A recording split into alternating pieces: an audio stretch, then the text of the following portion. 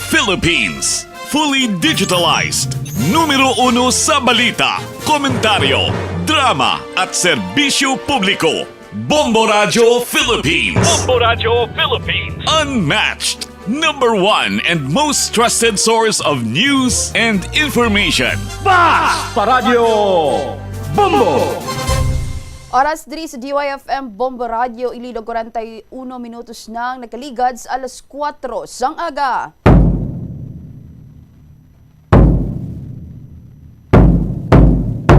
Mayong nga kalibutan, mayong nga Western Visayas. Welcome na sa pagpangalagad sang Bombo Reports First Edition. Adlaw kita subong sang Miyerkules, Enero 21, 2026. Kagkaroon sa atong mga talalupang doon nga balita subong nga Miyerkules sang aga, anay Senador Revilla wala sang may nagahulat nga special treatment sa sulod sang Quezon City Jail Male Dormitory. Sa ibang parato yung talalupang doon nga balita, atong ang nagapabilin nga at large matapos nga ginserbe ang warrant of arrest sa iya isa ka mga propiedad sa Zambales. Sa ibang parato yung talalupang doon nga balita sa balita lokal, si Vice Governor Nathalie Ann Dibuque ginsaway si 2nd District Board Member Mundihar sa ginpatigayon nga ika-27 nga regular session.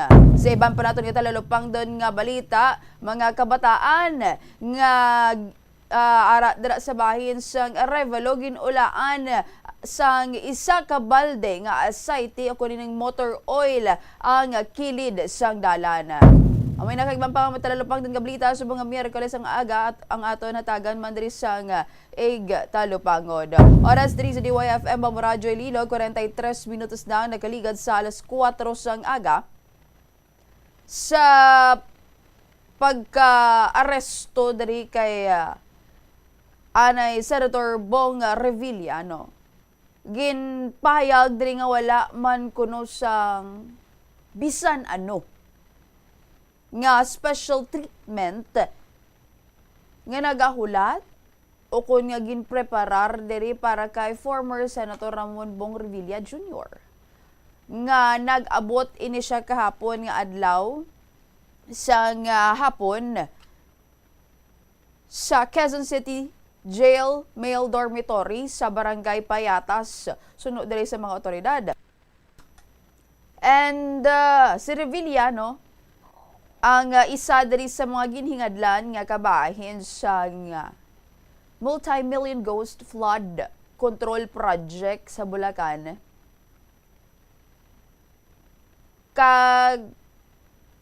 Kung ano man to kuno ang iyang nga lifestyle sa sulod sang prisuhan sa male dormitory sa bahin sa Quezon City, kung ano to ang pangabuhi sang mga inmates sa mga taga-adlaw-adlaw nga tanan, parihas man kuno ang madangtan ni anay Senador Revilla. So may ara ini sila sang food allowance nga 100 pesos. That time nga rin pamangkot ini kung ano ang sudan that time sang inmates, ginambal diri sa spokesperson sa BJMP nga ginisa nga pitchay kag steamed rice o kun kanon. So sa matag adlaw-adlaw nga tanan 100 pesos nga food allowance. Samtang may upod siya o kung maupod ini siya sa pito ka iban pa nga mga inmates sa 47 square meter nga single jail cell nga may hindi man lang 3 kundi 5 kuno ka bunk beds kang wala sang aircon, do ventilador lang o kun electric fan. And ginabala naman diri si former senator nga suksok kuno sang yellow nga uniform sang Bureau of Jail Management and Penology o kun BJMP, samtang hindi man siya or wala man diri siya ginatugutan pangadalon ang iyang civilian clothes,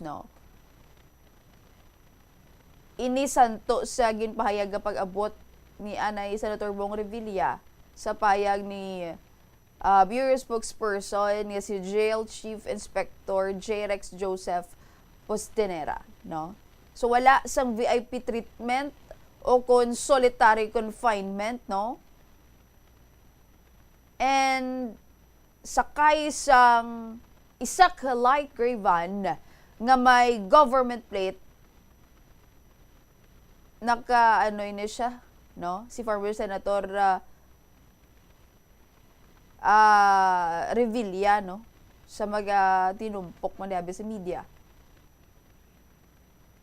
And officially ginbutang ini siya sa custody o kung kustodiya las 2:28 kahapon, no? Matapos ang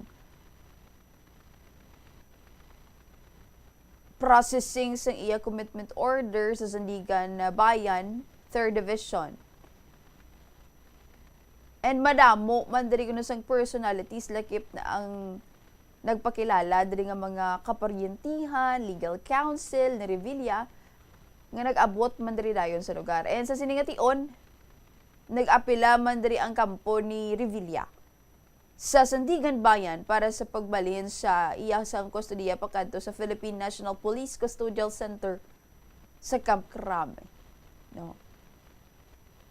Pero samtang pending pa ining ila nga ginaapila, no, samtang ginaulat pa siling ni Bustinera, siling diri sang authority nga mapabilin ini si Revilla nga detained sa Payatas Jail Male Dormitory. No, ang co-accused ni Revilla nga si former Department of Public Works and Highways o DPWH engineers nga sanday Bryce Hernandez kag JP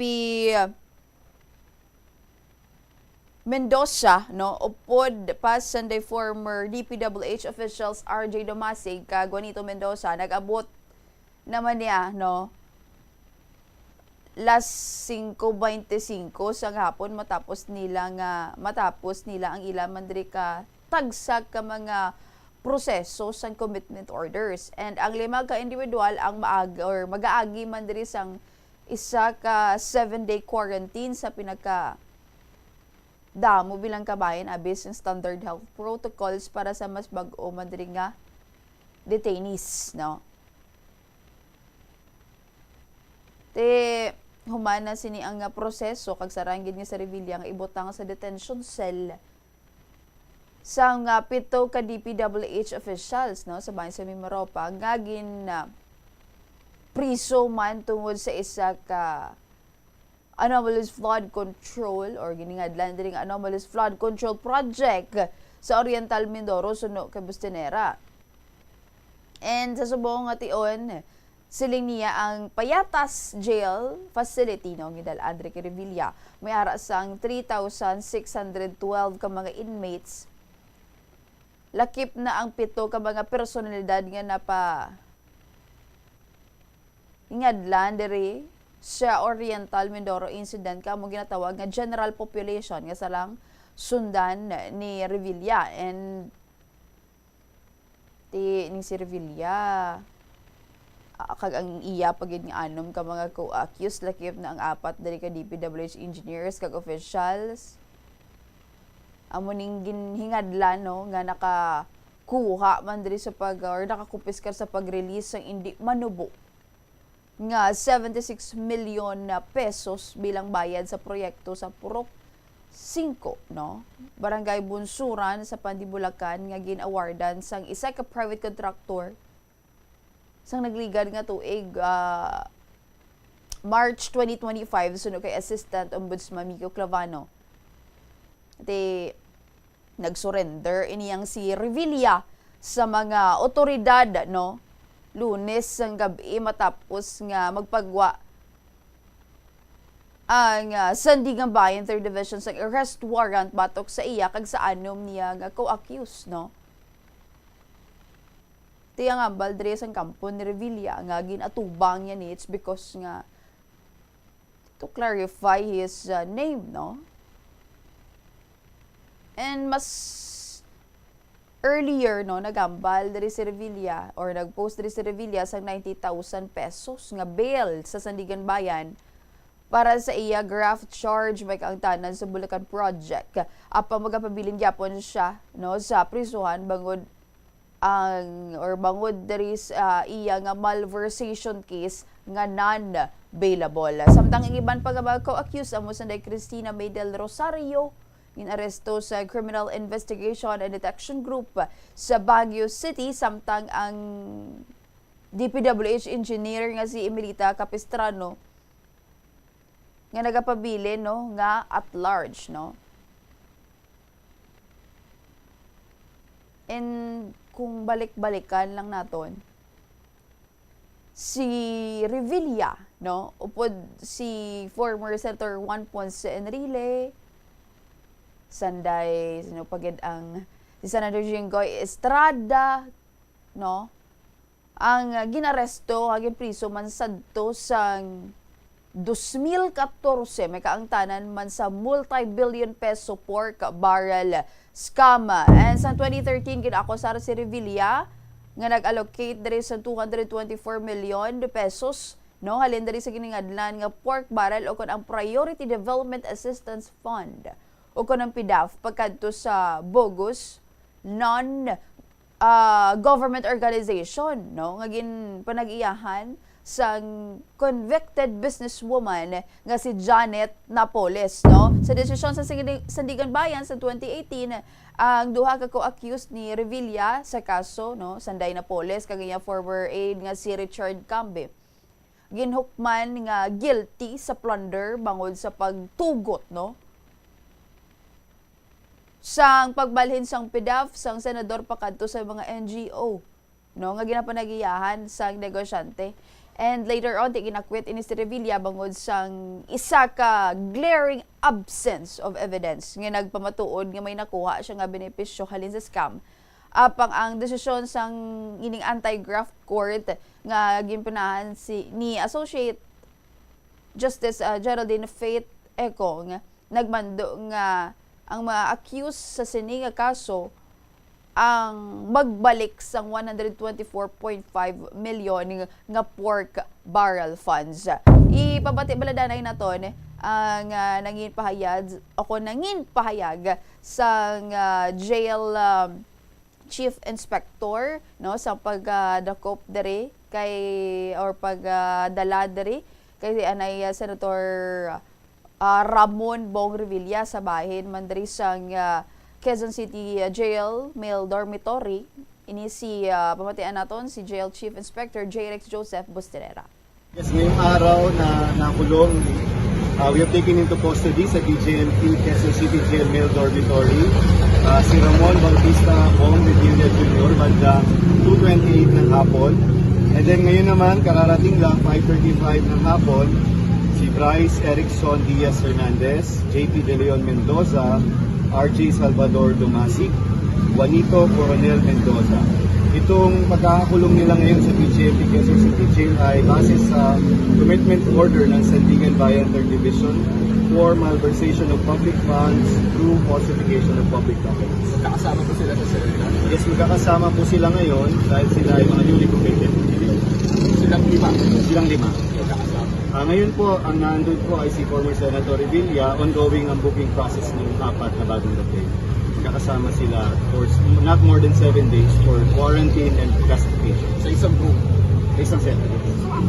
Yung sinasabi na ang pagkain ay worth 100 pesos na kasama ho ba sila sa ganong klase din po ng food? Ganon din ang kanilang pamiging pagkain? Yes, kung ano ang budget ng pagkain natin sa ordinaryong bilanggo, yung din ang iyahain sa kanila. Ang pagkain nila ngayon, sir? Sa ngayon, sa menu nila kayo kanina nung nakita natin ay isang pizza at steam rice. Sir, pwede pa describe ng room niya? Ang room niyo po ay 47 square meters. Meron itong laman na 5 double deck bunks with 4 bed. May sarili silang banyo at shower area na hanggang dito sa dibdib ang taas para makikita ng view natin pa ng ikon kahit sa banyo. Lavatory, and other than that, may mga services sila sa cell blocks nila o sa floor. Pwede sila maglaba doon. Pwede sila mag-entertain ng lawyer's visit doon. May classrooms ito, training rooms, hospital ito sa loob na maliit. Infirmary, may medical doctor tayo and nurses. So, kaya naman tugunan ng mga pangangailangan nilang pangkalusugan. Sa air condition ho ba yung selda? Wala ko tayong aircon na selda dito, ventilador ko, 2 ventilador sa isang selda pang 10. Ang activity ng isang ordinary PDL, yun din yung ay papagawa. gigising sila ng madaling araw para bilangin, then mag-a-attend sila ng kanilang hearing kung meron. Paghapon ho, sila ay mag-aasikaso ng kanilang dalaw kung meron din darating. Kung hindi makakarating ng dalaw nila, pwede sila mag-idalaw. Kung hindi ho sila papayagan mag-attend face-to-face sa hearing, pwede rin mag-online hearing. And then bandang alas 5, tapos na ho yung dalaw, balik na ho sa selda, maghahapunan, matutulog, ipapadlock na sila by 10 p.m. Na batian dari ang nangin pahayag sa jail chief inspector do sa bahin dito sa BJMP. So, di kung may labahan, di mong labato sa sulod galing kiti siguro, I mean, for Revilla, I mean, tanawa mo, 100 pesos nga pagkaon, it's part of the konsekwensya, no, sang iya man diri nga ginobra. But for Revilla, no, this marks or ini nagamarka sang masiling naton troubling repeat, no, sa iya man diri nga legal troubles, no.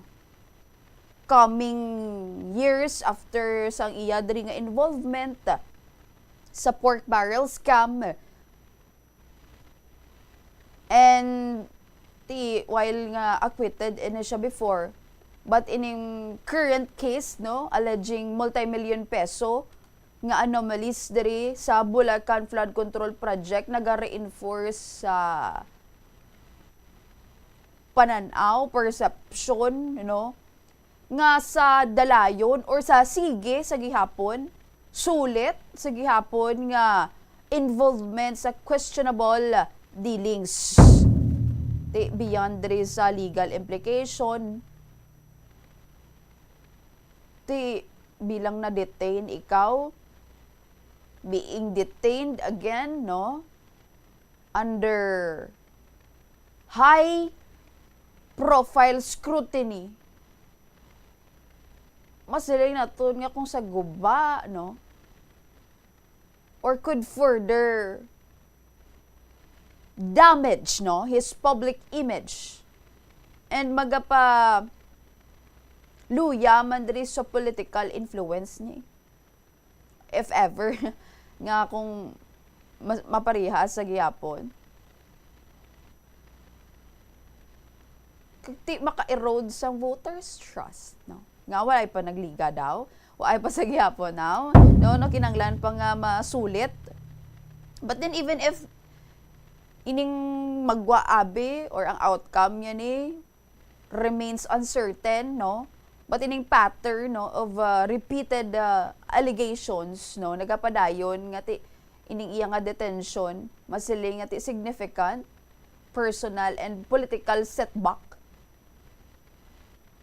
nga naga-remind diri sa aton sa publiko, no, that reminds diri sa public that accountability and transparency remain a pressing concerns for public officials.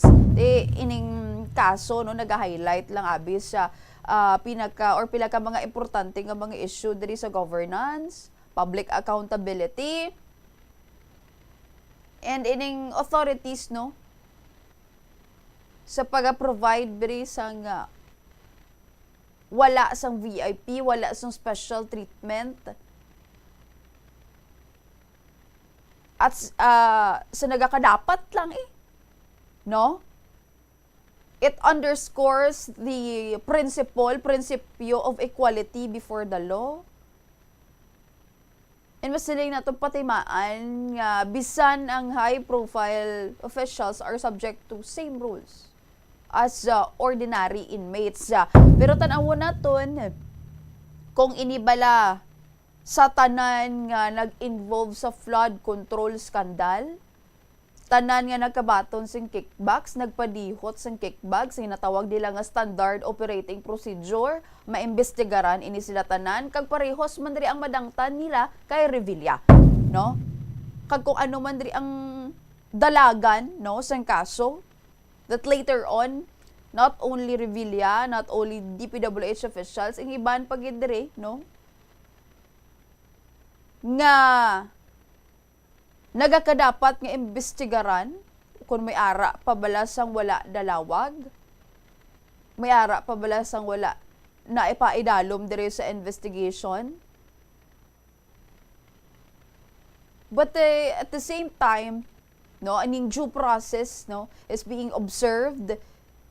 Pinaagid diri sa judicial steps like pag-issue diri sang warrants, processing sang commitment orders, opportunity nga mag-appeal, no, sang custody through Revilla, no. Pero kay ti, although nga naka-bail to siya, pero may ari pa sang malversation case, which is non-bailable, no? And ang involvement diri ni Revilla sa prior involvement niya diri sa previous niya nga pork barrel scandal, despite his acquittal, naga-shape sa aton man diri nga perception and nga masiling naton mangin busi si kita, mangin critical kita when it comes to our political perception, mangin persistent kita, no, sa siniman nga mga bagay, and how institution like Sandigan Bayan, BJMP, and other prosecution handle this case will, no, magka-affect man abis sa confidence sa anti-corruption efforts, no. Ti kung saan mo sini nga butang nagakinahanglan gid sa nga transparency, no. Tinaw nga komunikasyon kay do ka pinot, do ka budlay gid for the high-ranking officials. Powerful figures, no, holding power, do ka budlay gid magpanabat nga paagyon gid sila bala sa kaparehos nga ordinaryo nga person deprived liberty, PDL, nga kung anong naagyan dito amo man na kay ti kung sayuron mas lala ang ila diri ka gid obra, mas dako nga pagtraidor sa pungsod ang ila diri nga ginobra given nga kwarta sang tawo, taxpayers money, magluwas sa kwarta ti ang pagsalig, no, nga gintugyanan ikaw bala sang katungdanan, but later on amo ni ang ginkoan. So hambal diri wala sang special treatment nga kung amo niya ang panggawi diri, amo man ra ang madangtan ni Revilla. But then we hope sa gyapon nga wala lang nagauntat sa siniman nga tion nga hindi lang bala mapaupok sa pipila ka mga individual, paupok or masiling naton pangatubang, no, ang pipila lang ka mga individual, but then sa rama balatanan. Bati kung ini ang paglaom nga ginahulat-hulat naton, kabay pa, no, nga matuman kag magsasunod mapili na kita sang matinlo, masiling naton matinlo mas maayo nga waay gid tani isang record nga mga amo sini. Kiti nagasandig kita diri, nagasandig ang wasdamlag, no, sang mga Pilipino. Oras diri sa DYFM Bombo Radio Iloilo, 5 minutos na nagkaligan sa alas 5 sang aga sa pagpanumbalik diri, no, sa Bombo Reports First Edition at ang hatagan sang Itilupagod, no, ang survey man diri sang warrant of arrest, no, batok sa kay businessman, no, nga si Atong Ang sa isa diri niya ka mga propiedad kag pila pa gid diri ka mga impormasyon matapos ang pila ka mga pahanumdom.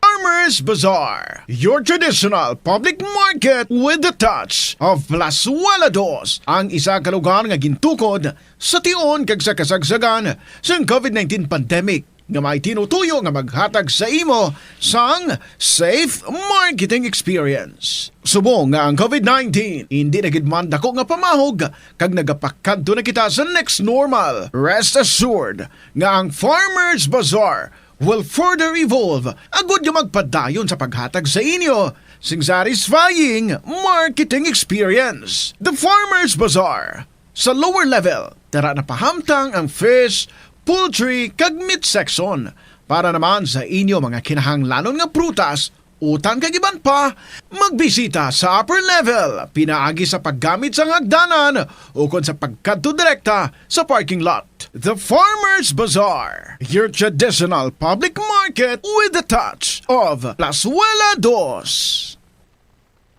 Viva Señor Santo Niño! It will be back and more exciting than before. Pasigabong A Bombo, Plazuela, and Star FM Showdown of the Bands. on January 23, Friday. It's a brand new competition and it's for individuals aging 21 years old and below on the day of the competition in Pasigabong 21. Pasigabong 21. The first prize is 25,000 pesos. Second prize is 20,000 pesos. And the third prize is 15,000 pesos. All non-winning participants will receive 5,000 pesos each. And not only these, the band with the best on-stage performance and creativity wins 10,000 pesos. A total of 330,000 pesos in cash prizes are to be given away. Pasigabong 2026. A Bombo, Plazuela, and Star FM Showdown of the Bands. Viva Señor Santo Niño! See you at 6 p.m. in Plazuela de Iloilo on January 23, Friday, for Pasigabong 21.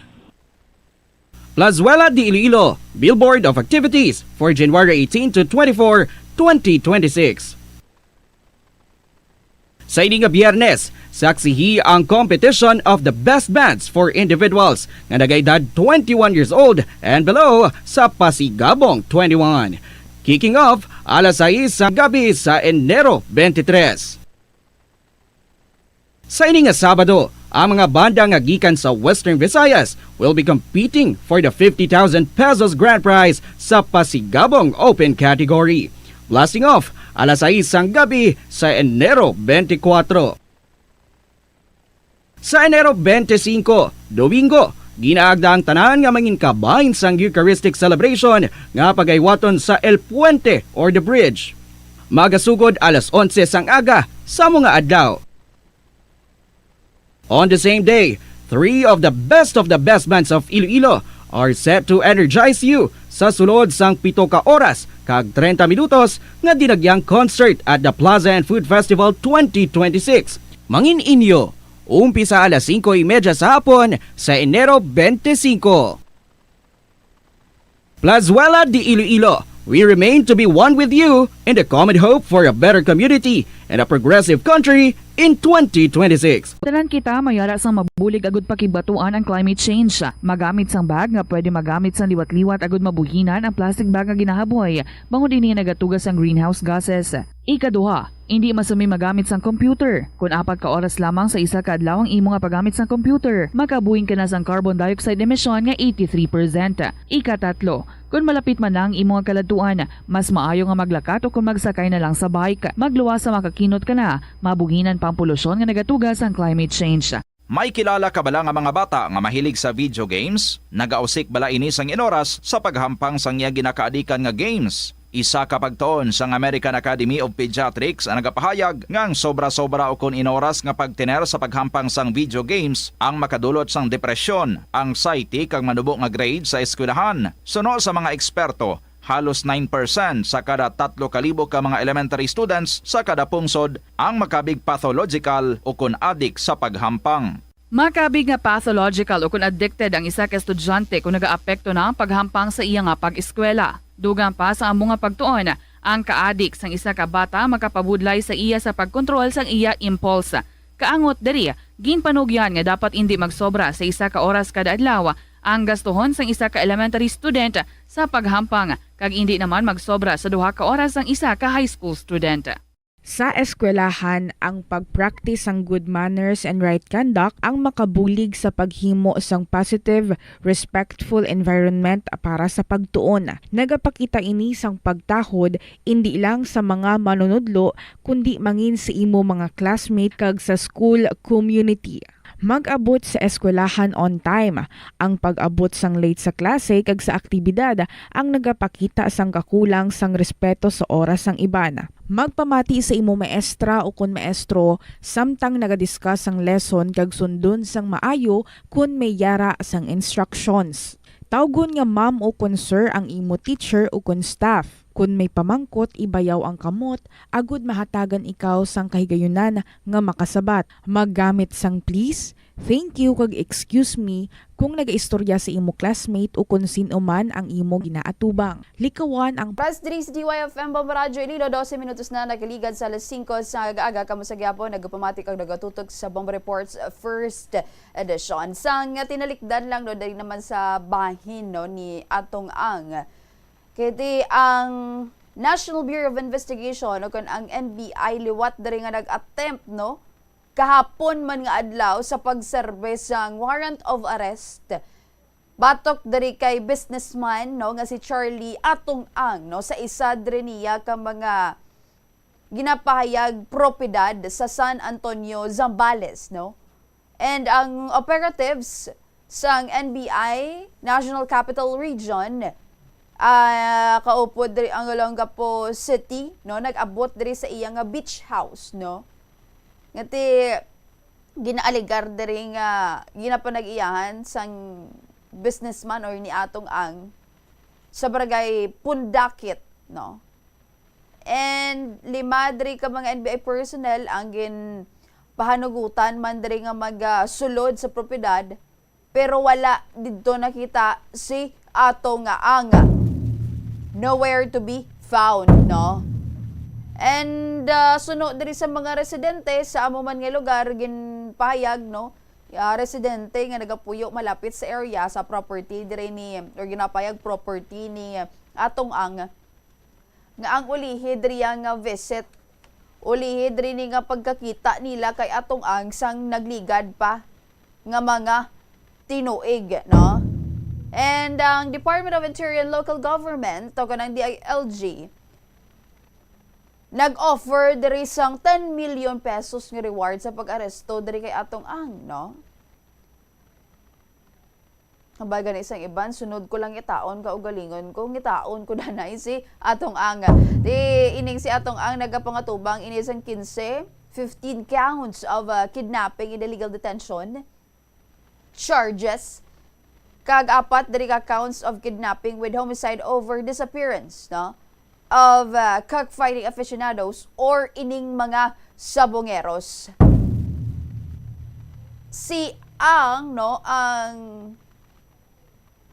nagaisahanon nga sa mga ginakusahan diri nga nagapadayon or sa gihapon at large matapos diri ang iban diri niya nga mga co-accused naaresto na kag nadala na diri sa custody sang CIDG sa kidnapping kag serious illegal detention charges nga gin-issue diri sa Santa Cruz, Laguna Regional Trial Court Branch 26 sa Enero 13. Diyan mo giman nila siguro kung may kulo kwarta ka, hindi lang kulo kwarta Kung may kwarta ka ngati ikaw ang siya na lang to ang nagapabilin lone accused no nga nagapadayon sa gihapon nga ako accused nga at large no nga ginapangita no sa aton diri nga mga authorities. And this incident naga-reflect lang sa masiling naton pagpangahangkat challenges sa aton nga law enforcement no nga sa pagdeal diri sa mga high profile business figures. And despite the coordination, apisar sa koordinasyon, kag presensya diri sa mga operatives from both NBI, National Capital Region, Olongapo City, and the fact that wala siya sa gihapon makita sa sulod sang iya diri nga propiedad, naga-underscore lang ini sa kabudlayon sa pag-execute sang warrant no against diri sa individual with significant resources or mobility. We're not saying ate may ara sang nagatago diri sa iya. But there's also a possibility na nga because may kwarta siya, may resources siya, it's easy for him no to mobilize. And the limited access no nga naging grant ngati 5 lang ka NBI personnel, do naga-suggest bala for both caution on the part of authorities and the possibility ngati carefully ginamanihar sa gihapon sa security sang kampo ni atong ang. But while the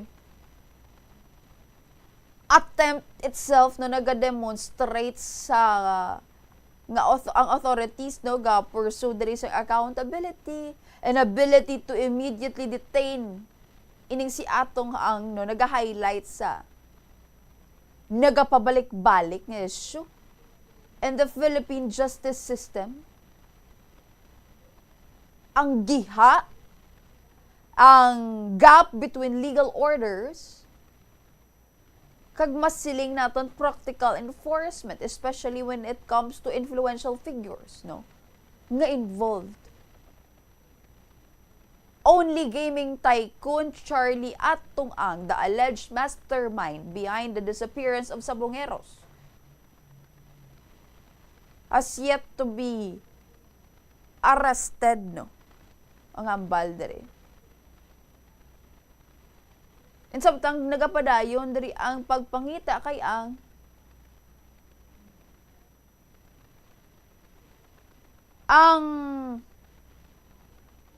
hambal diri if the information from the Bureau of Immigration that nga ti ari siya sa gihapon sa pungsod naton despite claims nga ti hambal diri sang whistleblower nga si Julie Patidongan nga nakapalagyo na diri ako no si Atong Ang te no sa panagupnop nyo ari pa ni siya sa Pilipinas. Ikaw for example damo ikaw kwarta, I have a lot of resources, may kaso ako diri, hindi lang basta-basta ma-stay ka pa diri sa Philippines? Or basit ba yung ginahitso lang siya? But then,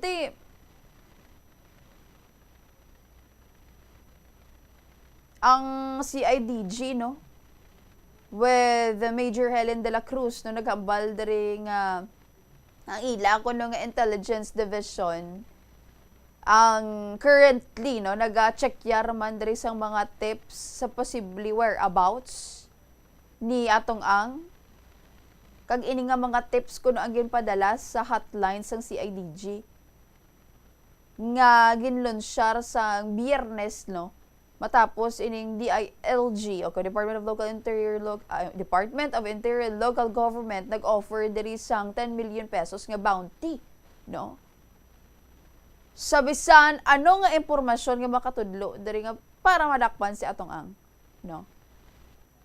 And ang CIDG National Capital Region nga si Colonel John Giagi nga so far nakabaton diri sila sang 17 kuno ka mga text messages 17 ka mensahe nga naga-provide diri kuno sa posible lugar nga tinira ni Atong Ang ba kung 17 balaan mo i-verify pa ni nila mo tan-awon pa ini nila kung tsakto ining information kaya hindi sila pwede nga maga-diskwento and kinanglan may ara man sila sang discernment. May ara sila bisang nagakadapat pabalaan nila kung diin diri ang i-validate diri nila kay base kung isang iban balado. Amo kung ang iban gina-take man ining opportunity nga mag-prank but hopefully not ba no? Hindi man tani danay because it's a national problem. But then, sa 17 ka text messages, may gin-search diri sila kuno nga pulo ka mga lokasyon base sa mga mensahe, no? Nga ginpayag mga tawo nga nakakita diri kuno sa iya, including ining mga food delivery riders kag laborers. Pero tan-aw naton mapasayang-sayang ayhan si atong ang sa kilid sang dalan. Karta ko, malakat-lakat ko dyan sa kilid dalan kag pakita-kita sa iba, di ba? I mean, there's no need for him nga magwa, nga mag-ubra dira. Parehas dari abis ang ginaubra sang iban nga mga suspect nga ti masaylos ang lugar, dito danay maubra, ti makakita, makatudlo man siya gyapon siya. Pero kung may kwarta ka, simple, ultimo nga pang grocery mo dira, magwa ka gid, no? Mas manugo ka da sa iban, because may resources, kuya mo. So, kinanglan, i-validate from the authorities in paano man rin nila, kung ano ang formula nga mag-come up man rin nila. Agad ba validate, kag madakpan gilayon ning si atog anga, or ti kung hindi, ti mas-slide naman niliwat.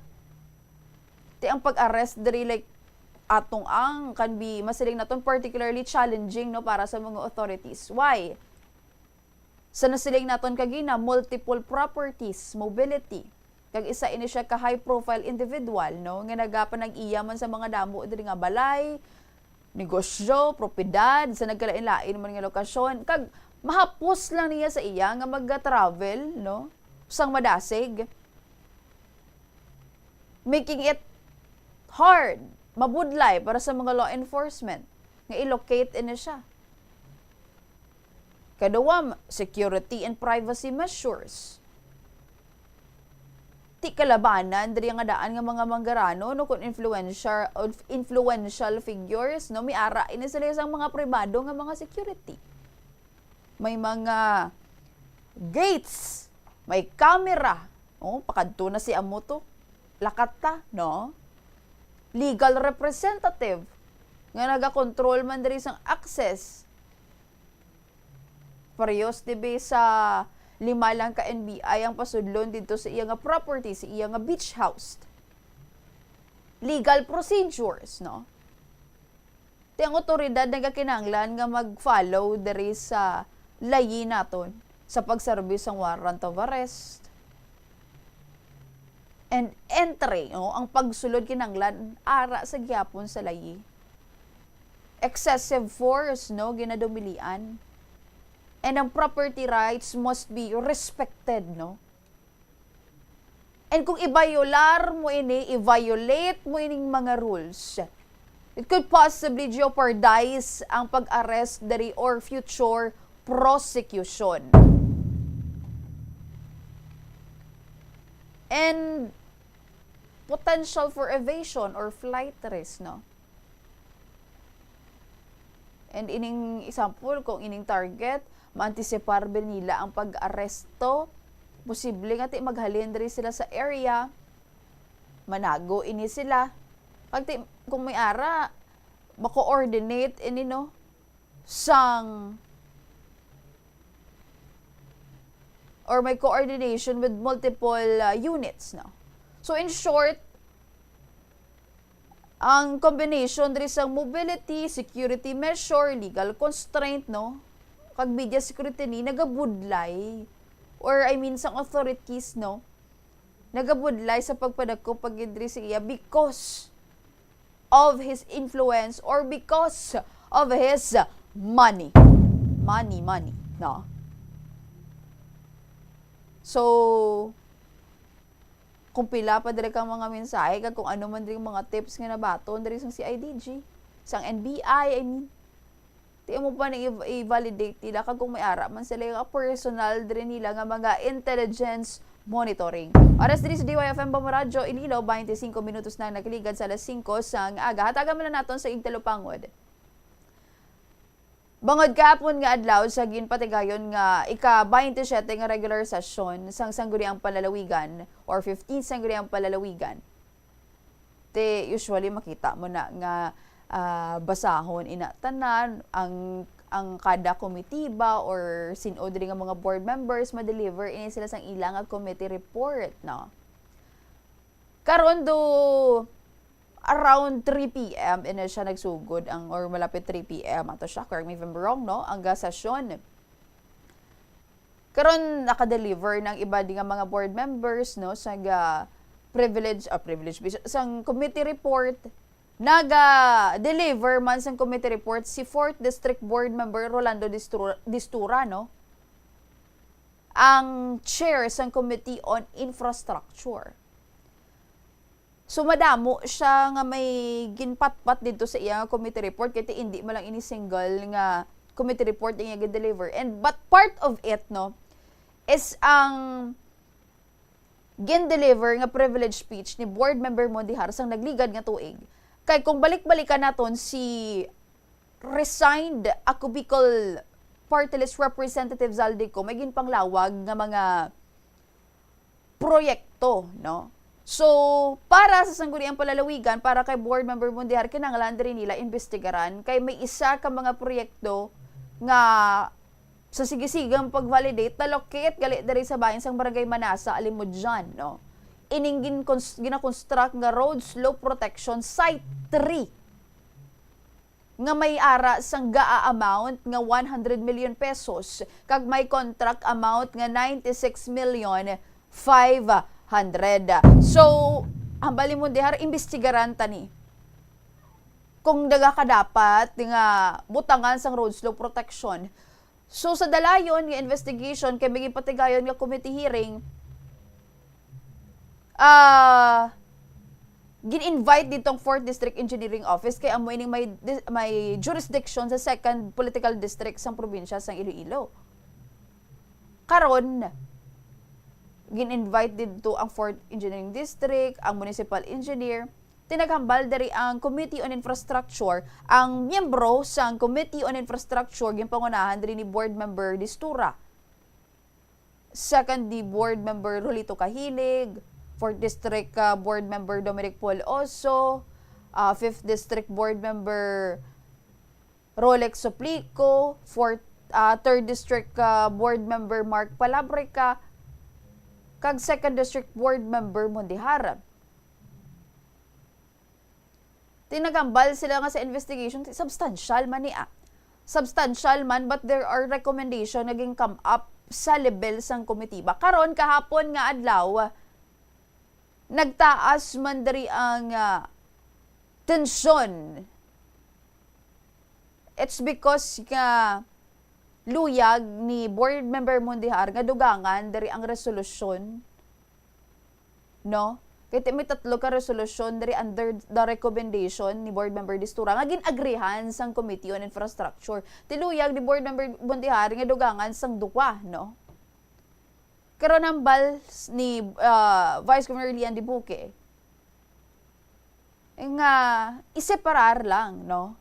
Ibutang na lang ini sa unassigned business kay dapat sa level sang Committee on Infrastructure na istoryahan na ini nila, nabalaan na nila kung ano man direk ilang nga obrahon. So gin-call to order yan ni Vice Governor Lian Dibuque si board member Mondihar. Kinabalaan nga sit down, no? Nagtaas man diri ang tensyon. But then, later on, nagambal si board member Mondihar, nagambal na lang siya nga, sige, ibutang na lang sa unassigned business. But later on, no, wala na lang ginpadayon nga i-propose di board member Mondihar ang iyang resolusyon. Bisa nagdangat na diri sa ulihi nga bahin kay dara nakabutang dapat or dara dapat i-discuss ang unassigned business, wala na ginpadayon ni board member Mondihar. Sa baylo nagpatigayon na lang ini siya sang manifestation sa illegal drugs, no, pasar sang pila ka resolution, pero with regard sa tuyo diri niya wala niya na lang gindayon, no. And hambal niya may mga hambal niya para sa iya tsakto siya, no. Kaya do as amended man diri ko committee report as amended. Pati nang hambal man diri ni Vice Governor Lian nga wala man siya ginadumilian nga mag-deliver kuno sang iyang nga resolution or mag-propose diri sa iyang nga resolution, but then ibutang lang sa privilege or ibutang lang sa unassigned business. Ipabati bala nato no, mga dali lang ang nangin sitwasyon no gahapon nga adlaw sa regular session sang 15 sang Guriang Palalawigan. You are out of order. Sit down. Sit down. We still have lots to discuss. As I've told you, we are going to discuss an unassigned business. Your chairperson is saying, let's just pass this committee report with its proposed resolutions which you signed. And all those additional proposed resolutions, you can sponsor that during unassigned business.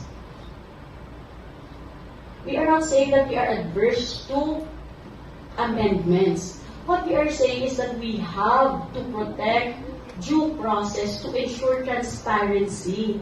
Hindi pwede ka magpa-amend ka sa padugang resolution. Why would we discuss sa committee hearing?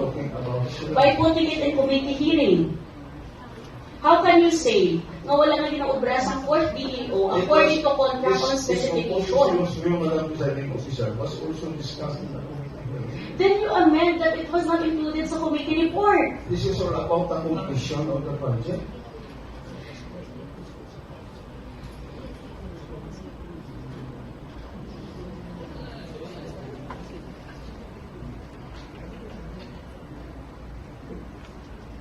Okay, sige, balikan ta.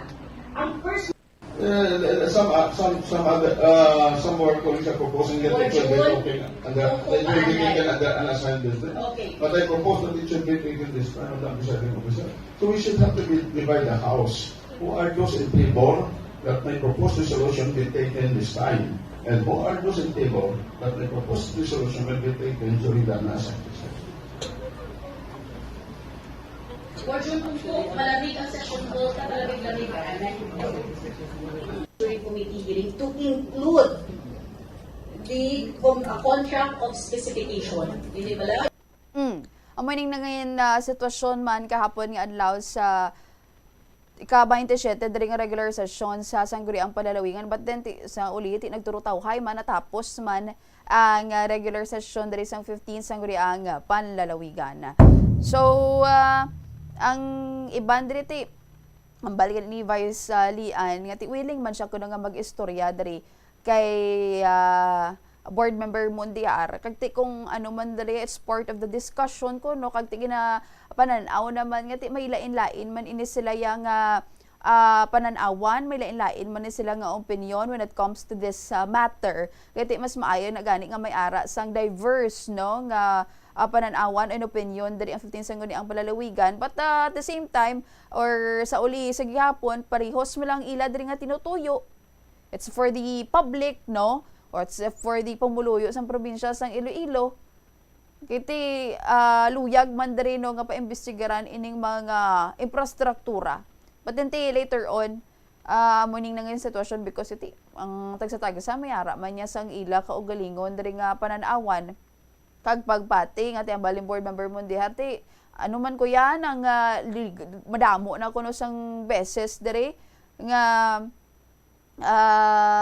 madamo naman diri sang beses yang ti nag-amenda siya no sa committee report. Oras diri sa DYFM Bomba Radio Iloilo 35 minutos na nakaligad sa alas 5 sang aga dugay-dugay no i-check naton ang linya sang aton nga sister station ang Bomba Radio Bacolod, Rojas kag Kalibo. Kung engineer pwede na ang or ara na sa piyak nga linya. Sige.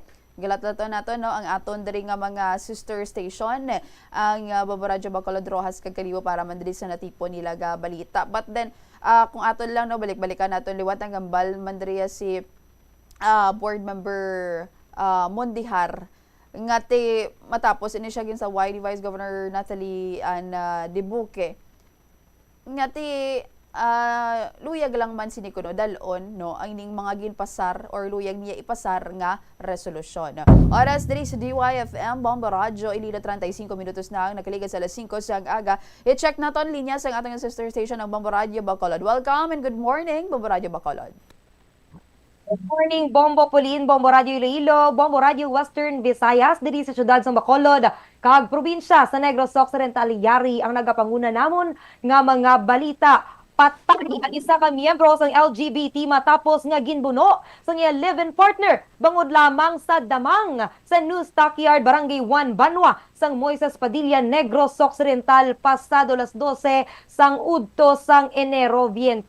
Pero sa pahayag ni Police Major Ryan Villasario, ang hepe sang Moises Padilla Municipal Police Station, nga ginkilala ang biktima nga si Joella Baguio alias Inday, 28 anyos, lalaki. Samtang ang suspect naman ang ginkilala nga si Anthony Porras alias Kalbo, 26 anyos, kag lalaki nga lunsay residente sang nasambit nga lugar. Suno kay Villasario nga ginaligar bangod lamang sa damang nga nadakpan nila sa nakaligad nga adlaw nagluntad ang hindi paghangpanay sang duha. Ang nagabaysay ang duha na saksihan naman sang utod sang sospek ang pagpangbuno sang makapila ka beses sa biktima. Kag sunod diri ang mag-live-in partner ang yara sa impluwensya sang makahulubog nga ilimnon. Giningagaw padalang biktima sa Isabela District Hospital para sa nagakaigo nga pagbulong apang ini ang ginbawian sang kabuhi. Ang biktima ang nakaagom sang madamo nga stab wounds nga nagresulta sang iya nga kamatayon. Samtang ang suspect ang nakapalagyo matapos ang krimen. Sa karon pa dayon ang hot pursuit operation agud nga madakpan ang suspect. Sa dugang pagid nga balita, pilason ang 7 ka mga sakay sa van matapos maaksidente sa Purok Talos, Barangay Igmayaan, Salvador Benedicto, Negros Occidental, pasado alas 6 sang Enero 20 alas 6 gabi. Pahayag ni Police Major Elendi Rebosquillo, ang hepe sa Salvador Benedicto Municipal Police Station, nga nagabiyahe halin sa San Carlos City ang isa ka private van padulong kuntani sa Bacolod City. Kag sangyara na sa lugar na dulaan sang kontrol ang driver rason nga aksidente nga nag-overshoot ang van sa pilas sa nasambit nga lugar. Kag suno kay Rebosquillo, sakay sa van ang 14 ka mga individual kung sa diin 7 dari ang nakaagom sang minor injuries.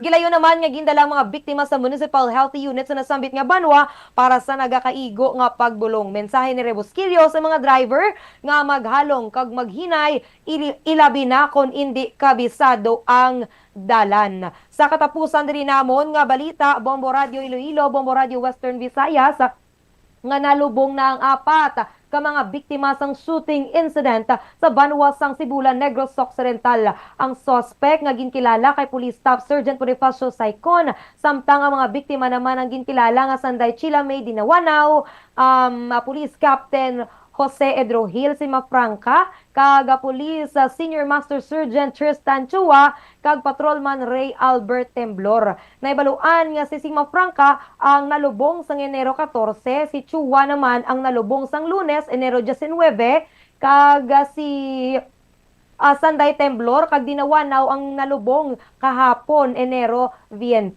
Kag sunod diri sa pahayag ni Police Captain Polinar, ang spokesperson sang Negros Oriental Police Provincial Office, nga padayon ang pamilya sa karon sa mga biktima sang pagproseso abi sa pagpasaka sang kaso batok sakay Saicon. Sa kay Polinar, ang mga kapulisan ang magapakig-angot sa prosecutor agud nga mas mapabaskog ang ebidensya nga ipatubang sa korte kag mapasiguro ang conviction ni Saicon. Pahayag ni Polinar nga pisar sa amo nga natabo padayon sila sa ilang commitment bilang mga kapulisan agud nga magserbisyo kag magpasiguro sang security sa bilog nga Negros Oriental. Ang mga reports nga natipon diri sa syudad sang Bacolod kag probinsya sang Negros Occidental, balik sa imo, Bombo Pauline. Madaming salamat, Bombo Mia sa Bombo Radio Bacolod. This time, sa kita sa bahin sa Bombo Radio Rojas. Welcome and good morning, Bombo Radio Rojas. Welcome and good morning, Bombo Pauline, Bombo Radio Western Visayas, sa amon diri nga mga natipon nga balita sa syudad sa Rojas kag probinsya sang Capiz. Ginpaidalom sa yellow alert ang Visayas Grid kagabi. Kag sunod diri sa National Grid Corporation of the Philippines kun NGCP, ginapatuman ang yellow alert kung mas nubo ang supply sa kuryente kung ipaanggid sa kinaandan nga mga adlaw inibangod man sa pagnipis sang reserve ginpakigangutan rin namon si Mr. Reagan Alcantara, ang lead specialist sa Public Relations Department sa National Grid Corporation of the Philippines. Kagiyaging pahayag nating available capacity sa Visayas Grid amo ang 2,403 megawatts, samtang ang peak demand nag-abot sa 2,284 megawatts. Ang pila ka ginalantaw dari nga mga rason sa pagsaka sa alert status amo ang forced outage sa Unit 1 sa Therma Visayas Incorporated coal-fired power plant nga may kapasidad nga 169 megawatts sa Unit 2 sang Panay Energy Development Corporation o KONPEDC nga may 83.7 megawatts. Ginathag man na rin ni Alcantara nga ang yellow alert. Wala niya nagakahulugan nga may ara sang brownout or power interruption, kundi isa ini ka indikasyon nga nagnubo ang operating margin sang grid. Kadugang pa rin niya, padayon man ang koordinasyon sa National Grid Corporation of the Philippines sa mga generation companies kag sa Department of Energy agod nga masiguro na hindi maapektuhan ang supply sang kuryente sa mga consumer. Samtang sa kaamon ri dugang balita ginathag diri sa Traffic Management Unit sa Rojas City nga may pila na sila ka nabaton nga reklamo o malin pa sa mga motorista angot sa hindi sila makapark sa may Teodoro Arsanas Trade Center amon nga do sentro gid sa merkado publiko diri sa may syudad sang Rojas. Kag napakigangutan rin namon si George Aguil, ang supervisor sa Traffic Management Unit. Kag iya diri nga ginpahayag nga halos puno na gid ring parking area namon bangod nga ti kalabanan sa mga nagapwesto ang ining mga vendors namon ti may mga salakyan rason nga ti man sila nagapark sa ila tagsa-tagsa ka mga masalakyan. Tinagapaninguha man diri ang Traffic Management Unit nga mapahawan pagid ang area ang ining alagyan sa mga salakyan man para nga hindi magpugok kag madamo nga mga motorista or mga salakyan, tricycle kag motor ang ma-accommodate sa parking spaces. Dugang pa diri niya tinaga-assist man permi ang mga personnel sang Traffic Management Unit galing kay tikulang gid katama ang amo diri nga parking area. Gani nga ginapangabay man sini sa publiko nga ti magsunod sa traffic rules samtang ginahulat ang mas nagakaigo nga solusyon para ya sa issue sang parking area. Sa katapusan namon diri nga balita ti nagagin check man namon kung pila diri ang mga motorista nga naglapas sa traffic rules diri sa may syudad sang Rojas. Kag nakalabot diri sa 4,328 gid ka mga motorista ang nadakpan bangod sa paglapas sang traffic rules ang nagliga diya nga tuig. Napakigangutan man rin namon si Mr. Gonzalo Andrada, ang head sa Traffic Management Unit. Kag iyagin pahayag nga ti ginakadismaya ginilang ining padayon nga pagdamo sa mga nadakpan nga mga traffic violators. Bangod nga tinagapakita ini sa madamo pagyapon ang wala pagid nakahangop kag wala nagasunod sa mga pagsulundan sa dalanon. Kag padayon gyapon diri ang ilang nga hugot nga pagpatuman sa mga ordinansa kag layi sa trapiko diri sa may syudad. Agod nga imahagan-hagan ang ining trapiko, malikawan ang disgrasya kag masiguro ang safety sang tanan nga motorista kag mga pumuluyo. Amoy na mga balita namon diri sa may syudad sa Rojas kag probinsya sang Capiz. Balik sa imo, Bombo Pauline. Mga salamat mambaling sa Bombo Radio Rojas. This time sa ilo kita sabayan sa Bombo Radio Kalibo. Welcome and good morning, Bombo Radio Kalibo. Welcome kag mayong agaman Bombo Radio Western Visayas, Bacolod, Rojas, Iloilo, Bombo Pauline. Mga balita man namon diri sa amon sa probinsya sa Gaklan. Kapin sa 300 man ka mga police personnel ang iga-augment diri sa amon nga ibahay PNP para sa pag-provide sang security measures sa nagapadayon subong or ongoing nga ibahay Ati-Ati 2026. Ang ini nga ibahay Ati-Ati isa man ini sa major festivities or event kada bulan sa Enero diri sa amon sa probinsya sa Gaklan. Inline man sa gyapon ini sa kapistahan ni Senyor Santo Niño. Kag ini isa man sa mga ginadayo after sang Ati-Atian Festival diri sa Banwas sang Kalibo. Di kasunod kay Mayor Jose Enrique Vera Flores, ang alkalde sang Banwas sang ibahay nga naka-line up na ang pila ka mga major events and activities sining kapistahan, especially sa Sabado ang Bispiras di kinabantayan gidiri ang transfer of Santo Niño inmates from convent to church kag ang Grand Ball and Coronation Night of Miss Ibahay. Same time sa Kadlawan sa Enero 25, Domingo, ang ginabantayan niya Ati Tribe and Float Contest kag ang Procession of Santo Niño inmates. May araman nga iga-implement nga traffic rerouting sa kasagsagan sang mga major activities. The same time, may mga do's and don'ts man nga gina-implement, no? Especially sa kung magasulod ang mga tao sa festival zone areas. Samtang dugang paginamon diri nga mga balita gin kalipay man sa ngamon diri nga local government sang Banwa sang Malay ang uman nga pagkilala sa isla sang Boracay bilang Best Luxury Island Destination sa World Travel Awards 2025.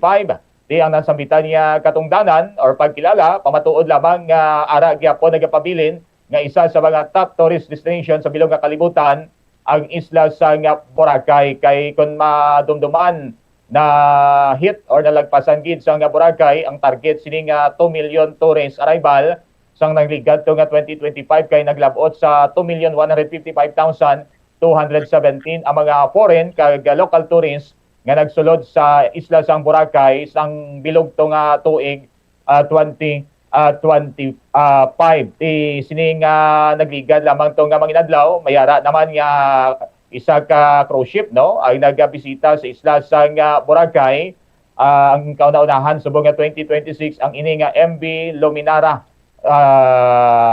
nga amo ni ang unang cruise ship subong nga 2026 nga nagabisita man diri sa isla sang Boracay kag madamo pa, no, nga gin-expect nga mga cruise ship ang magalabutan subong nga tuig diri sa isla sang Boracay. Sa katapusan manamon diri nga balita gin-aprobahan man sang Sangguniang Bayan sang Banwa sang Banga ang ila to nga resolution.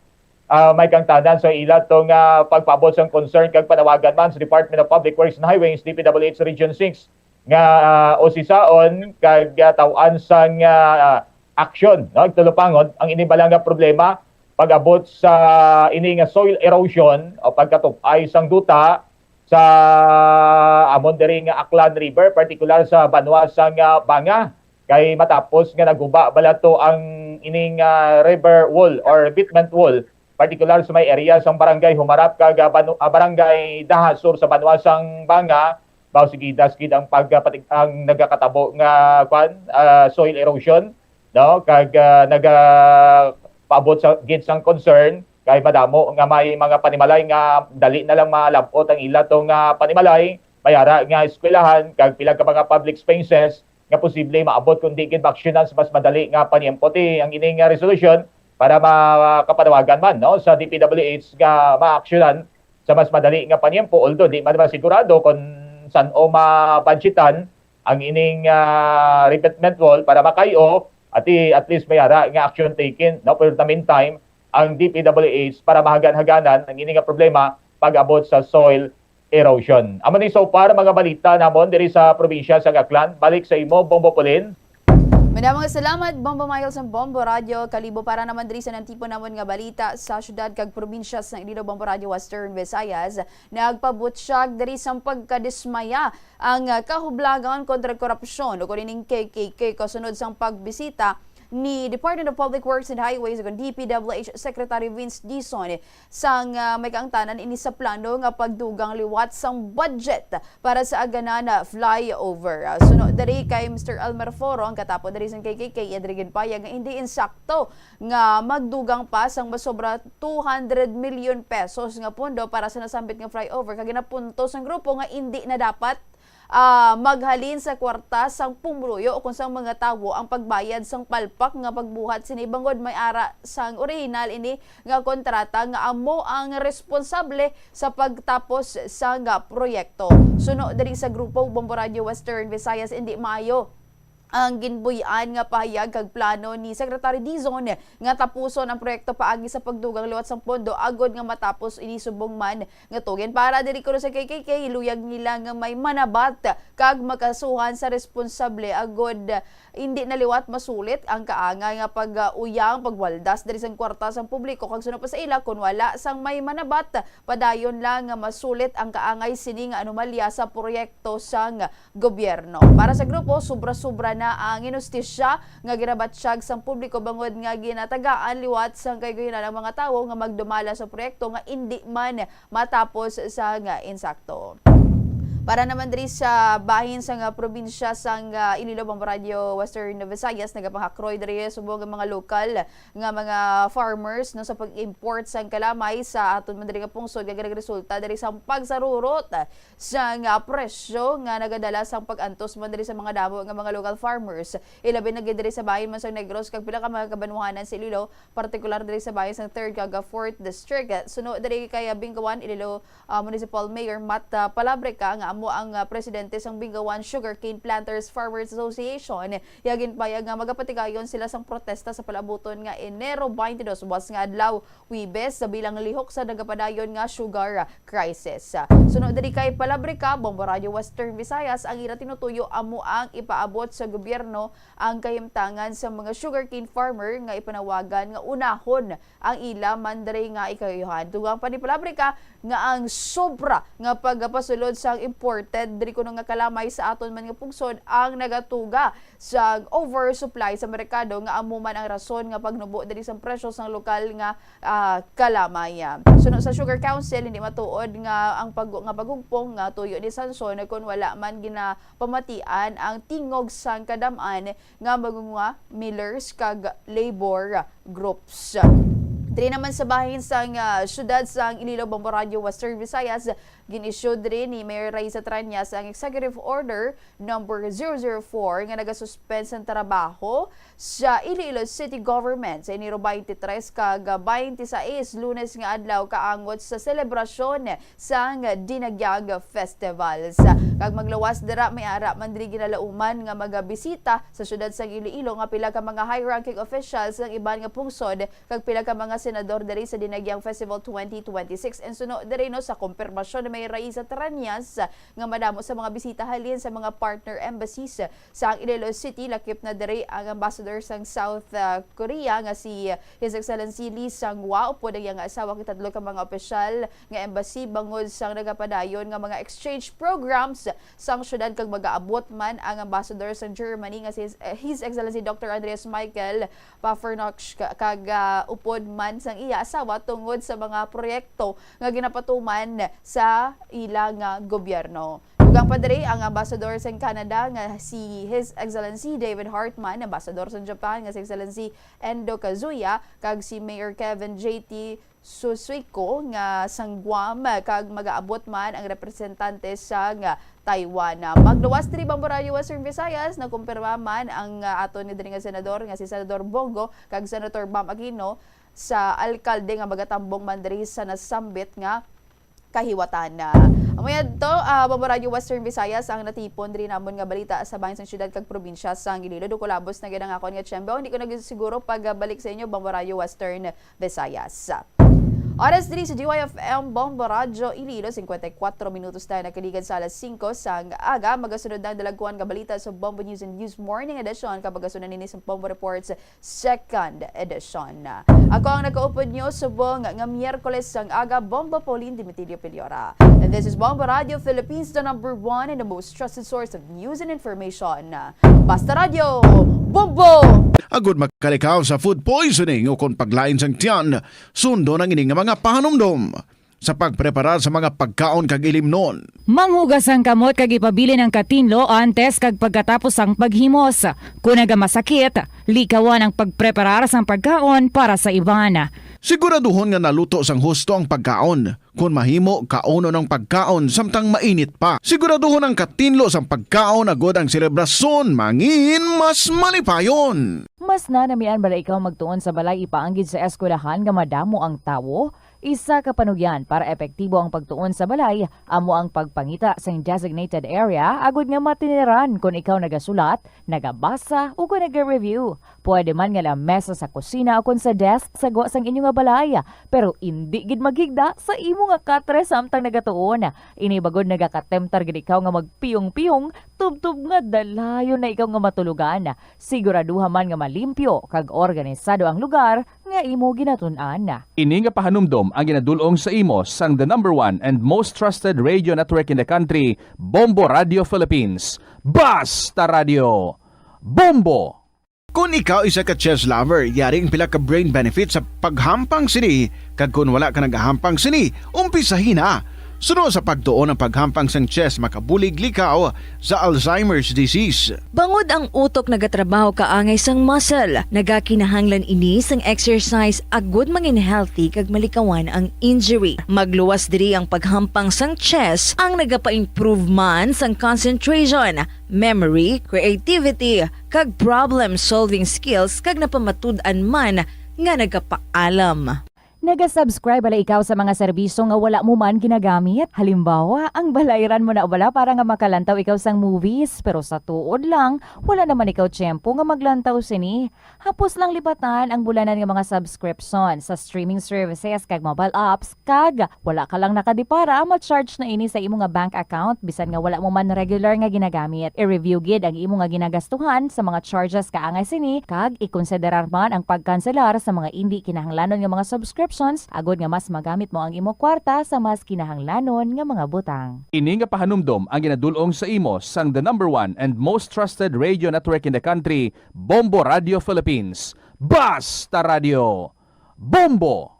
Yari ang mga simple nga paagi agod makakinot sang tubig. Magpamunyag lang sang tanom kon ginakinahanglan kag nagakadapat. Magtala na sang adlaw kag oras sang pagpamunyag sa mga tanom kag sundon ini. Bunyagan sa makaisa lang ang mga tanom sa sinang adlaw. Antes maglas 9 sa aga ang mas nagakabagay nga oras sa pagpamunyag agod nga mas makapanalupsop ini sa mga gamot kag mangin available sa bilog nga adlaw. Nagasala ka bala sa imo nga tulunan kag daw hindi ka makahibalo kung ano ang imo nga unahon? Kung magtuon ikaw, siguraduhang anay nga nakakaon ikaw sang maayo agud nga maka-function ang imo nga utok. Kung gusto mo ang snacks, siguraduhan man nga na-preparar na ini antes pa man ang imo study time. Bangod basi, mawili ikaw sa pagkuti sang imo nga pagkaon kag ma-distract ikaw sa imo nga tulunan. Siguraduhan man nga tapos na ang imo nga ulobrahon sa sulod sang balay para nga makalikaw sa interruption kag para sigurado naman nga maka-relax ikaw kung matapos mo na ang pag-review. Ini nga pahanumdom ang ginadulong sa imo sang the number 1 and most trusted radio network in the country, Bombo Radio Philippines. Basta Radio! Bombo! Yari ang mga household level fire safety measures nga dapat tandaan agud makalikaw sa sunog sa balay. Hindi magbutang o kung magtipon sang flammable substance o kung chemical nga makatugas ang sunog sa kusina o kung sa sulod sang balay. Ipalayo man sa mga kabataan ang pospro kag lighters. Patya ang kalayo kag baga matapos ang pagluto sa kusina. Siguraduhon nga wala nagasungaw kag pirmi limpyuhan ang mga kerosene kag gas stoves. Tandaan, ang paglikaw sa sunog sa sulod sa balay, responsibilidad sang bilog nga pamilya. Ang kalibutan ginakabugusan sang 71% sang tubig o kun kadagatan. Kag ang kadagatan nagabulig sa pagtugas sang tubig nga aton mainom kag hangin nga aton ginahaklo. Gani, aton halungan kag imentenar ang malimpyo nga ginaagyan sang tubig kag mga kadagatan. Sa masunod nga mga pamaagi. Magpartisipar sa mga organisasyon o kan clean-up events. Likawan ang paghaboy sa mga basura kung sa diin lang. Buhinan ang paggamit sa mga single-use plastic.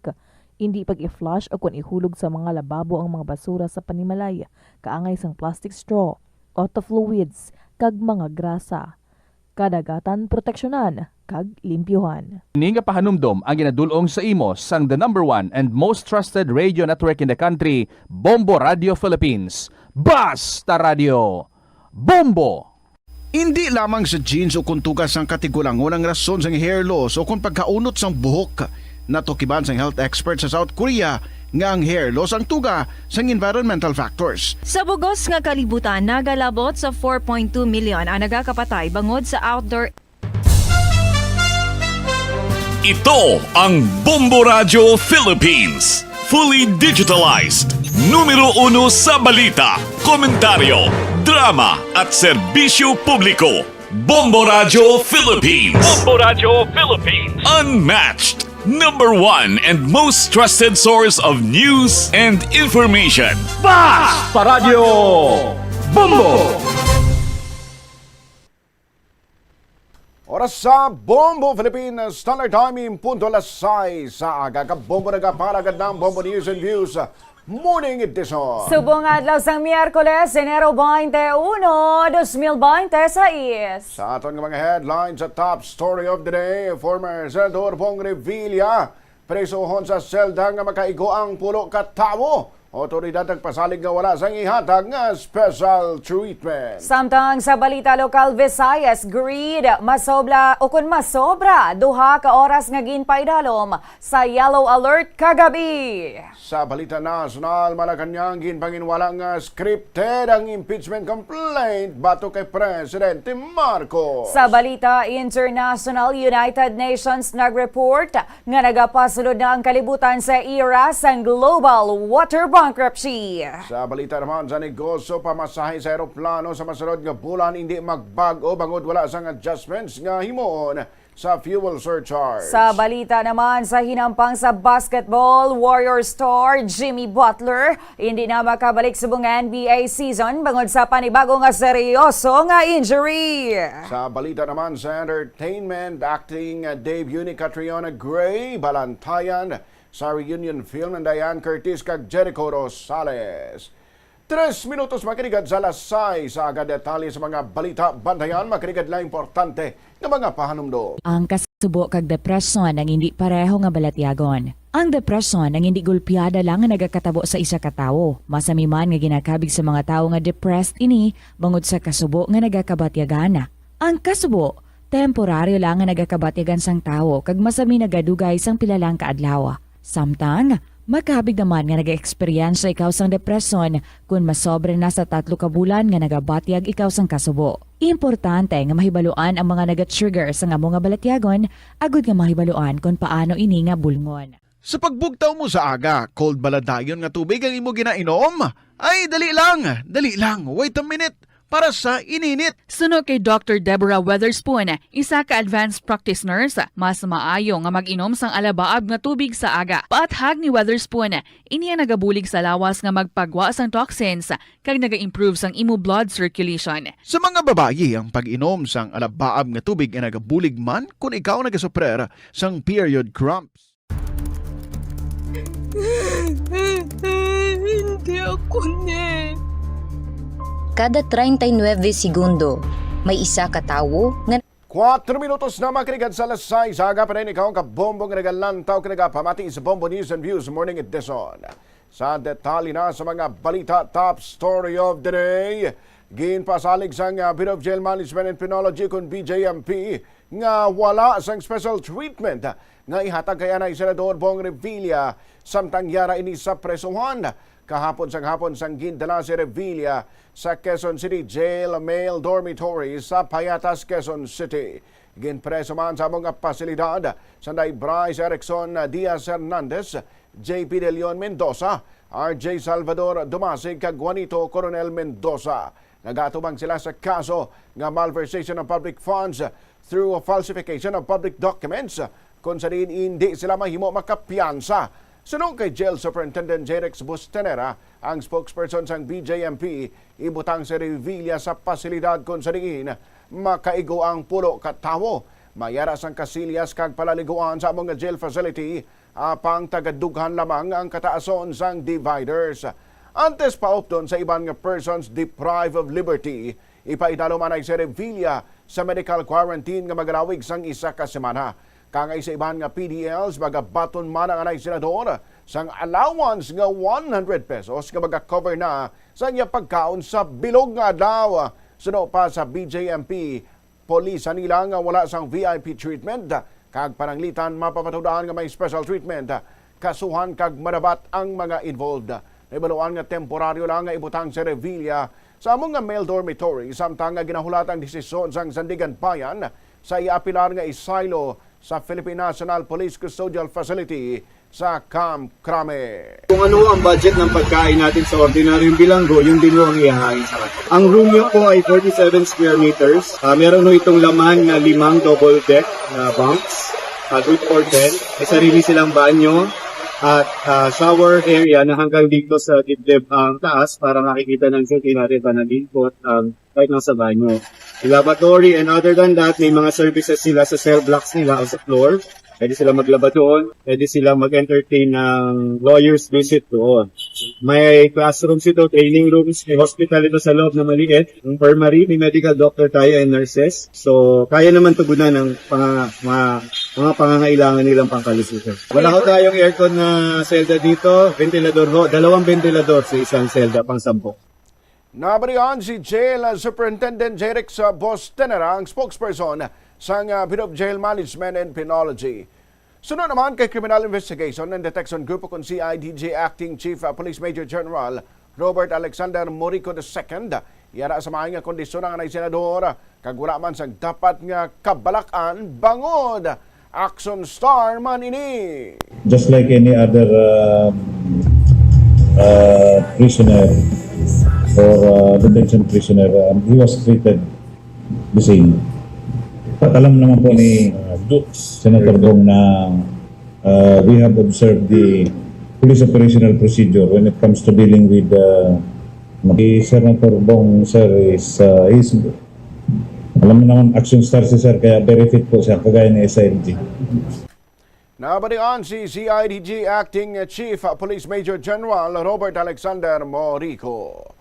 Para sa bombo, 8 minutos makinig sa alas 6 sa aga. Balita lokal, bantayan, makinig lang importante ng mga pahanumdo. 8 ka milyon sa kada tuig ang ginaatake sang hacker. Likawan ang mangin isa sa biktima. Mangin mahinalungon sa mga ginapanghatag nga impormasyon, protektahan ang kaugalingon, paggamit sang internet pasang karon. Ini nga pahanumdom ang ginadulong sa imo sang the #1 and most trusted radio network in the country, Bombo Radio Philippines. Basta Radio! Bombo! Ano bala ang dapat tandaan sa tion nga magbiyahe agod mangin hassle-free ang bakasyon? Yari ang pila ka mga tips. Una, i-check ang 8 minutos makinig sa alas 6 sa aga pa rin ikaw kabombong nagalantaw ka nagapamati sa Bombo News and Views Morning Edition. Sa ilo kita sa detalye sa nagapangunang balita lokal, mas sobra 2 ka oras nga ginpaidalom sa yellow alert ang Visayas Grid.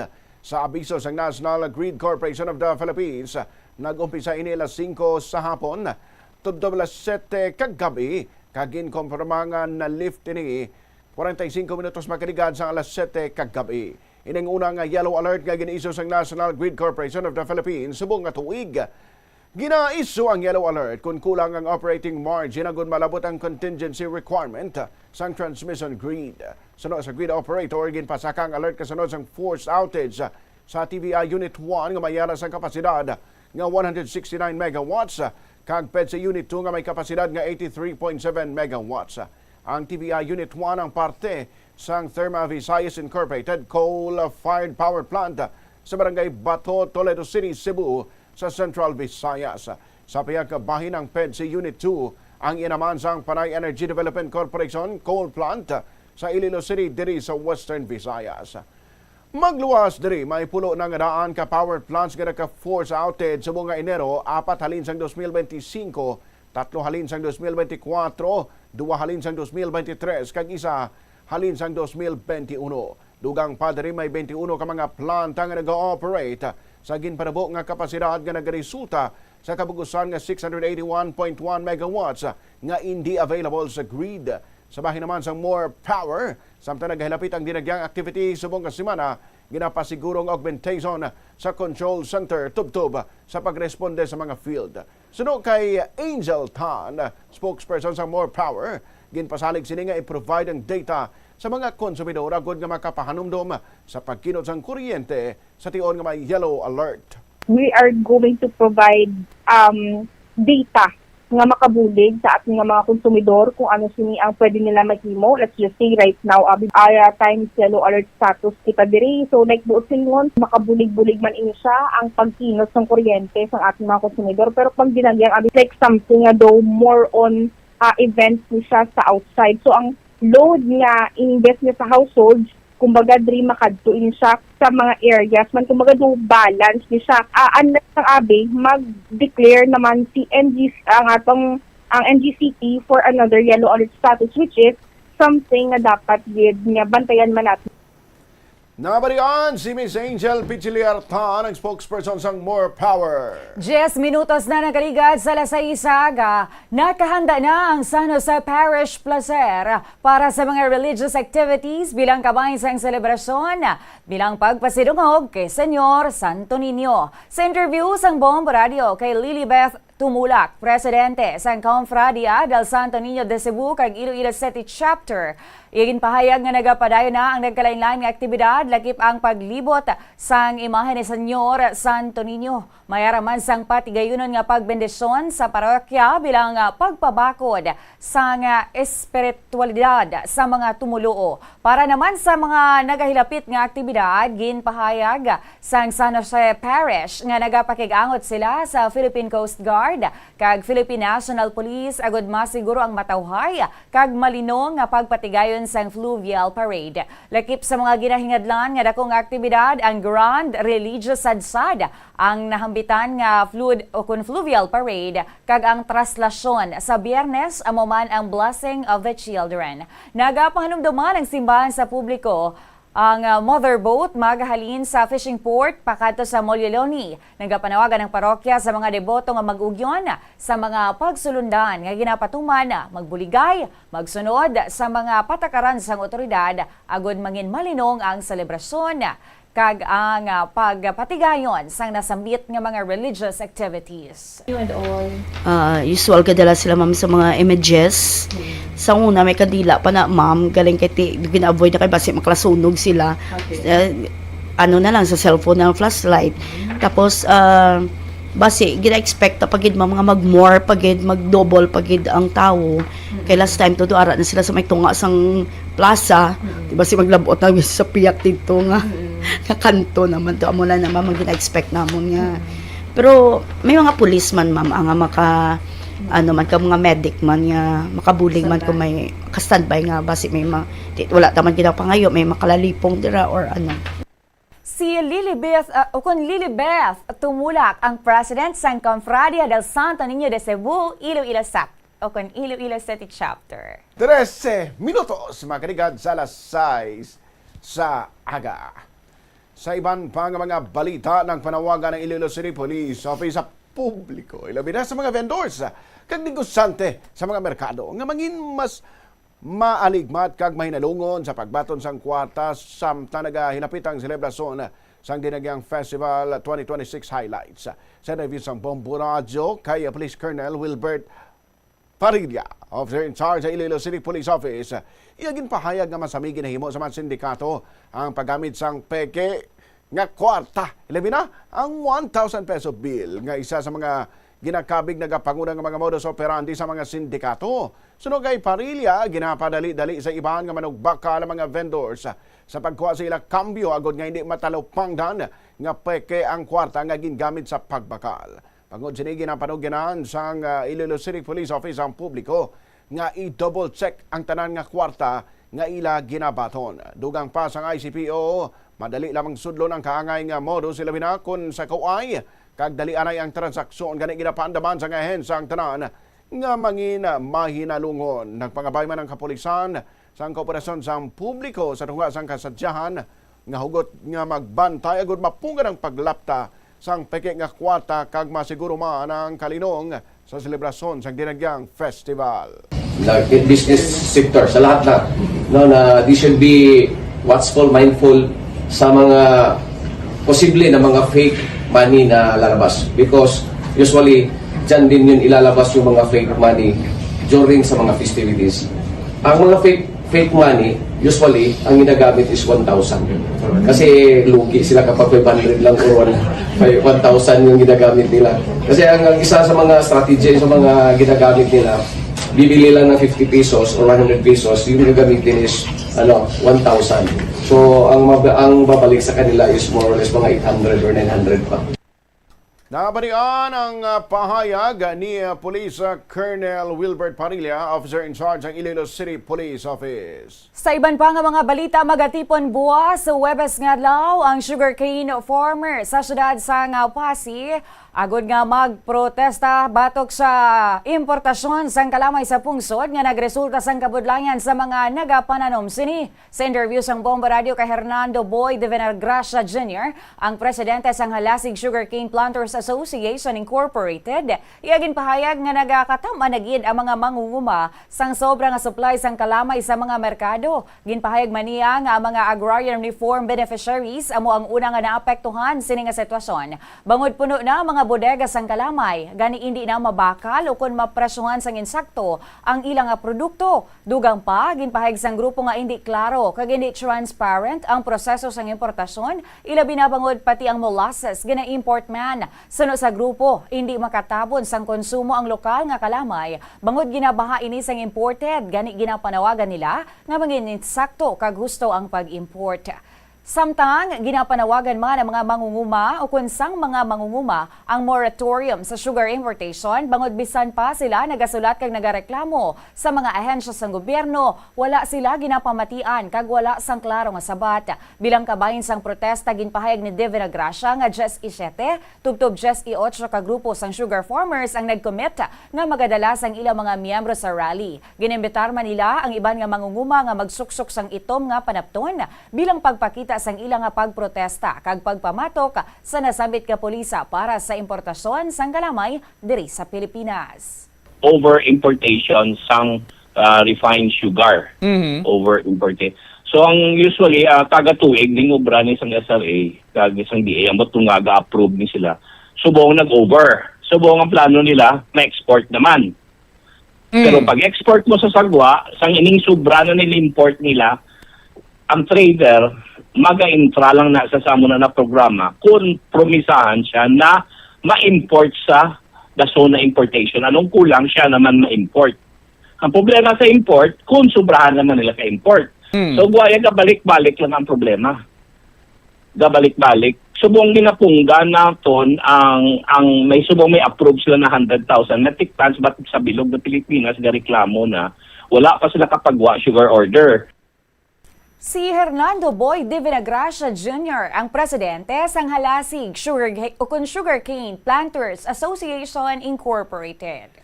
18 minutos makinig sa alas 6 sa aga. Sa dugang pang mga balita, luyag ipatuman sang kapulisan ang signal in distress sa mga taxi driver. Agud may baluan gilayon sa ila kaparehong nga mga driver kung may malain nga nagakatabo sa sulod sa ila salakyan. Ini may kangtanan sa nagluntad nga hold-up incident sang damlaglang sa isa ka taxi driver sa area sang Haviliana Haro, Iloilo City. Sentral Pisang Bombo Radio kay Police Major Eduardo Sacon Jr., hepe sa Iloilo City Police Station 9, naging pahayag na dapat ipatuman liwat ang mga signal sa mga taxi driver. Agod nga kung may kinahanglanon nga bulig, mahatagan sila gilayon sang rescue sa ilang masugata nga kaparehuman nga mga taxi driver pinaagi sa signal lamang. Nagpanawagan man si Sacon sa pumulayo nga hindi magduwa-duwa sa pagkatag sang bulig kung may masaksihan nga kaangay nga insidente. Suno sa iya sang tion nga naglumpat ang taxi driver sa iya nga salakyan, wala gid sa may nagbulig sa iya. Nagpangabay man ini nga kinahanglan manginaligbat ang tanan kag para sa managahimo naman sang malain panumdumon gid sa maayong ila ginahimo bisan nga hindi sila madakpan gilayon, maabot gid ang tion nga sila ang maaresto kag manabat sa layi. Kuan tani i-suggest na nga ibalik ang amuna nga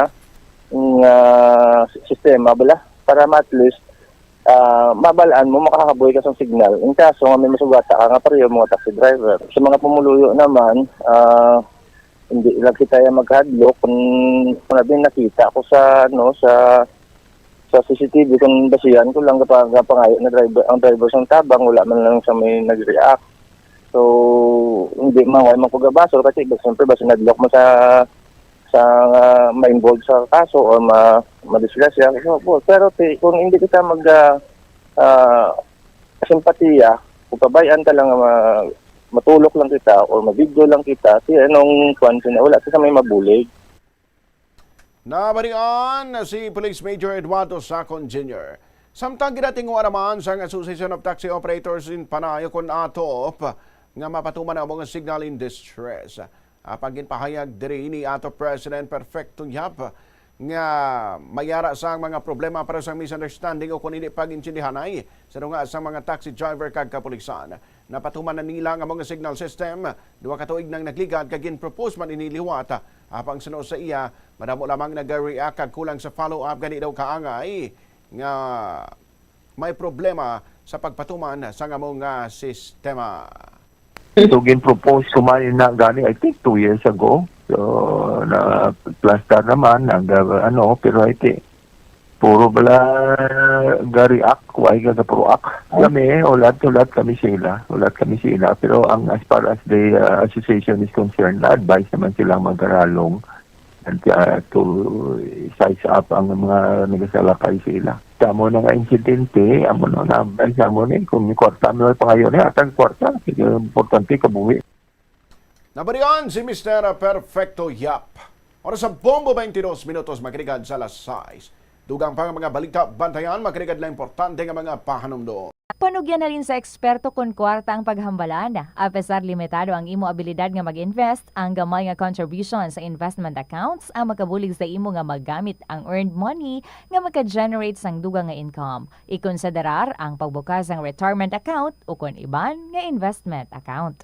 Ini nga pahanumdom ang ginadulong sa imo sang the number 1 and most trusted radio network in the country, Bombo Radio Philippines. Basta Radio!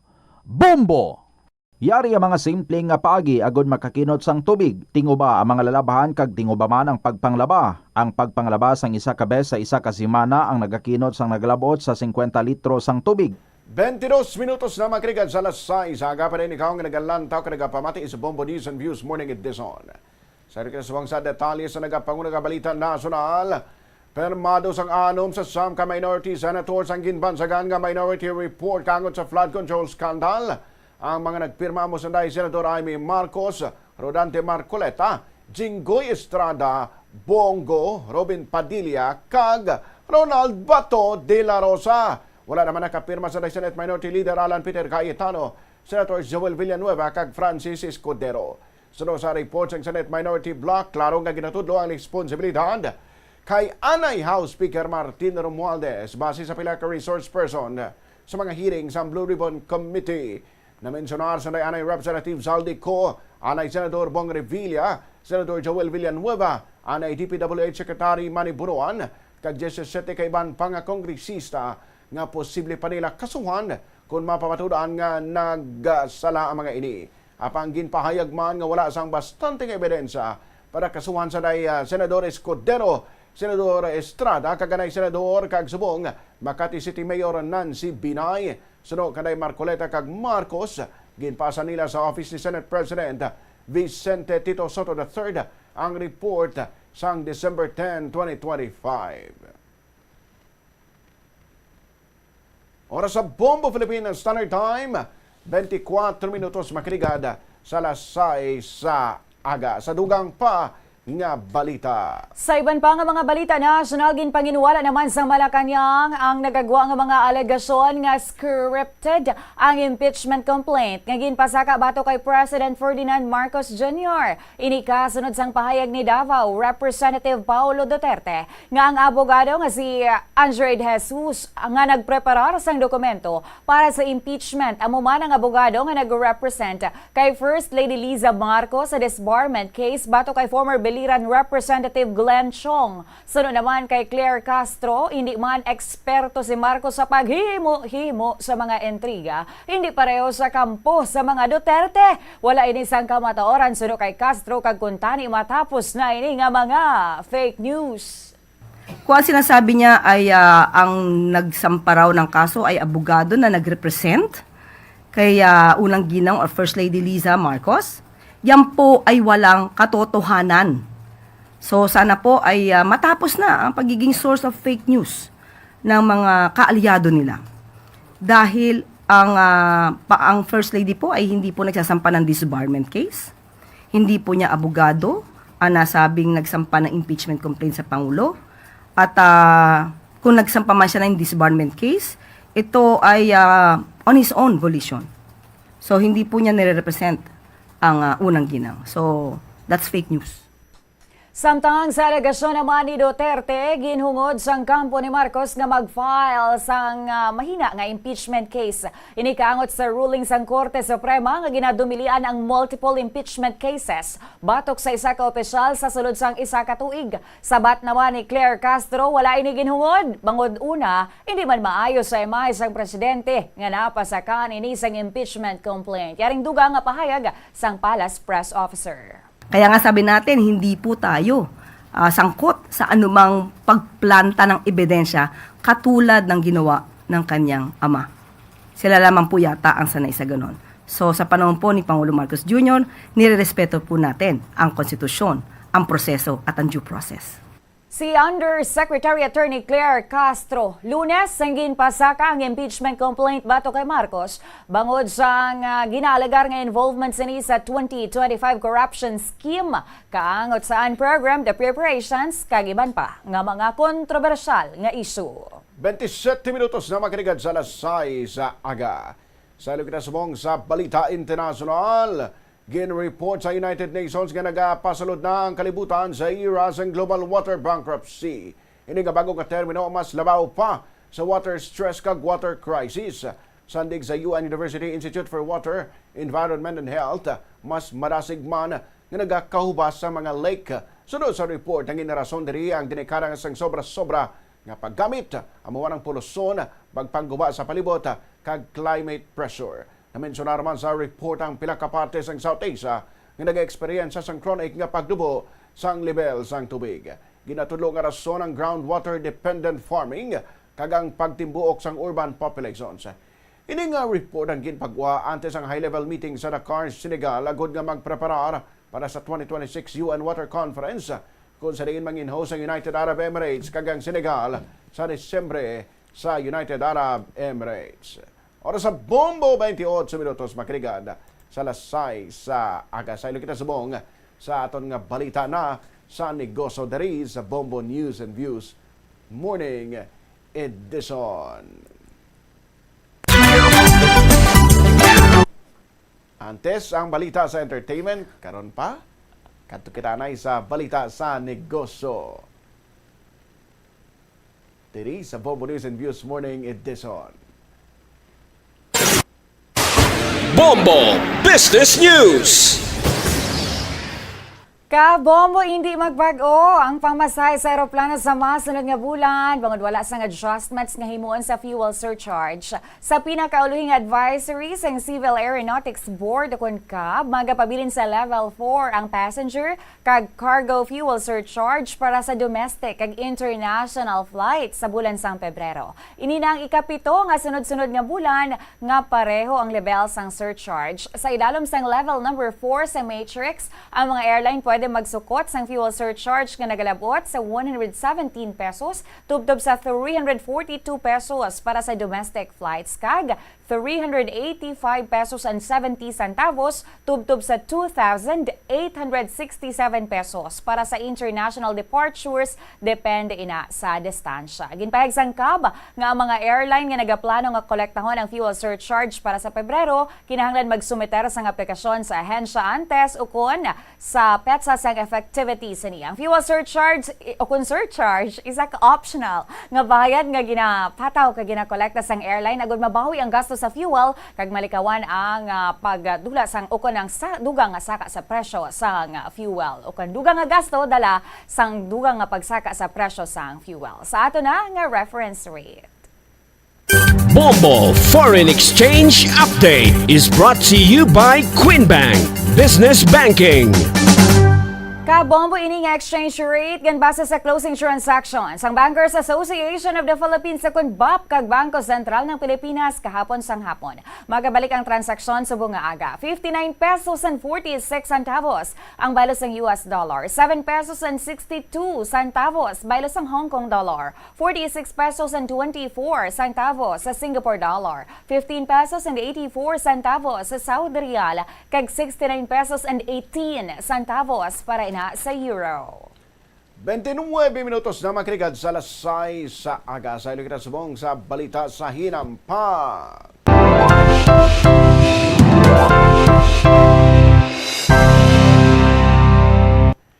Posibleng hindi na makabalik sa nabiling nga bahin sa NBA season ang Golden State Warriors star nga si Jimmy Butler kasunod sa ginsuprer nga seryosong right knee injury. Ginbuligan lamang nga makagwa sa court ang 36 anyos nga player manapos nga nakabunggo kay Davion Mitchell sang Miami Heat sa mga hampang sa Chase Center. Daog ang Golden State sa score nga 135-112. Ang Miami Heat amo mananay ang team kung saan naggampang si Butler ante sa nagsaylo sa Warriors. Natala na pa nga magpagwa ang Warriors ang official statement sang resulta kasunod sang overnight MRI scan. Apang antes pa sila nagalapta ng reports nga hindi na makahampang pasubong nga season ang 6-time NBA All-Star kasunod sang torn anterior cruciate ligament o kon ACL. Antes ang insidente sa buong semana, mahisto na nangaraan si Butler sang injury sa iya tuong tiil. Oras sa Bombo, 31 minutos makinig sa alas 6 sa aga.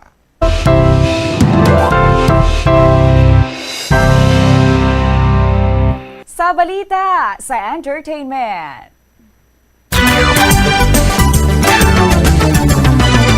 Hindi lang sa pageant stage, sarang mabantayan sang fans sa Miss Universe 2018 Catriona Gray, kundi mangin sa silver screen. Kabahin si Kat sang romantic film nga The Loved One. Nga man ang reunion film ng Diane Curtis kay Jericho Rosales. Ini ang acting debut sang beauty queen. Pang-antes ni wala to man ang iyang television appearances pangad sa modeling, pageantry journey kag hosting experiences.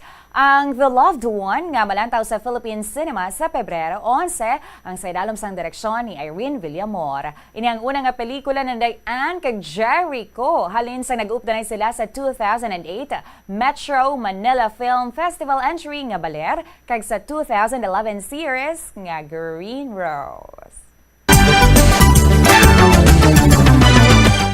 32 minutos na makinig sa alas 6 sa aga. Kabombo, imo na batian kag nalantawan ang kabagusan nga pagpangalagan sa Bombo News and Views Morning Edition. Alo kita sa buong sang Miyerkules, Enero 21, 2026. Magasunod ang Bombo Report 2nd Edition. Kami manangin newscasters. Bombo G sa Padios. Kag Bombo Ayan Gahete. This is Bombo Radio Philippines, the number one and the most trusted source of news and information.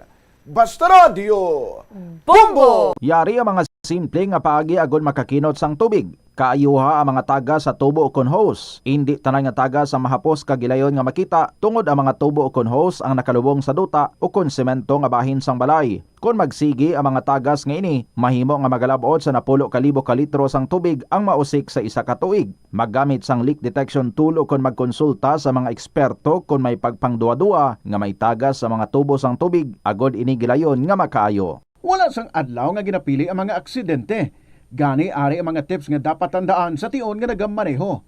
Una, regular nga i-check ang kondisyon sa salakyan, lakip diri ang tire pressure, bastante nga oil kag brake fluid, kag ang side mirror ang dapat nga yara sa insakto nga anggulo. Siguraduhon nga hugot pa ang mga breakers kag matinlo ang air filter. Ikaduha, mag-seatbelt apisar malapit lang ang kantuan. Ikatatlo, mag-signal sa tion nga nagaliko. I-on ang signal light kung ikaw ang yara sa ginabanta 300 katapaka halin sa imo likuan. Ini nga pahanumdom ang ginadulong sa imo sang the number one and most trusted radio network in the country, Bombo Radio Philippines. Basta Radio Bombo! Paano ipabilin nga matinlo ang ginakaon nga mga prutas kag utan? Dapat nga regular ang paghugas ng kamot nga may habon sa sulod sang 20 segundos bag-o kag pagkatapos mag-uyat sang anuman nga butang. Hugasan sa maayo mga prutas kag utan gamit ang tubig bago ini kaunon o kun isimpon sa ginaluto nga pagkaon. Likawan nga maggamit sang habon o kun bleach o kun anuman nga kemikal sa paghugas sa mga ini. Lutoon sa maayo ang mga utan agod mapatay ang mga mikrobyo nga nagatapik diri. Kung ikaw may ubo o kun sipon, mas maayo nga itugyan na lang sa iban nga miyembro sang pamilya ang paghanda sang pagkaon agud malikawan ang cross-contamination. Ini nga pahanumdom ang ginadulong sa imo sang the number one and most trusted radio network in the country, Bombo Radio Philippines. Basta Radio Bombo! Kadungan sang pagtigulang, nagataas man ang risgo sang vitamin deficiencies nga nagatugas sang physical kag emotional changes. Santo sa isa ka scientific study, ang B vitamins ang importante agod nga mag-function ang body cells nga nagabulig sa metabolism, paghimo sang bago nga blood cells kag nagabulig sa pag-maintain sang healthy skin cells, brain cells kag body tissues. Magluwa sa supplements, lakip sa mga pagkaon nga bastante sa vitamins sa moang karne, whole grains, prutas, gatas, cheese kag mga ulutanon. Nagabulig sa paglikaw sa nanuhay tuay nga balatian ang simple nga pagkaon sang citrus fruits kaangay sang pomelo nga puno sang powerful immune boosting antioxidant. Ang pomelo ang puno man sang lycopene, isa ka anti-inflammatory, anti-aging antioxidant nga nagapanami sang supat. Ang duga naman sang panit kag dahon sang pomelo ang natukiban nga makapatay sang cancer cells kag nagapalikaw sa paglapta sini sandig sa test tube studies. Yari ang mga importante kag praktikal nga mga pamaagi agon makakinot sang tubig. Sa kusina, magamit sang yahong ukon labador sa paghugas sang mga ulutanon ukon prutas. Magdesignar sang baso ukon water bottle agod gamiton sa bilog nga adlaw agod indi magsigi panghugas sini kada matapos ang pag-inom. Kung aksidente nga may nahulog nga ice ukon yelo, indi ini pag-ihaboy. Sa baylo, ibutang ini sa mga masitera sang tanom. Kung may bilin man nga yelo o kung tubig sa baso nga ginimnan, tipunon ana ini sa balde agud ibunyag sa mga tanom antes hugasan. Paano ba lamang kalikaw sa aksidente sa dalan? Yari mga tips nga dapat tandaan sa tion nga nagamaneho. Una, likawan ang masaming nga pagsaylo sang linya. Ang swerving o kung pagsaylo sang lane sa isa ka delikado nga maneuver nga masabi ginatunaan sang bunggo anay. Kung himuon ini, siguraduhon nga may bastante ang oras kag espasyo. Ikaduha, i-check ang blind spots. I-check ang mirrors kung clear ang alagyan.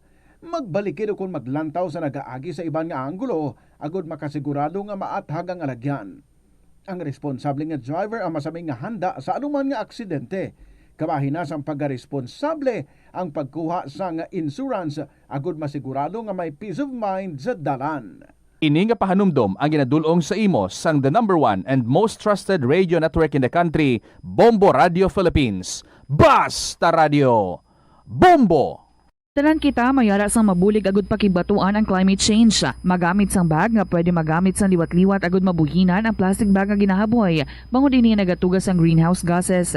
Ikaduha, hindi masumi magamit sang computer. Kung 4 ka oras lamang sa isa ka adlaw ang imo nga paggamit sang computer, makabuhing ka na sang carbon dioxide emission nga 83%. Ikatatlo, kung malapit man lang imo nga kaladuan, mas maayo nga maglakat o kung magsakay na lang sa bike. Magluwas sa makakinot ka na, mabuhinan pang polusyon nga nagatugas ang climate change.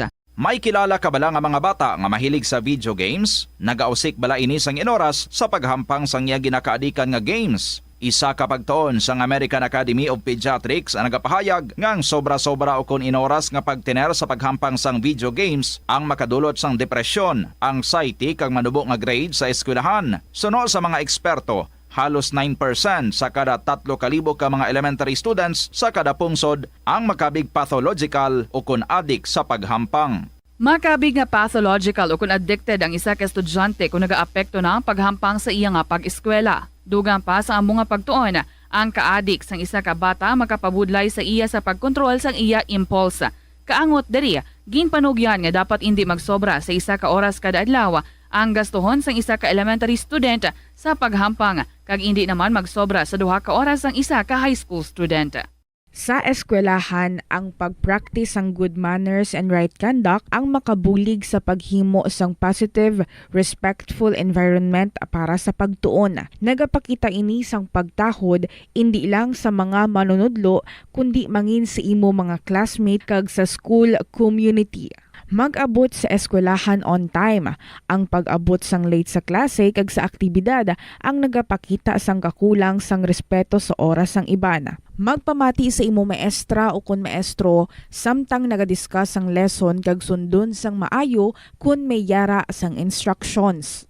Tawgon nga ma'am o kun sir ang imo teacher o kun staff. Kung may pamangkot, ibayaw ang kamot, agud mahatagan ikaw sang kahigayunan nga makasabat. Maggamit sang please, thank you kag excuse me kung nagaistorya sa imo classmate o kung sino man ang imo ginaatubang. Likawan ang pagpanunlog, pagbuli ukon pagpanginsulto, mangin maayo kag may respeto sa isig kapareho. Mangin matinlo sa classroom kag school grounds, ibutang sa basurahan ang basura kag indi pag-ihaboy sa bisan diin lang, ilabi na sa sulod sang classroom. Respetohon ang propiedad sang eskwelahan, halungan ang mga libro kag supplies, kag likawan ang mangguba sang pagabutang nga wala mo ginapanag-iyahan. Mangin focus sa pagtuon kag likawan ang pag-istoryahan na isang classmate samtang nagadiscuss ang imo maestra o kun maestro sang inyo nga lesson. Likawan ang cheating, masami nga kompletohon ang assignment. Ito ang Bombo Radio Philippines. Fully digitalized. Numero 1 sa balita, komentaryo, drama at serbisyo publiko. Bombo Radio Philippines. Bombo Radio Philippines. Unmatched. Number 1 and most trusted source of news and information. Basta Radio Bombo! Ang Oras Philippine Standard Time, 40 minutos na nakaligad sa taknang alas 6 aga. Welcome sa Bombo Report Second Edition. Kagkaroon sa aton sining mga talalupandon, diri sa aton sining pangalagad, paandam karon ang aton sining mga otoridad kag sa mga kabaranggayan man, ilabi na sa mga barangay officials sa kun sino ang makatudlo sang identity sang sining pila ka mga kabataan sa may distrito sang Arevalo sa may barangay Dulunan nga nakuhaan ini sila sang closed circuit television o kun CCTV camera nga naghuwad o kung nag-ula sang isagid ka balde sang asaytiho sa kilid sang karsada sa may area sang Dulunan na Arevalo. Ara makita sa aton sining mga kabombo sa mga Facebook live viewers and YouTube subscribers naton, no? Ang ining paglabay sinadra karon iya sang may mga tawo na nga nagalabay, no? Sa aton sining mga kabombo kag ti may nakita sinadra karon iya nga na ula, no, nga asayte, no? Why diri mabalaan kung ano ang purpose sila sa pag-ula sini, kung bala tripping lang ini o kung anong ila ya sining intensyon sa pag-ula sang sining nasambitan ya karon nga asayte. Ti ang inagyan karon ya sang asayte dra sa kilid sang kalsada, syempre ti mahigko, no? Ti gina-call naton ang atensyon dra karon sa mga barangay officials sa may area iya sang barangay Dulunan sa may distrito sang Arevalo nga ma-address karon, no, ang ining concern sa ato niya sining mga kabombo. Natabo ini kapon, no, mga may 15 minutos antes ang last stress sang kaganhon. Ti ginapanawagan diri karon kung sino man ang may ara sang impormasyon or nakakilala sa sining nasambit ya karon nga mga individual nga nakita diri sa video nga nagalagaw-lagaw sa dis oras na ini sang kaganho na gani, no? Supposedly may curfew for minors kita kag ang ini nga mga inoras, no? Ang last 2 or last 3 ang takna sa kaganhon, sako pa na sa aton sining nga curfew for minors. Ti ano, why gid ya nagalibot-libot ang mga barangay Tanoda sa may area sang barangay Dulunan, Arevalo? Why sila naga-implement dra sang curfew for minors, no? Ang aton sining curfew for minors ang ginapatuman naton ini bilang proteksyon mani sa mga kabataan. Ilabi pa iya subong nga diri nga daan sa syudad sang Iloilo, may mga serye sang kinagamo nga nagluluntad nga madamo sa mga involved ya mga pamatanon or mga minor de edad. Ti ginahugot kung tani naton diri ang aton niya sining pagpatuman sang seguridad para sa aton sining mga minor de edad nga malikaw iya sila sa disgrasya, malikaw sila sa kinagamo, kag malikaw taman nga sila iya ang magamit sang mga may edad na sa pag himo iya sang gamo or pag sabwag dra sang literally, no, asaite, no, or pag sabwag dra sang kinagamo ti guro una patulog, no, sa mga minor de edad sa dulunan. Ang mga barangay tanod nila nga waay iya sila maka talupangod nga kaganhon, nagalibot-libot paya ang mga kabataan sina dira. Ti subong nagaselebrar pa kita sang dinagyang festival. Siling gani to nga bisan may ara kita subong niya sang selebrasyon sang dinagyang festival, ipatuman gyapon naton ang pagbantay sa mga minor de edad nga hindi iya sila kita nga nagabaray-baray sa aton sining nga mga dalanon sa 10 oras na sang kagabihon. Kay mabudlay kon ma-involve ini iya sila karon sa mga kinagamo, no, sa mga tripping da or sa pang sasko sinadara. So ginakol nato na ang atensyon sang mga barangay officials dira sa may barangay Dulunan sa may distrito sang Arevalo kag sa mga katapo man isang Arevalo Municipal Police Station. Maybe ti ang ining natabo sinadra kapon sang kaganhon basi tripping lan ni, no, or ano to, why man sang malain gid yang motibo ang ining mga pamatanon sa pag-ula to sang asaite. Pero ti diri naton karon makita ang lapses sang seguridad nga ginapatuman dira kay ti paano yang 10 oras na sang kaganhon may mga nagabaray-baray pa yang mga kabataan sa nadra, no, di nang ila sining nga mga ginikanan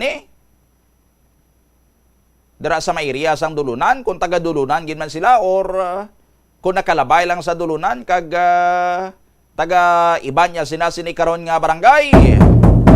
13 minutos antes ang alas 7 sa agadri sa aton sining pagpangalagad. Kahapon ginpagwa ni Batangas Representative Leandro Libiste ang mga proyekto nga suno sa iya mga nakatag sa Office of the President, pero ti siyempre nag-implement sini nga mga projects kay mga infrastructure projects ini Department of Public Works and Highways. Pero nakatag kuno sa Office of the President, sa Executive Secretary and sa Special Assistant to the President o kun SAP. Ang ini nga mga files according sa kay Libiste, halin ini sa nakuha niya nga Cabral files o kung amuning ginapayag nga ginhatag sa iya ni the late DPWH Undersecretary Catalina Cathy Cabral. Mga listahan man lang ini, no, sang mga projects why man diri sang may gintumod si Congressman Libiste kung bala may mga anomalya diri, may mga ghost nga mga flood control projects diri, no? Or kung may mga substandard nga mga projects diri, listahan nang ni. 2025 nga mga projects or 2025 ini nga mga kontrata. Galing ang observation diri ni Congressman Leandro Libiste nga kung ikumparar kuno iya sa iban nga mga project insertions, daw hindi kuno iya sang ordinaryo nga mga mamalidha ang nagpabutang sa mga proyekto nga ini. Bangod sa kadalagko sang mga amount sang project o kung dalagko nga mga projects ini, ti sining niya mas mayo kung mahibaloan halin mismo sa Department of Public Works and Highways kung ano ang kahulugan sa mga tagi nga ini kag kung sino ang nagpasulod sini nga mga proyekto sa budget sang Department of Public Works and Highways. Anong bon silingon sining ati kay bangod nakatag sa Office of the President, nakatag sa Executive Secretary, nakatag sa Special Assistant to the President, high priority nga mga projects nga unahon gidapat kay ti nakatag sa kay ES sa kay SAP. Kung ikumparar sa ibanda nga mga project nga kung sinulang yang nga bahaw-bahaw ang nag-propose, ti syempre may bugat ang nakatag iya, no? Nakakonect sa mga opisyal nga malapit sa presidente. Amo na iyan ang rason? Or sila ang nagpa-insert sang project nga magluwas iya sa mga gina-propose nga daan sang mga mamalidha nga mga project sa ila sini nga mga distrito. May iban pagid iya nga mga opisyal nga hindi man residente kag hindi man opisyal sang sina nga distrito nga nag-propose iya sa mga projects. Kay may taga-district nga nangayo sa ila, ang congressman nangayo sa ila nga abi gamay malani ang amon nga allocation subong sa 2025 sa amon nga distrito to ti basi pwede mo kami da mabuligan na madugangan mo ini amo na nga nakatag abi sa ila kay sila ang koneksyon. Or sila kumbaga ang backer to sang sini nga mga projects. Halimbawa diri ni Congressman Libiste sang 2025 nga National Expenditure Program sang iya sini nga distrito sa Batangas sa 1st District. May ara kuno sang masobra 1.5 billion pesos nga hindi kuno kilala nga allocable sang kongresista.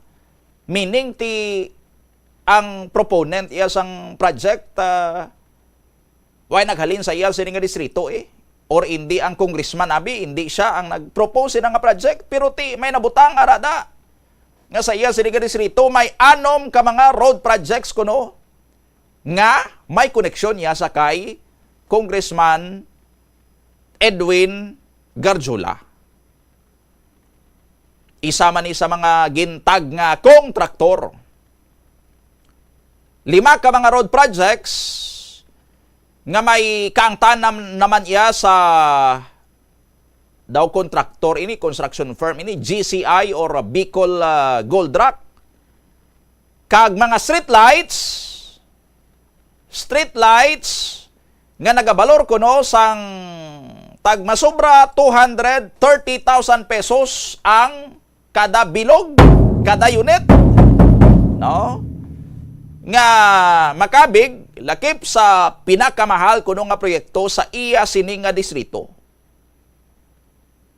Tisin o kuno ang nag-benepisyo sina draman, no? Namangkot si Secretary or si Congressman Libiste sini niya sino panginpulo sini nga mga projects diri sa akon sini nga distrito or sa amon sini nga distrito kay hindi man niya sanghalin sa iya nga siya ang nag-propose to sa DPWH nga for 2025 kinahanglan namon di sang 6 ka mga road projects, kinahanglan namon di sang mga street lights. Why naghalin sa iya kay nagpungko iya si Libiste midterm na sang 2025. So meaning ang ginbuslan niya sini nga kongresista, no? Na site niya gidiri in particular ang mga street lights kuno nga konsumahon isa ka poste, isa ka unit sang street light bala dala nang iya sini nga poste. And then ang suga niya no daw mga solar street lights ini, no, ang solar panel niya no ang amo na nagatindog isa ka poste and then ang solar panel niya 230,000 pesos ang bili sang kada bilog. Uso-uso ni abing mga street lights, solar nga mga street lights bisan diri sa aton sa may syudad kag probinsya sang Iloilo. Amo naman ni subong ang makita nyo, no? Kung ma-notice nyo sa inyo sa naguro nga mga distrito diri sa syudad sang Iloilo. Makita nyo na nga aside sa sining traditional nato nga street light nga either bombilya or ambot kung may nagagamit pa sang fluorescent nga street light, no? ang patok kumbaga subong mga solar nga mga street lights, mga tagpilahon ay haniman kay dito iya sa may Batangas sang bili to iya sang isa ka unit sang street light 230,000 pesos. No, gold iya sigurong bombilya niya sa to or may gold iya guro sa iya sinisad to nga solar panel sa aton sini nga mga kabombo. Sa among alistahan, gin-check naton, may nakita kita mga projects nga located man diri sa may area sang Iloilo. No, syempre mapabihang pabala kita or mapaulihi pabala kita diri sa may bahay niya karon sang probinsya sang Iloilo, probinsya kag syudad sang Iloilo sa aton sini nga mga kabumbo, no? So ang mga ari diri sa listahan nga mga projects, mga dalagko nga mga projects ning iban may tag 150 million pesos, no? Ipakita tabla engineer. Amo niyo ang nalakip sa ginpagwa nga listahan ni Congressman Libiste halin kuno sa Cabral Files, mga projects sang 2025 ini. Way talan diri hibaloan gid no kung ano ning kahulugan sang magsiling ka nga senti 80, no? Pero ti ara ang project title, ang una dra Construction of Flood Control Structure Barangay Maya, Balasan, Iloilo, Package 1. Bili niya is 150 million pesos and ang kontraktor Panay East Coast Construction and Supply kag AD Pendon Construction and Supply ti mga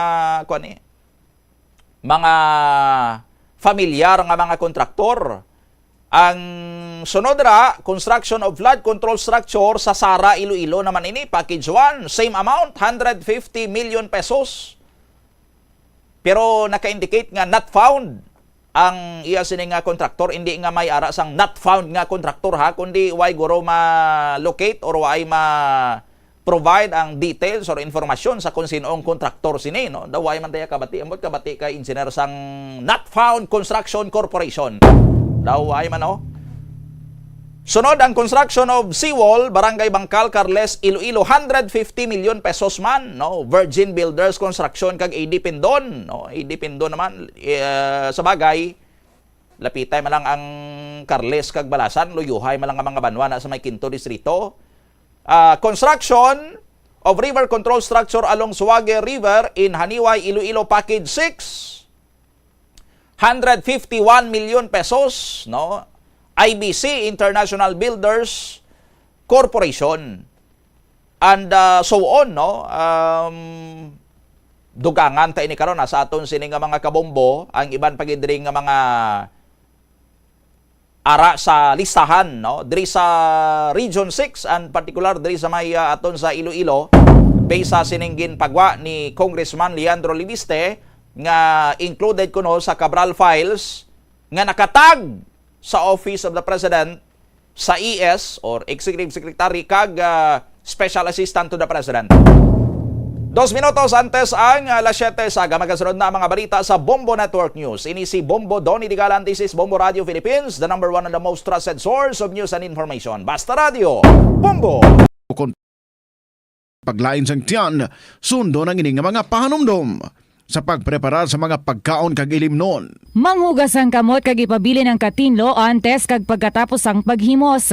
Kung masakit, likawan ang pagpreparar sang pagkaon para sa iban. Siguraduhon nga naluto sang husto ang pagkaon. Kung mahimo, kauno ng pagkaon samtang mainit pa. Siguraduhon ang katinlo sang pagkaon agod ang selebrasyon mangin mas malipayon. Mas nanamian bala ikaw magtuon sa balay ipaanggid sa eskwelahan nga madamo ang tawo? Isa ka panugyan para epektibo ang pagtuon sa balay, amo ang pagpangita sa designated area agud nga matiniran kung ikaw nagasulat, nagabasa o kung nag-review.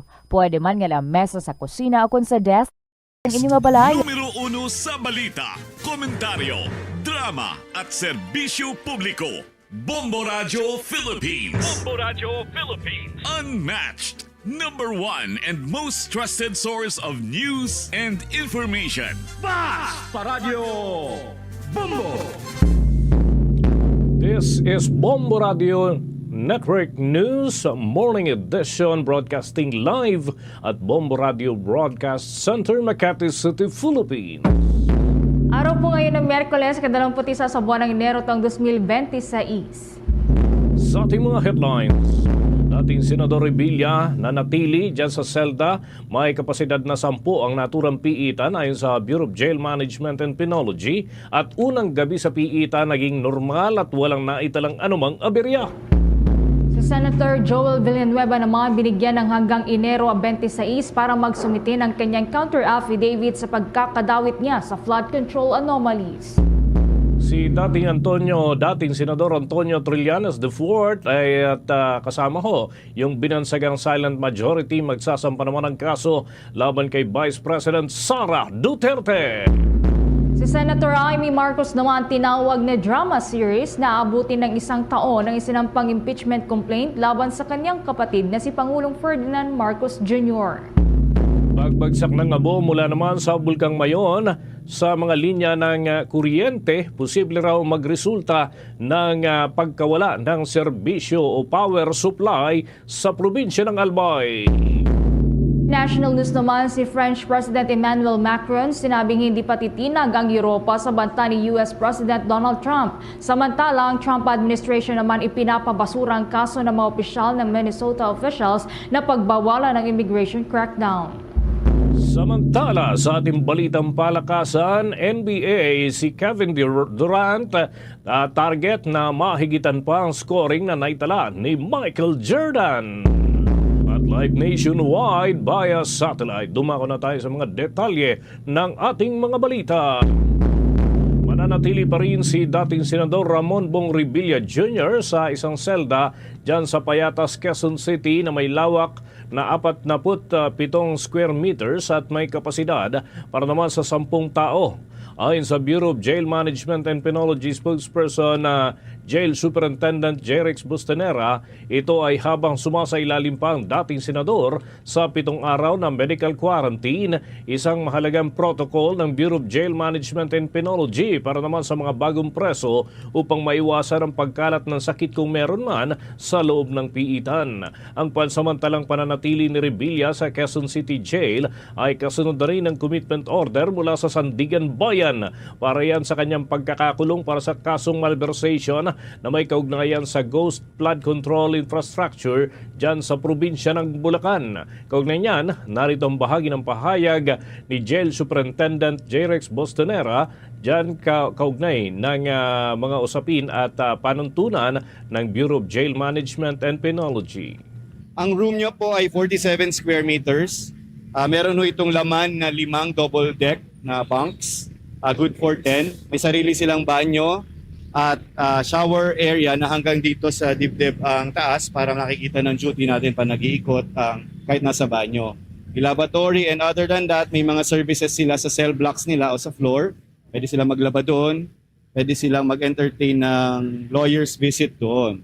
May classrooms ito, training rooms, may hospital ito sa loob na maliit, infirmary, may medical doctor tayo and nurses. So, kaya naman tugunan ng mga pangangailangan nilang pangkalusog. Bahagi ng pahayag ng tagapagsalita ng Bureau of Jail Management and Penology na si Jail Superintendent Jerex Bostanera. Ayon pa sa opisyal, magkakasama sa selda habang sumasailalim sa quarantine period sina Revilla at 4 niya na mga kapwa-akusado na sina dating Department of Public Works and Highways Bulacan Assistant District Engineer Bryce Hernandez, JP Mendoza, RJ Dumasig at Juanito Mendoza. Pagkatapos naman ng naturang proseso, saka niya ihahalo sina Revilla sa general population ng Quezon City Jail na may kapasidad na 3,600 na mga persons deprived of liberty. Kaugnay niyan, narito pa ang patuloy ng mga pahayag ni Jail Superintendent Bostanera. Kasama niya po ngayon yung 4 na co-accused niya. After 7 days, titingnan natin yung kung saan siya mas nararapat ilagay for security reasons. Doon natin titingnan sa 7 days ang cell assignment nila, risk assessment nila, security risk, at ano yung possible na selda na hindi naman hindi mako-compromise ang safety and security ng ating mga PDL. Yes, ngayon sila magkakasama sa medical quarantine, and after the quarantine period, pwede silang magkakasama o pwedeng hindi. Depende sa assessment and classification natin.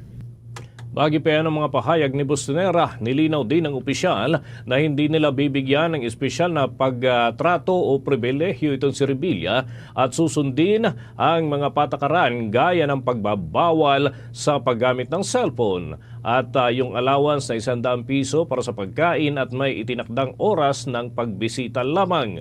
Wala din anyang air conditioning system ang bawat selda at tanging 2 ventilador o electric fan ang siyang gumagana at pinapayagan. Binigyan din itong si Revilla ng dilaw na Bureau of Jail Management and Penology t-shirt tulad ng ibang mga preso pagkatapos ng booking at mugshots na kinuha para naman sa bahagi ng mga proseso. Kaugnay niyan, narito pa ang mga patuloy na pahayag ni Jail Superintendent Bustonera. May kasing vacant na selda dito.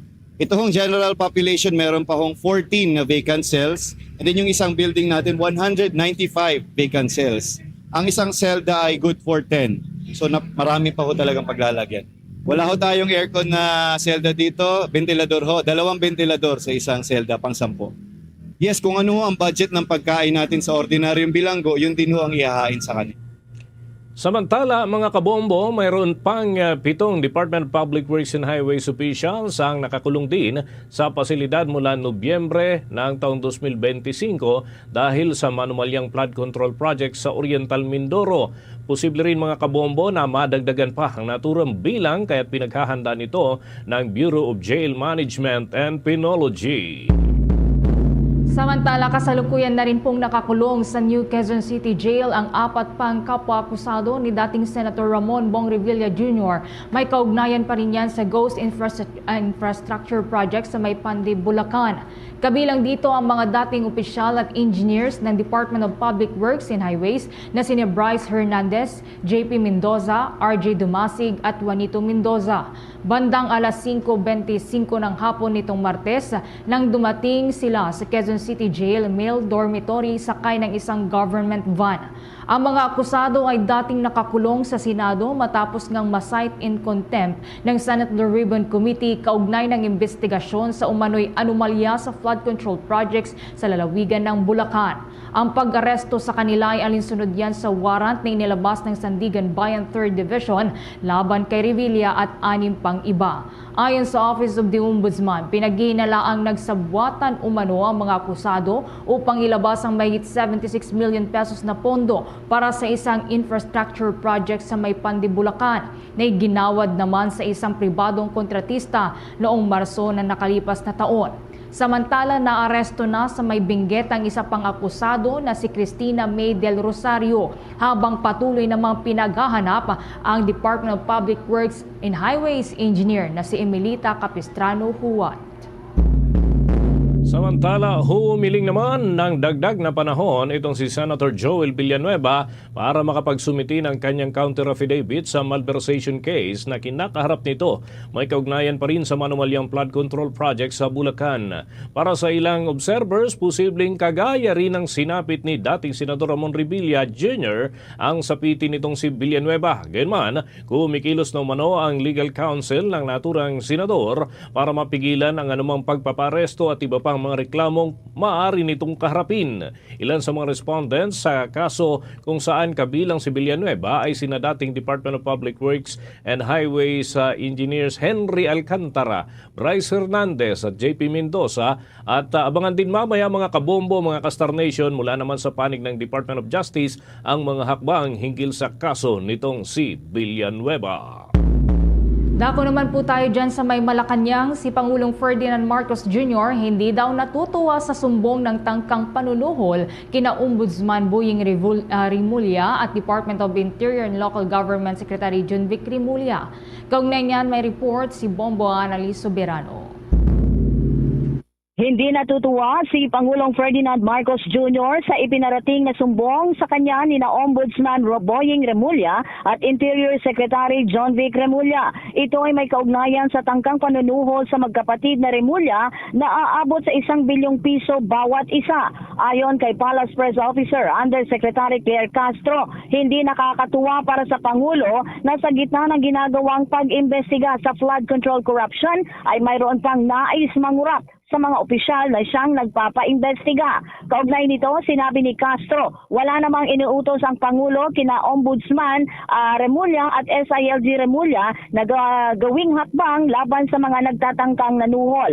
Batid naman anya ng Pangulo na maaasahan ang magkapatid na Remulla at hindi matatawaran ang dedikasyon ng mga ito sa kanilang trabaho. Pakinggan natin si Palace Press Officer Undersecretary Claire Castro. Po siya natuwa.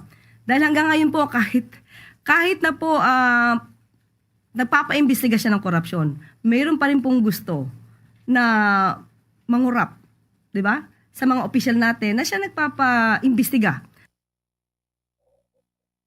Wala namang nakikitang pangangailangan ang Malacanang na ulitin ang investigasyon sa flood control projects kasunod ng ulat ng maraming pagkakamali sa pagtukoy ng lokasyon ng mga proyekto. Tugon ito ng Malacanang sa sinasabing mayroong lamang 14 na kumpirmadong ghost flood control projects. Sinabi ni Castro, bahala na ang Department of Public Works and Highway Secretary Vince Dizon na magtama kung may mali nga sa coordinates ng flood control projects.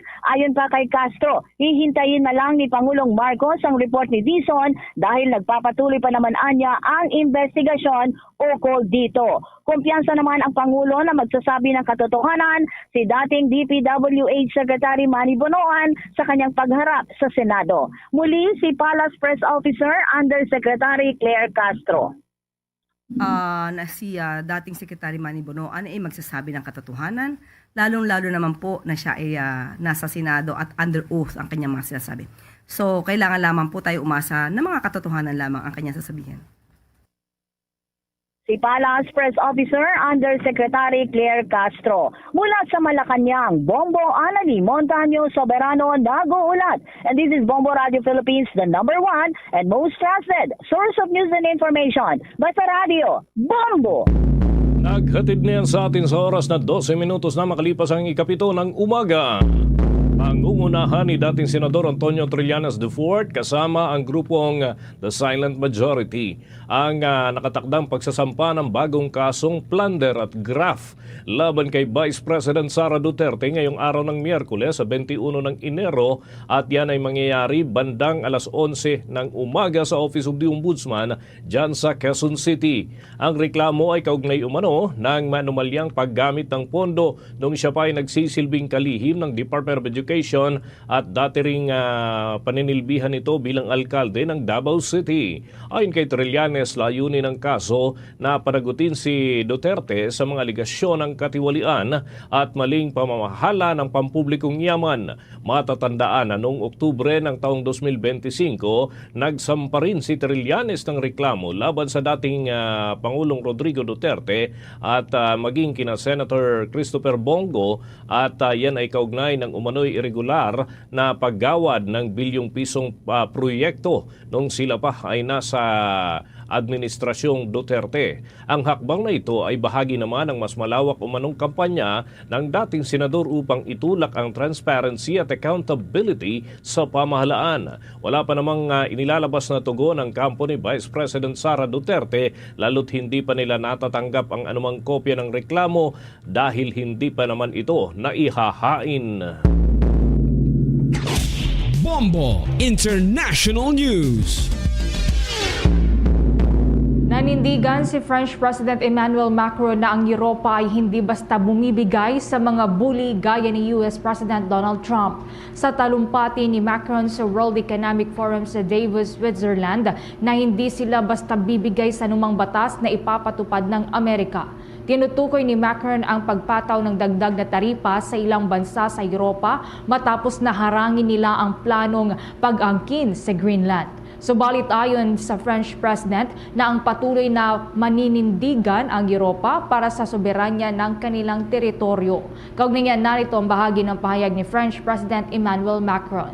Here in the epicenter of this continent, we do believe that we need more growth, we need more stability in this world. But we do prefer respect to bullies, we do prefer science to plotism, and we do prefer rule of law to brutality.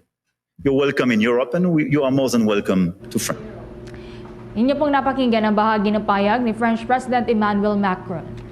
Samantala sa mga karagdagan pang balita sa ibayong dagat, hiniling ng US Department of Justice ang federal judge na ibasura ang hirit ng ilang leader mula sa Minnesota na itigil na ang immigration crackdown ni US President Donald Trump. Nakasaad sa nasabing petisyon na tila walang kwenta ang nasabing hakbang ng mga leader ng Minnesota. Magugunitang naghain ng petisyon ang mga leader ng naturang estado sa US Supreme Court dahil sa pagkalat ng mga immigration customs enforcement. Nagresulta niya sa malawakang kilos protesta ang naganap na pamamaril hanggang mapatay ng mga customs enforcement agents ang isang babae. Papatayan ng karagdagan report mula sa ating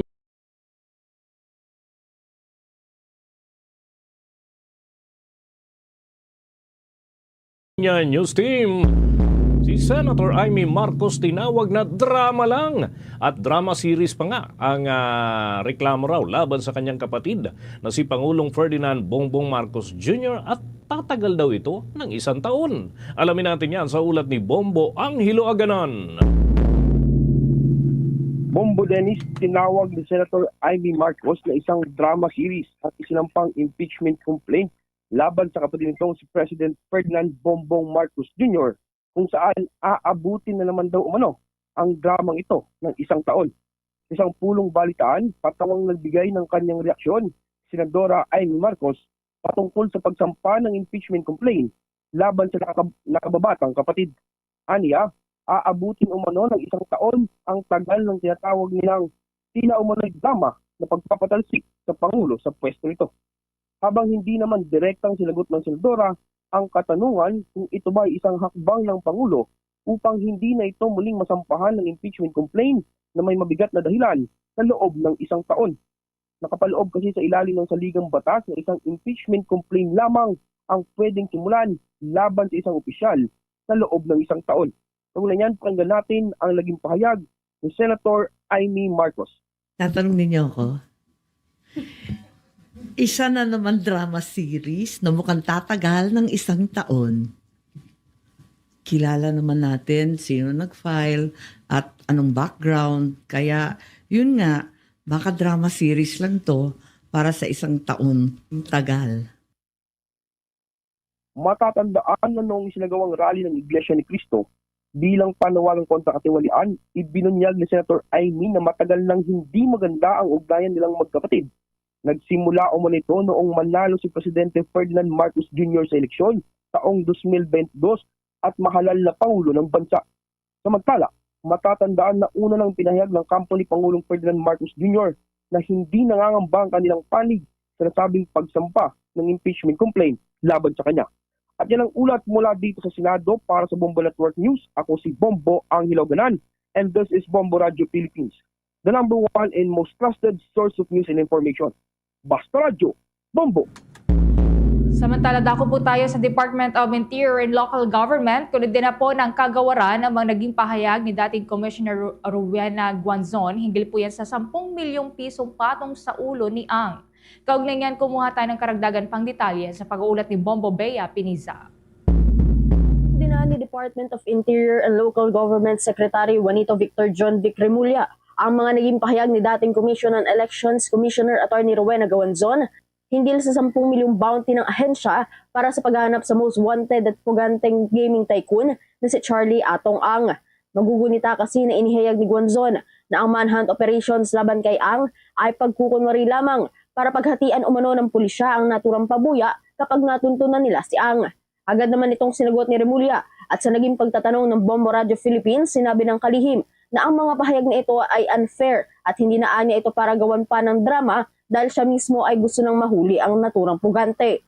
Ang pondo rin anya na pinagkunan sa pabuya ay mula sa kanyang opisina na siya anyang naglalayo na mapabilis ang paghahanap pagpatukoy sa lokasyon nito. Binigyan din ni Remulla na patuloy ang kanilang ikinakasang mga operasyon kung saan natapos na nilang marid at mapuntahan ang 3 lokasyon na posibleng kinaroroonan ni Ang, habang nakatakda namang bisitahin rin ng pulisya ang 4 pang ibang mga lokasyon na siyang mula sa iba't ibang informants. That's a very unfair statement. Yes po. Kung alam ko lang yun, it is into my interest na makuha siya kaagad. Ako naglagay ng bounty yon mula sa funds ng office ko. Ba't ko pa gagawa ng drama yan, di ba? Hindi man ako maarteng tao eh. Kukunin ko yan as soon as I can. Nakatatlong raid na kami in the last 2 days. 3 separate places na may informants nagsabi, all negative. So, we are actively pursuing him kung saan. Meron pang 4 other locations kaming minamatay in the next 2 days na pupuntahan rin namin. Nanindigan rin ng kalihim na lahat ng indikasyon na kanilang nakikita sa ngayon ay nagtuturo na nananatili pa sa loob ng bansa ang puganteng businessman, ngunit hindi rin isinasantabi ng mga otoridad ang posibilidad na makaalis ito ng bansa. Pagtitiyak naman ni Remulla, malalaman ng pulisya kung nasa ibang bansa na si Ang sa pamamagitan ng kanilang malalim na makikipag-ugnayan sa International Criminal Police Organization o Interpol para sa mga posibleng sightings nito sa ibang bansa lalo na sa Southeast Asia. Nakikita namang challenge ngayon ni Remulla sa pag-aresto sa puganteng businessman, ang dami ng pera nito at makabili ng iba pang mga properties at assets si Ang sa malalayong lugar. Sa kabila nito, siniguro ng kalihim na gagamitin ng pamahalaan ang lahat ng kanilang mga resources upang tuluyan ng mapasakamay ng batas ang puganteng businessman.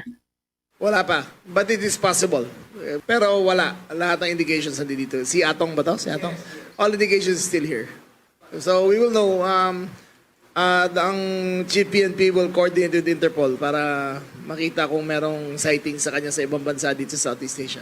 Marami kasi siyang pera eh. So, yung ganyan karaming pera, madali gumawa ng paraan na magtago. Pwede bumili ng mga bahay yan sa malayo na parang Bin Laden yung matataas yung pader. Kaya-kaya na nagawin yan eh. Di ba?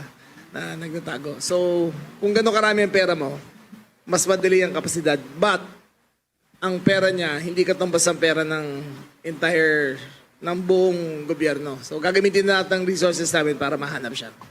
Samantala sa ngayon ay hindi pa rin isinusuko ng kampo ni Ang 6 na firearms nito na sa ngayon ay tinatawag ng loose firearms matapos na i-revoke ng Philippine National Police ang lisensya ng mga ito at ang mismong license to own and possess firearms ni Atong Ang.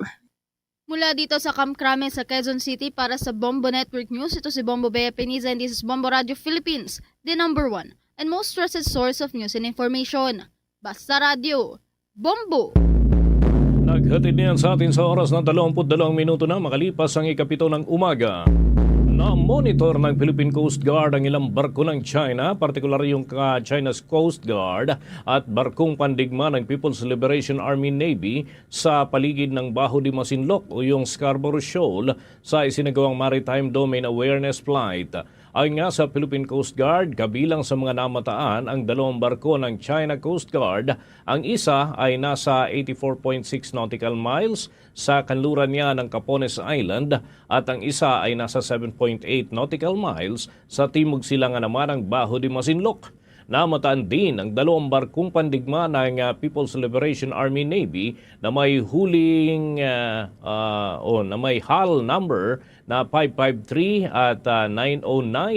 Gayon din ang 5 sasakyang pandagat na pinaniniwalaang kabilang sa Chinese Maritime Militia sa layong 6 hanggang halos 12 nautical miles mula naman sa nabanggit na shoal. Makailang ulit ding inisyuhan ng radio challenge ng barkong pandigma ng Chinese Navy ang Philippine Coast Guard Islander aircraft. Subalit iginiit ng Philippine Coast Guard na ang kanilang operasyon ay alinsunod sa United Nations Convention on the Law of the Sea at yan ay dun sa 2016 Arbitral Award din at ang Philippine Maritime Zones Act na kanilang batayan ng pagpapatrolya. Binigyang diin ng Philippine Coast Guard na ang kanilang pagpapatrolya sa naturang lugar ay patunay ng kanilang paninindigan na protektahan ang pangisdaang Pilipino at ilantad ang umano'y illegal na presensya at mga pruweba ng pananatili ng China sa naturang bahagi ng karagatan na sakop naman ng Pilipinas, at yan ay kaugnay pa rin ng pinaigting natin na kampanya para sa ating sariling pag-aaring bahagi ng karagatan.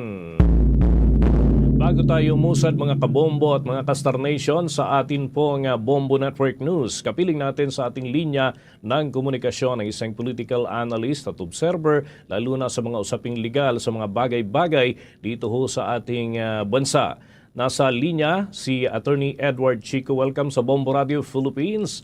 We're nationwide and worldwide, and this is Bombo Dennis Hamito. Together with me, si Bombo Everly Rico. Magandang umaga po sa inyo, Attorney Ed. Magandang umaga po sa inyo. At magandang umaga rin po sa inyo pong mga tagapakinig. Ayun. Unang-una, nagpapasalamat po kami at nakausap namin kayo sa pagkakataong ito. Nais po namin kunin ang inyong panig bilang isa sa mga observers, lalo na sa aspetong legal ng mga bagay-bagay. Itong tungkol sa impeachment case na nakahain ngayon laban kay Pangulong Ferdinand Bongbong Marcos Jr. Way back nung nakalipas na taon, grabe ang ingay nung may naghain po ng impeachment against the Vice President. But itong sitwasyon ngayon parang iba ang atmosphere na ho. Ano ho naman ang inyong pananaw hinggil dito? Well, una sa lahat, itong pagsasampa ng impeachment complaint laban kay Pangulong Bongbong Marcos ay sa bandang huli, kapareho rin ng impeachment complaint na isinampa kay Vice President Sara Duterte. It's a numbers game. Kasi naalala mo, the only impeachment that led to conviction is the one that actually involved the former Chief Justice Renato Corona. Naalala mo na convict siya. And interestingly, after his conviction, may admin case na kumbaga isinumite sa Korte Suprema. At in-exonerate siya ng Korte Suprema. Sabi ng Korte Suprema, alam mo, walang basihan yung mga aligasyon na ipinakulaban sa iyo. So it's as if sinabi ng Korte Suprema, nagkamali dapat ang impeachment court. But, ang sabi ng Supreme Court, be that as it may, hindi namin pwedeng pakialaman ang impeachment court because it's sui generis. Ibig sabihin, it's a class in itself. And at the end of the day kasi, ang sabi ng Supreme Court, it's a political exercise. Ang implication niya, numbers game. So ngayong sinampahan ng kasong impeachment si Bongbong Marcos, ang tanong, may bilang ba laban sa kanya o can he still wield influence over the members of the House of Representatives? Because at the end of the day, they're the ones who would file the articles of impeachment and forward the same to the Senate. I see. Ito lamang, Attorney Ed, naniniwala ba kayo na parang bakuna ito, antidote ka nga, para doon kasi sa ibang mga observer, ito yung sinasabi po nila para hindi mag-prosper yung mas mabibigat na reklamo, kasuhan natin ng mas mahinang kaso. So ano ho ang inyong obserbasyon hinggil dito, yung impeachment na nakahain laban sa Chief Executive? Unang-una sa lahat, speculative yan. At saka pangalawa, kilala ko ng personal yung nag-file, nakausap ko mismo. Isa sa mga matalik na kaibigan ko yan, ayan ay kasamahan ko pa sa fraternity. Tinanong ko siya, meron ba nag-udyok sa'yo? Sabi niya, it was based on his own volition, sarili niyang desisyon ang pagsusumiti niyan. Yung sinasabi nila na mababaw ba yung mga isinampa o mga basihan ng complaint, para ang conclusion nila ginawa yan para ika nga ma-dismiss ito laban kay Pangulong Bongbong Marcos, at syempre covered siya ng 1-year prohibition. So ibig sabihin, if you want to file a case against, you would have to wait for the lapse of the 1-year period. As I said, it's speculative. Pangalawa, as I said, again, it's a numbers game. Nasa Kongreso talaga kung gusto nila sabihin na malalim yan or hindi. It's basically their call. Naalala mo, noong panahon ni Sara Duterte, when the impeachment case was filed against her, wala siyang ginawang tama. Magsasalita pa lang siya, mali na siya. Even during budget deliberations, it was obvious from the very get-go na ang intention nila talaga ay ipitin siya. Pero tignan mo naman, nung budget deliberation nito lang nakaraan, iba na yung rhythm, iba na yung ihip ng hangin.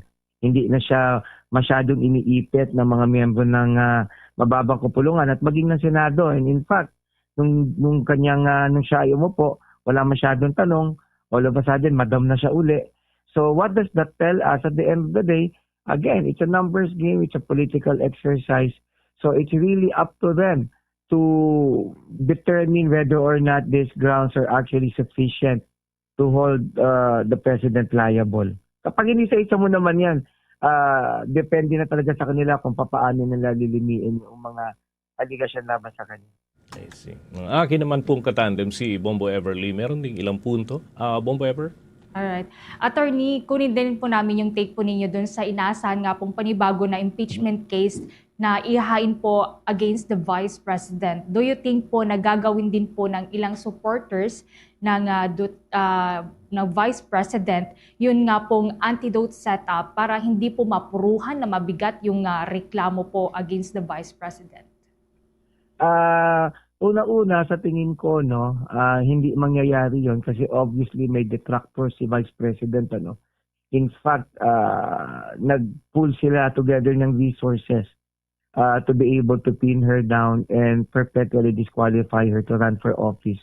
And from the very get-go, nakita mo naman ganyan yung rhythm at meron talagang may gigil laban sa kanya. So sa tingin ko, yung pagsasampa ng impeachment complaint pagkatapos nung 1-year period base doon sa desisyon ng Korte Suprema ay magiging desidido yung mga magsasampa nito. And again, at the end of the day, yung sinasabi natin na may basihan ba or wala, hindi natin pwedeng sabihin yan basta-basta. Tignan mo halimbawa itong kay Bongbong Marcos na lamang, hindi ba? Honestly, mayroong issue ng graft and corruption. Technically, for purposes of filing a plunder case or even a case for malversation, may hirap i-demanda si Bongbong Marcos kasi wala naman talagang direct evidence. Diba? After ng allegation ni Zaldico, wala namang lumutang at magsasabi na meron siya kaugnayan na halimbawa dito sa flood control anomalies. And in fact, yun ang mga binitawan ni Zaldico, wala rin probative value kasi nag-video lang siya. For that to have weight in court, kailangan either mag-execute siya ng affidavit and after that, mag-appear siya personally in court or any proceeding kasi kailangan ng testimonial support. So the mere video is not basically enough for purposes of filing a case in court. However, for purposes of an impeachment, pwede nilang sabihin, pwedeng tanggapin ito. They can basically do that. O yung usapin na halimbawa noong pangalawa pang allegation na halimbawa yung pagpapadala o yung pag-handover ng kustodiya kay Pangulong Duterte sa ICC. Hindi ba? That is actually a legal issue that's not even evidence-based. So technically nga, hati ang mga experts dyan. May nagsasabi, it's illegal precisely because hindi na tayo member state. Pero may nagsasabi din naman na legal yan because we have residual obligation pursuant to an auditor made by the Supreme Court in one decision. So ang point ko lang, hati ang mga eksperto dyan. But pwedeng sabihin ng Kongreso kung talagang ayaw nila sa Pangulo that is actually illegal, we are not a member state anymore, that they can actually come up with antecedent facts that would somehow convince them that the president did something wrong. So basically, ang point ko lang, iba talaga yung tinitignan sa tinititigan. So at the end of the day, yung impeachment complaints laban kay BBM, laban dito kay Vice President, ang interesting na makita dito, sino ang may control ngayon sa mababang kapulungan. On the part of the President, iba yung panahon last year na ang speaker si Romualdez, and in fact, inamin nga nila, di ba, meron ng incentive yung mga kongresista na dumali or lumaban sa Vice President.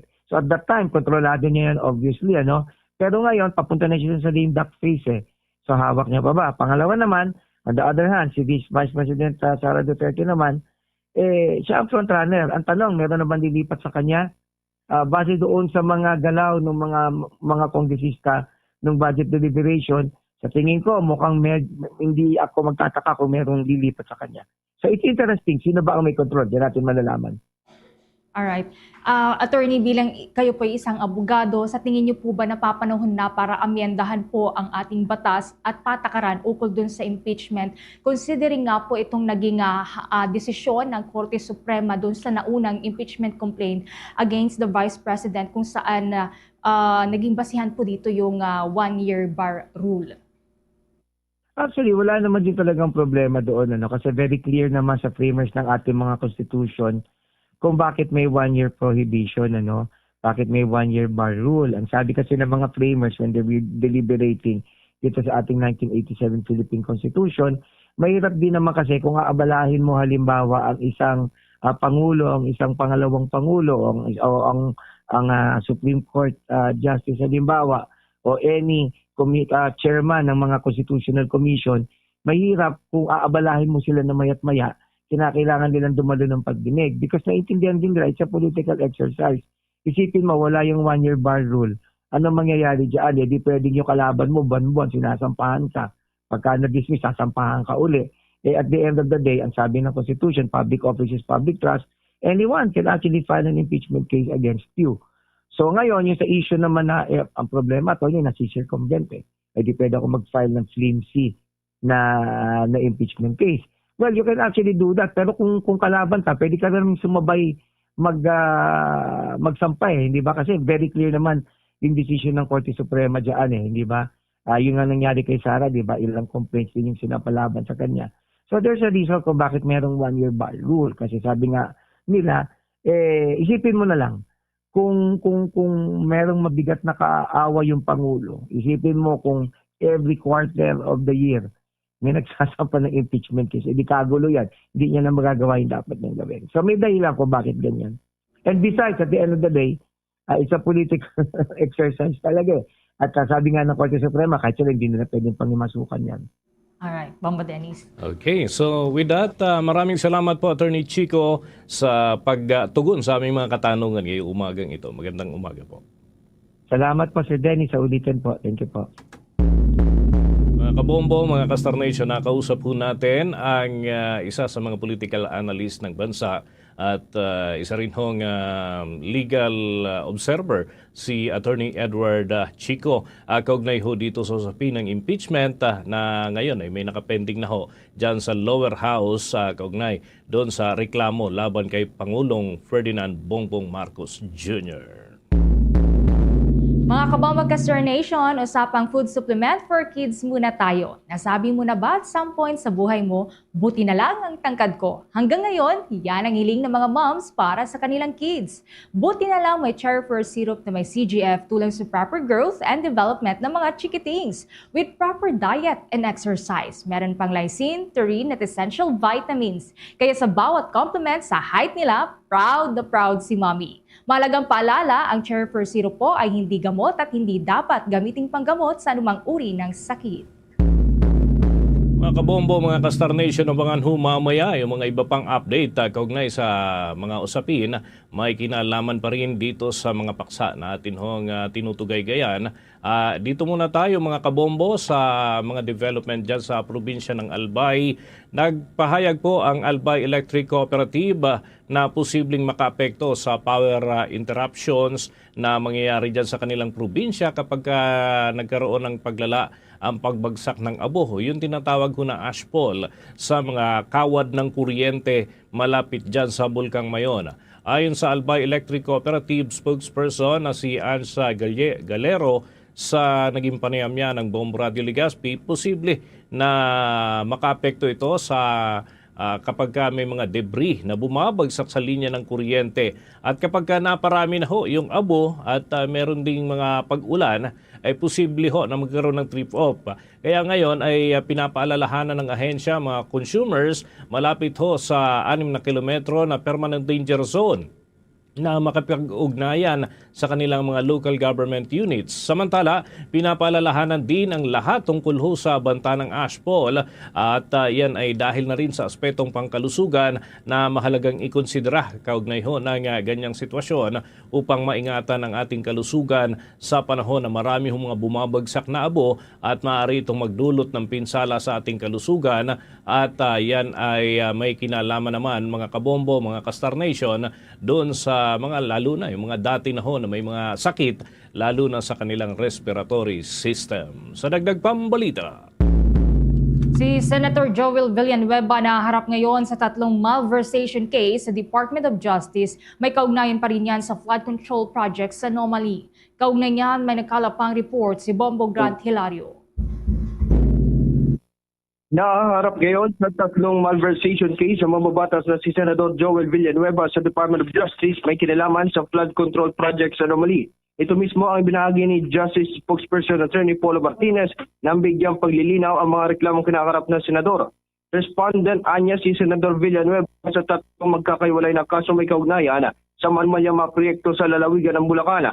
Habang dagdag pa na naturang tagapagsalita na sa naganap na preliminary investigation ng prosecution, kinumpirma nitong naghain na motion ang nabanggit na mambabatas. Ayon kay Justice Spokesperson Martinez, hiniling ni Senador Villanueva na habaan pa ang palugit o magkaroon ng extension sa pagsusumite ng counter affidavit. Ito naman ay pinibigyan ng panel prosecutors at italaga ang huling araw hanggang ika-26 ng kasalukuyang buwan ng Enero. Narito ating pakinggan si Attorney Polo Martinez, ang spokesperson ng Department of Justice.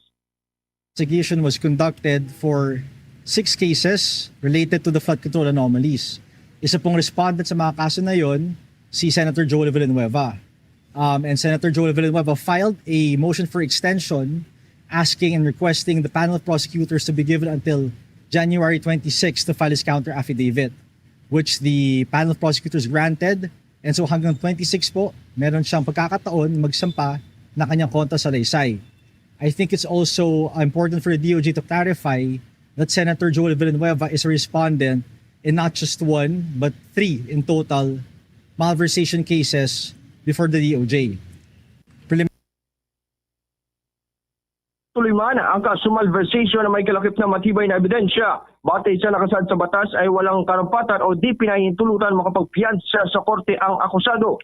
Kaugnay prito, inilahad naman ni Justice Spokesperson Paul Martinez ang mga flood control cases na patuloy na tinututukan ng kagurada.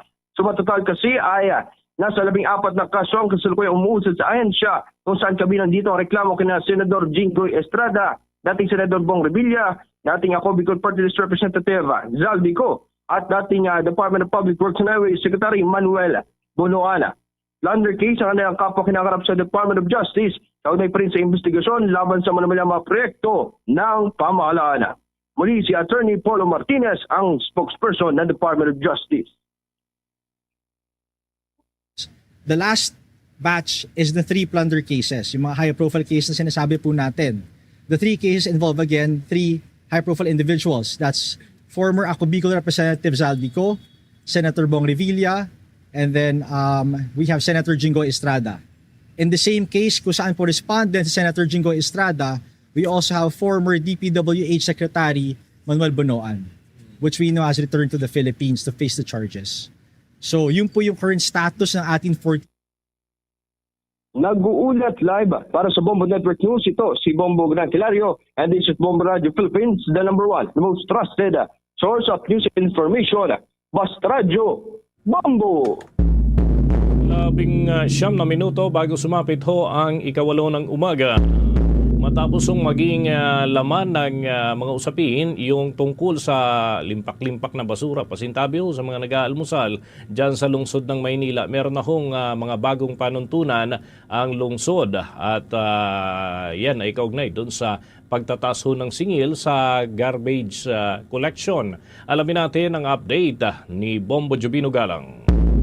Nagtanggol ni Manila City Mayor Isko Moreno ang pagtaas ng singil sa mga garbage collection fees. Ayon sa alkalde na ang pag-aprobahan ng ordinansa na nagtataas sa singil sa mga garbage collection ay isang mahirap din na desisyon. Dagdag pa nito na makikinabang ang mga residente ng Maynila kapag ito ay tumagal. Magkano naman ang nasisingil ninyo sa aming mga negosyante taon-taon laban sa 1.350 billion pesos na bayarin para maging malinis, maayos ang pagkolekta ng basura. Simula 2013, magpasa hanggang ngayon, December 31, 2025, ang amin lamang pong nakokolekta ay 110 million pesos. Inikaya niya ang mga residente at negosyante ng pangunawa dahil ginagawa lamang anya nila ang kanilang trabaho. So mamimili tayo. Kayo po ang humusga sa akin, mga kababayan ko sa lungsod ng Maynila. Kung ito ay mali, I take full responsibility. Wala pong ibang dapat sisihin, kundi ang inyong lingkod. Pinili ko po kayo, tao. At ngayon naman, ay hiningi ko ang tulong ng ating mga naghahanap buhay sa lungsod ng Maynila.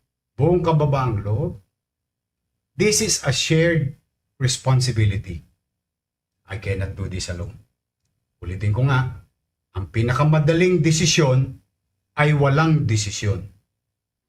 Ako si Bombo Juvino Galang and this is Bombo Radio Philippines, the number one and most trusted source of news and information. Basta Radio Bombo! Sa puntong ito ng ating balitaan, dako na tayo sa ulat ng ating mga himpilan. Diyan sa probinsya ng Albay, yung warrant of arrest para kay Atong Ang, ang nagtatagong negosyante na si Atong Ang, inihain po ng mga tauhan ng pambansang pulisya sa isang farm na pinaniniwalang pag-aari nitong si Atong Ang, partikular ho dyan sa Libon, Albay. May balita ang Bombo Radio Legazpi. Naghain ng warrant of arrest ang mga tauhan ng Albay Police Provincial Office at National Bureau of Investigation laban sa gaming business tycoon na si Charlie Atong Ang sa isang farm sa Libon, Albay. Matatandaan na si Ang ang itinuturing na number one most wanted sa buong Pilipinas na nahaharap sa mga kasong may kaugnayan sa mga nawawalang sabongero. Gayunpaman, ayon kay Albay Police Provincial Office, Provincial Director Police Colonel Noel Nunez, sa panayam ng Bombo Radio Legazpi, hindi nila naabutan ang suspect sa nasabing lugar habang inihain ang warrant para sa 5 counts ng kidnapping with homicide at 6 counts ng kidnapping with serious illegal detention. Nilinaw din niya na matapos nilang matanggap ang kopya, agad silang nakipag-ugnayan sa mga opisyal ng barangay na nakakasakop sa farm at tanging ang caretaker lamang ang tumanggap ng kopya ng warrant. Sinabi ng opisyal na batay sa backtracking ng mga otoridad, napag-alaman na madalas pumunta sa nasabing farm ang puganting si Ang noong panahon ng pandemya na siyang naging batayan sa pagsisilbi ng waranta. Punto pa ni Nunez na dahil hindi nila natagpuan si Ang sa nasabing lugar, nakatakdang ibalik ang kopya ng warrant sa korte nga nagpalabas nito. Nag-proceed po yung mga tropa natin sa area po ng Barangay Pampaw, Libon, para i-serve po yung warrant of arrest against Charlo Atong Ang and 21 others. So then nung naandun na po after ng coordination, nag-proceed na po sila doon sa sa area. Then pagpunta po doon, nag-search sila. After ng searching po doon, wala po doon yung subject natin, kaya po yung kabanggit ko po ng mga warrant of arrest, pinareceive na lang po doon sa caretaker. Mula rito sa impilan ng Bombo Radio Legazpi, ito po si Bombo Eugene Rochan and this is Bombo Radio Philippines, the number one most trusted source of news and information. Basta Radio Bombo. Ang Cebu handa na pong mag-host ng Asian Tourism Forum 2026. Mga kapulisan naman mas hinigpitan pa ang seguridad. Kaugnay niyan may report ang Bombo Radio Cebu. Handa na ang Cebu para sa pag-host ng Association of Southeast Asian Nations o ASEAN Tourism Forum 2026. Ito ang iniulataan ng Department of Tourism. Ayon kay Tourism Secretary Cristina Garcia Frasco na ang pag-host ng ASEAN Tourism Forum ay nagpapakita ng kakayahan ng bansa na tanggapin ang libu-libong delegado mula sa iba't ibang bansa, pati na rin ang pagpoposisyon sa Cebu bilang isang regional hub para sa turismo, pagbangon ng ekonomiya at kahandaan para sa mga ganapang may pandaigdigang antas. Ang ASEAN Tourism Forum ay nakatagdang tipunin ang mga ministro ng turismo, mga matataas na opisyal, mga pambansang organisasyon ng turismo at mga pinuno ng industriya mula sa estadong miyembro ng ASEAN, kasama ang mga kasosyo sa dialogo mula sa China, Japan, South Korea, Australia, Russia at India. Mahigit 5,000 delegado ang inaasahang dadalo, hindi pa kasama nito ang kanilang mga pamilya at mga kalahok sa pribadong sektor. Sa naging panayam ng Bombo Radio Cebu kay Lapu-Lapu City Police Office City Director Police Colonel Antoniato Cañate, napuspusan ang kanilang isinasagawang coordination meeting kasama ang National Organizing Committee, pribadong establishmento tulad ng mga hotel. Nilinaw din ng opisyal na walang ulat ng paniktik tungkol sa mga banta sa seguridad, kaya naman tiwala sila na ang ilang araw na kaganapan na dadaluhan ng mga dayuhang panauhin na nasa matataas na posisyon ay magiging mapayapa. Conduct a series of coordinating meeting with the tourism officers, including the National Organizing Committee ng ating national level. We conducted also mga lateral coordinations with our local government units and barangay officials, and also sa ating mga security managers ng ating mga hotel and resort and restaurants establishment, sir, para sa security deployment this coming Asian Tourism Forum. Mula rito sa lungsod Lawigan ng Cebu, Bombo Jonah Cañete, and this is a Bombo Radio Philippines, the #1 and most trusted source of news and information. Basta Radio, Bombo!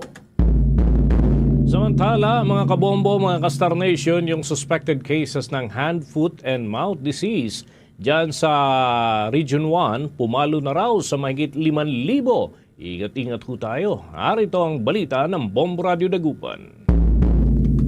Umalo na sa 5,160 na suspected cases ng hand, foot, and mouth disease sa Rehiyon 1 batay sa datos mula Enero taong 2025 hanggang taong 2026.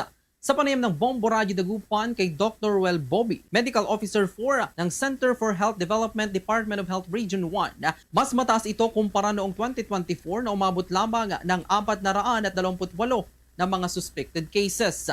Batay sa kanilang surveillance, walang nakita lang pagkasawi sa rehiyon sapagkat madalang din na umabot ito sa pagkasawi. Ayon kay Bobby, madalas tumaas ang mga kaso nito sa tuwing pagsapit ng tag-ulan at nakakapagtala rin sa tuwing pagbubukas ng paaralan. Ang hand, foot, and mouth disease ay isang viral disease na dala ng isang virus na nagdudulot ng pag-ubo at sipon, lagnat, sore throat at masasakit na mouth sore at rashes sa kamay at paa. Aniya, madalas itong makuha sa mga respiratory droplets mula sa mga paghatsing at pag-ubo. Paalala naman niya sa publiko na magsuot ng face mask tuwing pupunta sa matataong lugar at ang parating pagdala ng hand sanitizers. Mahalaga rin anyang palakasin ang resistensya sa pamamagitan ng regular na pag-iihersisyo. At kaya po sa HFMD kasi nagkakaroon po ng painful na mouth sore and rash po sa kamay at sa paa. Usually po ito ay nakukuha sa pamamagitan po ng respiratory droplets. So ibig sabihin kapag ang isang tao po ay infected with HFMD, kapag siya po ay umatching o kaya umubo, meron po siyang mga nilalabas na virus sa loob po ng mga respiratory droplet. Para sa Bombo Network News, mula rito sa Bombo Radio Dagupan, ito si Bombo Oliver Dacumus nag-uulat. This is Bombo Radio Philippines, #1 and most trusted source of news and information. Basta Radio, Bombo! Ang Visayas Grid naman ay sinailalim sa yellow alert status. Kumuha po tayo ng update dyan sa pag-uulat ng Bombo Radio Rojas. Isinailalim sa yellow alert status ang Visayas Grid kagabi, Enero 20. Ayon sa National Grid Corporation of the Philippines o NGCP, ang yellow alert status ay ipinapataw kapag mas mababang supply ng kuryente kumpara sa karaniwan dahil sa pagnipis ng reserba. Sa panayam ng Bombo Radio Rojas kay Mr. Regan Alcantara, Lead Specialist ng Public Relations Department ng NGCP, sinabi niya ang available capacity ng Visayas Grid ay 2,403 megawatts, habang ang peak demand naman ay umaabot sa 2,284 megawatts. Kabilang sa mga dahilan ng pagtaas ng alert status ay ang force outage sa Unit 1 ng Therma Visayas Incorporated coal-fired power plant na may kapasidad na 169 megawatts at sa Unit 2 naman ng Panay Energy Development Corporation na may 83.7 megawatts. Nilinaw ni Alcantara na ang yellow alert status ay hindi nangangahulugang magkakaroon agad ng brownout, kundi isang indikasyon na bumaba ang operating margin ng grid. Dagdag pa niya, patuloy ang koordinasyon ng NGCP sa mga generation companies at Department of Energy upang matiyak na hindi maaapektuhan ang power supply ng mga consumer. With regards sa power supply, we are dependent kung ano yung naibigay or ano yung available na capacity from the power plants. So for the side ng NGCP, what we are doing right now is of course closely monitoring the situation na mabalance natin ang power supply natin versus the demand. So that's what we're doing, and of course if hopefully the other power plants can come back soon, and hopefully we can revert back to the normal scenario as soon as possible. Mula rito sa hibila ng Bombo Radio Rojas para sa Bombo Network News, ito si Bombo Sarah Joy Aload Bautista. And this is Bombo Radio Philippines, the #1 and most trusted source of news and information. Basta Radio, Bombo! Sa harap ng dumaraming kaso ng super flu sa ating bansa, may mga payo ho ang ilang eksperto hinggil sa maaring pagtugon privately ng ilan ho sa ating mga kababayan at yung mga hakbang na personal na pwedeng gawin ng mga tao. Narito mga kabombo, may pag-uulat at panayam ang Star FM Manila. Makakatulong umano para makaiwas na magkaroon ng tinatawag na super flu ngayong taon ang flu vaccine o pagpapabakuna ng anti-flu ayon sa isang medical expert. Ang super flu ay isang mutated variant ng influenza virus A or H3N2 na tinatawag ding subclade K. Ayon sa World Health Organization o WHO, naitala ang pagdami ng kaso nito simula pa noong nakaraang taong 2025 sa 30 bansa kagaya na lamang ng United States, Australia at Canada. Dito naman sa Pilipinas ay lumagpas na sa 70 ang kaso ng super flu ayon sa Department of Health o DOH. Sa panayam naman ng 102.7 Star FM Manila kay Doc Gory Opeña, isang family medicine doctor, sinabi nito na parehas lamang ang sintomas ng super flu sa normal na trangkaso kaya talagang gagana ang flu vaccine para makaiwas dito. Vaccines work. Gumagana, nakakatulong, malaking tulong ang mga bakuna. Huwag matakot magpabakuna dahil napakatagal na po natin ginagamit ang bakuna at alam natin na effective siya. Matagal na tayong may flu vaccine. Bago pa magkaroon ng COVID, may flu vaccine na po. Get your vaccine. Hindi niya pipigilan na magkaroon ka ng sakit pero babawasan niya yung sintomas to the point na hindi siya sobrang magiging problema sa iyo. Early on sa taon, before mag-flu season, before magkaroon ng maraming nagkakaroon ng trangkaso, magpabakuna ka na para yung katawan mo makabuild na ng immunity or makabuild na ng panglaban sa flu virus na ito. At yan ang balita mula rito sa 102.7 Star FM Manila. Nag-uulat Star DJ German Bolero and this is Bombo Radio Philippines, the #1 and most trusted source of news and information. Basta Radyo, Bombo! Bombo Foreign Exchange Update is brought to you by Quinbank Business Banking. Ang batayan ng atin hong foreign exchange rate update ay mula sa data sa pagsasara ng trading nitong nakalipas na araw ng Martes ng hapon at magre-resume naman ang kalakalan mamayang alas 9 ng umaga at para ho dun sa mga magpapalit ng dolyar para sa ating local currency, narito mga kabombo ang ating data. Ang katumbas ngayon ng isang US dollar ay 59 pesos and 46 centavos. Ang Hong Kong dollar naman ay may katumbas na 7 pesos and 62 centavos. Singaporean dollar, 46 pesos, 24 centavos. Saudi Arabian Rial, 15 pesos and 84 centavos. At ang euro ay 69 pesos and 18 centavos batay sa data ng Bangko Sentral ng Pilipinas at Bankers Association of the Philippines. Mga kabombo at mga ka-Star Nation, dapat updated tayo sa mga kaganapan sa Luzon, Visayas man o Mindanao. Maging sa iba yung dagat, matututukan ito sa pamamagitan ng 32 fully digitalized stations ng Bombo Radio Philippines. Maaari po yan tunghayan sa pamamagitan ng Bombo Mobile App, YouTube, TikTok at maging sa Facebook Live. Sa Davao Region, dyan sa Mindanao, available sa Facebook Live ang mga palatuntunan ng Bombo Radio at Star FM Davao. Sa Northern Mindanao, nariyan naman ang Bombo Radio Cagayan de Oro, habang sa Caraga Region, Bombo Radio Butuan, at doon sa Soc-Sargent Region, Bombo Radio Jansan. Pero para sa mga hiligay nun speaking sa Mindanao, nariyan ang Bombo Radio Coronadal. Diyan din po sa may Mindanao area, maaari niyo pong tutukan ang Bombo Radio Malaybalay, ang Star FM Zamboanga, Star FM Dipolog at Star FM Cotabato. At bago po tayo magtapos, samahan niyo po kaming manalangin ng Orasyon Pirata for Peace. God, our Heavenly Father, Lord of peace and justice, we humbly come before you during this time of escalating geopolitical tensions in our part of the world. Through the years, you have sustained our faith in you as a nation.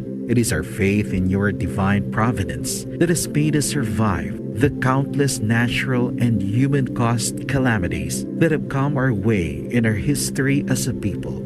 Spare us, Lord, from the horrors of war Hear our pleas as we cry out to you.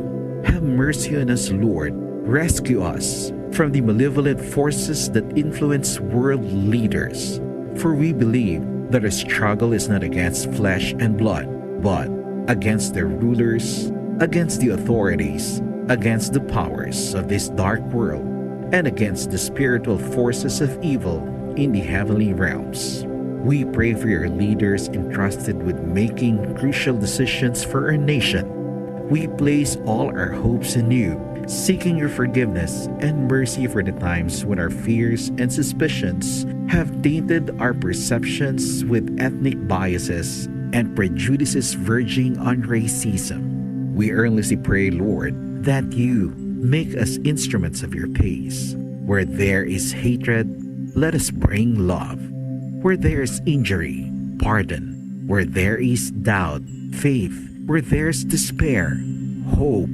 Where there is darkness, light. Where there is sadness, joy. Through our Lord Jesus Christ, your Son, who lives and reigns with you in the unity of the Holy Spirit, God, forever and ever. Amen. Our Lady, Queen of Peace, pray for us. Saint Michael the Archangel, Pray for us. Saint Joseph, Pray for us. Saint Francis of Assisi, Pray for us. Saint Lorenzo Ruiz, Pray for us. Saint Pedro Calungsod, Pray for us. Luzon, Visayas at Mindanao. Yan ang kalipunan ng ating mga balita para sa pang-umagang edisyon ng Bombo Network News. Ang back-to-back winners sa Catholic Mass Media Awards bilang Best News Program. Mula rito sa Bombo News Center, Makati, this is Bombo Radio Philippines, the #1 and most trusted source of news and information. Basta Radio, Bombo! For the most trusted source of news and information, visit our website at www.bomboradio.com. Follow us on Bombo Radio mobile app, Facebook, YouTube, TikTok, and X, formerly Twitter. Like, share, and stay connected. Anytime, anywhere. Kagkaroon sa aton nga mga headline, Senate Minority Bloc nagapagwaman sa nga ila sini kaugalingon nga report.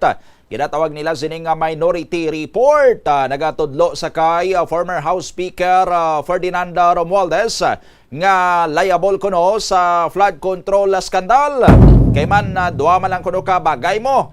Either nga nangin complicit siya o kung nangin konsabugin siya o kung nangin negligent siya o kung nangin pabaya sa iya sining trabaho bilang House Speaker sadto, rason nga nakalusot ining anomalya sa mga budget nga nag-lead sa sining flood control scandal. Sa iban pagkaroon nga mga balita diri sa aton nga pagpangalagad, National Grid Corporation of the Philippines o kon NGCP ginbawi na ang gina-issue sini kapon nga yellow alert status sa Visayas Grid after nga may pila pa ka mga power generators o kon mga planta nga nag-stop ang ila sining operation. Although ay man kuno ini nagakahulugan gid no nga kun ara sa yellow alert ang grid sa Visayas, maluntad na ang mga blackouts or mga brownouts. Pero bilang panginlaman gid lamang ini, kiti syempre kung nag-stop sa operation ang pila ka mga planta nga nag-generate sang power, tinagabuhin ang load man sang power nga gina-transmit sa mga konsumidor. Pero subong gin-lift now kung ginbawi na ini. No, daw na balaka man gamay ang aton sining mga kasimanwa kay man madinagyang kita nga daan subong simana basi ma-interrupt sa mga power interruption. Pero waay man kuno sa dugang pagkaroon nga mga balita diri sa aton nga pagpangalagad, board member John Mondihar na singalan ni Vice Governor Lian Dibuque sa sesyon nila kapon sa Sanggunian Panalawigan. Ini bangod kay gina-call out ni Vice Governor Dibuque ang senior board member. Bangod kay daw out of order na kuno si board member John Mondihar, pero way gid siya nagpasubahara una No, hasta nga tigin na manduan sa ini Vice Governor Lian Dibuking you sit down or pungko na. Pero later on na patch up man ini pero ti balaon tang istorya kon ano gid balaya ang ginbangigan kapon sang Vice Governor kag sang board member sa dugang pagid karon nga mga balita. Iloilo City Anti-Smoking Task Force istriktuhan ang anti-smoking ordinance sa tion sang dinagyang festival, no, kay kun diri sa syudad sa Iloilo kun mga taga diri lang kag nagdugay na diri sa syudad na kita nga nagasunod kita sa sining anti-smoking ordinance way nila parigarilyo sa mga pampubliko sining nga mga lugar. Pero kun may mga bisita halin sa ibang nga lugar kag sa ila way sila sa anti-smoking ordinance, maguhan sila pag-abot diri sa syudad sa Iloilo, masigarilyo sila, may taga-ICAS gali nga madakop sa ila kay bawal sigarilyo sa pampubliko sining nga lugar. Sa iban pagid karon nga mga balita diri sa aton sining nga pangalagad sa banwa sang Igbaras sa Iloilo, controversial karon ang ining ginapasar nga ordinansa sang Sanggunian Bayan sang banwa sang Igbaras kay in order to strengthen kuno sang ila sining price monitoring or monitoring sang presyo sa mga baligya, mga balaklon sa merkado an sa iban sa pasining mga tindahan, gina-fix kuno nila, no, ang ining mga presyo sa mga balaklon dito sandig sa suggested retail prices. Ang SRP ni ang nag-issue sini ang Department of Trade and Industry. No? Ti magsiling ang Department of Trade and Industry nga amo ni ang SRP or suggested retail price. No? Ti dapat hindi man niya sang silinggid nga amo gina ang presyo sang pagbaligya mo, no? Kay sa term pa lang suggested retail price gina-suggest or recommended abi, no? Pero ang natabo sa banwa sang Igbaras kay ang proposed or napasar na rather nga ordinansa ang kasubong nagaset gid sang limit nga hindi pwede nga ngimo sini nga baligya magsobra or maglapaw sa kun ano ang suggested retail price sang Department of Trade and Industry. So for example, abi dira karon ang dilata abida nga sardinas, tagpilahon ang dilata nga sardinas, subong butang tabi may SRP nga 20 pesos. Ti either ibaligya mo ina at 20 pesos nga SRP or manubo pa. Kay kun magbaligya kada karon sang 20 pesos and 50 centavos, ti makaviolate ka kuno sa ordinansa, sarang kaya sini nga mamultahan. Ang among nga ordinansa sang ginpasar sang Sanggunian Bayan kag syempre ti ang mga local ordinances ni pareho man na sa mga national laws naton nga ang naga-aprobar gid sina ang local chief executive, no? So ipasar sang legislative body, in this case ti ang Sanggunian Bayan sang banwa sang Igbaras, ipasar nila and paaprubahan, papirmahan sa local chief executive sa mayor. Ti pag-abot kuno sa kay Mayor Jovic Escorpion, initially ginveto ini ni Mayor Jovic Escorpion, no, ginveto niya kay ti as a lawyer, no, si Mayor Jovic Escorpion nakita niya nga daw hindi sang amo kunong ordinansa. Nagapati si Mayor Jovic nga hindi pwede nga amo ni ang aton sini nga mangin lokal yang ordinansa or layi nga ipatuman aton ri sa aton sini nga banwa kay way sang basis ini sa aton ni sini nga layi nga ang LGU maset sang fixed nga price abi sa mga produkto. Nga even ang national government, why man yan nag-set sina, no? Ang DTI magsiling nga suggested retail price, hindi man nayabot silingon nga amo na ng required or mandatory nga price. No? Tigin bito, why ginaprobahan ni Mayor Jovic Escorpion, pero ang Sanggunian Bayan, pagbalik sang ginbito nga ordinansa sa Sanggunian Bayan, no? ti pwede iya nga ma-overrule or ma-override sang legislative body ang veto power sang executive kung gusto ginila sini nga ipasar.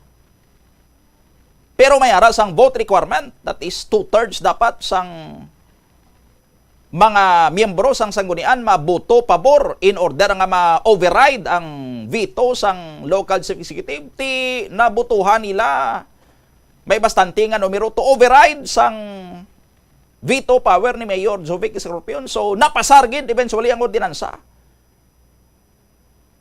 Ti inog-implement sunod diri sa January 23 or as per information, mag-take effect siya sa January 23. That is on Friday na ang ini nga ordinansa. No? So, nangin mainit ini karon ang diskusyon man sa mga taga Banwa sang Igbaras, no? Mga pumuluyo kag mga opisyalis Manila regarding sa sining nasambitan niya karon nga ordinansa kag amangin impact sini sa mga ordinaryo sini nga mga negosyante. So isoryahan na nato na karon sa aton sini nga pagpangalagad kay may kaupod naton diri ang author gid mismo sang ordinansa, si Sangguniang Bayan member Fatima Ebanen, sa ilaman niya sining katuyuan, no, kag sa ila sini karon yang pag tindog man sa sining ordinansa nga para sa ila ti balido gid ini kag ti way sang may mahimo si Mayor Jovic Escorpion kundi ipa-implement sa Banwa ang nasambitan niya karon nga ordinansa. So isoryahan ta na karon dugan diri sa aton sining nga pagpangalagad. 10 minutos ang nakaligad sa takna nga alas 8 sa aga. Ang minority bloc sa Senado nagpagwa sang ila sining report, no, minority report. May ara man niya sila sang ila kaugalingon nga findings sa sining mga investigation, inquiries nga ginapatigayon in line sa flood control scandal. No? Kundi sa Senate ya subong ti ongoing ang Senate Blue Ribbon Committee inquiry headed by Senate Blue Ribbon Committee Chairman Senator Panfilo Ping Lacson. Padayon ini, no, nag-resume subong nga tuig, subong nga January sang nagligad sining adlaw. Nag-resume, no? Ti why pa ni ma-terminate or why pa ni matapos ang ining inquiry sang Senate Blue Ribbon Committee kay ti sa proseso sa Senate kung may ara sa mga subjects abi sila sang Senate inquiry, no? Eventually ma-deliver ina sila sang ila sining nga report. Ti maka-deliver lang ina sila sang ila sining nga report kung matapos na o kung ma-terminate na nila ang ila sining inquiry. But in this case, TY pa, ongoing pa ni ang inquiry kantay Senator Ping Lacson. So why pa iya sila sa maging submit sining nga report? No? Kumbaga, siyempre di pa sila makasubmit sang report kay why pa nila makuha gid ang tanan nga gusto nila sining nga makuha as much as pwede nila sining nga makuha para nga maka-render sila sang kumpleto sining nga report. So why pa na? No? Pero ang Senate minority ang minority bloc or ang grupo dira sa Senado nga miyembro sang minority, no, ang hindi iapin kanday Senator Lacson kag Senate President Vicente Tito Soto, may ara na ya sila sang ila sining nga report. Kag voluminous ang ila sining nga report, no.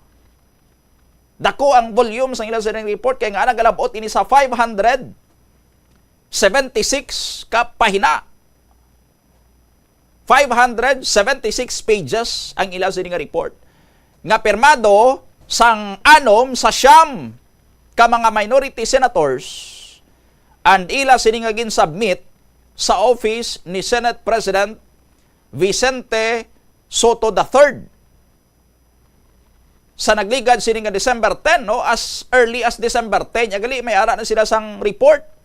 Pero na pabalo lang kita sini ang publiko nga ari na ini sinila nga simana, no, kahapon lang gani ini gin-release sa mga katapusang media ining 576 kapahina nga report, no. So ano-anohon mo lang kabasa ni ang 576 ka pahina sining nga report. as far as ang mga minority senators are concerned, balaan na yan nila mo kung sino dapat ya ang tukbulon, ang sukton dira sa flood control scandal. Ang Senate Blue Ribbon Committee ya subong kamang pa kung paano nila tapuson ang ila sining inquiry kag para makarender sila sang report kag kung anong mga recommendation nila sinadra. No? Ti ang Senate minority nga why man gani sila nagkandak sang ilagi nga kaugalingon nga investigation kundi nagaupod man sila sa Senate Blue Ribbon Committee. Naka-render na sila sang ila sa report, no? Meaning mas madasig yang hulag sang mga minority senators.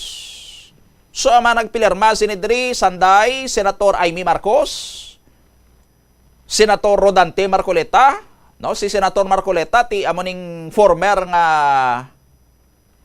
chairman sang Senate Blue Ribbon Committee at basi dito basi sang time yang si Senator Marcoleta sang sila pa ang nagahawid sang Senate Blue Ribbon Committee basi dito pa lang yan nakakuha na sila sang bastante nga mga detalye, impormasyon para nga makapin down sila kung sino gid ang ilang sining ipin down sa flood control scandal. No?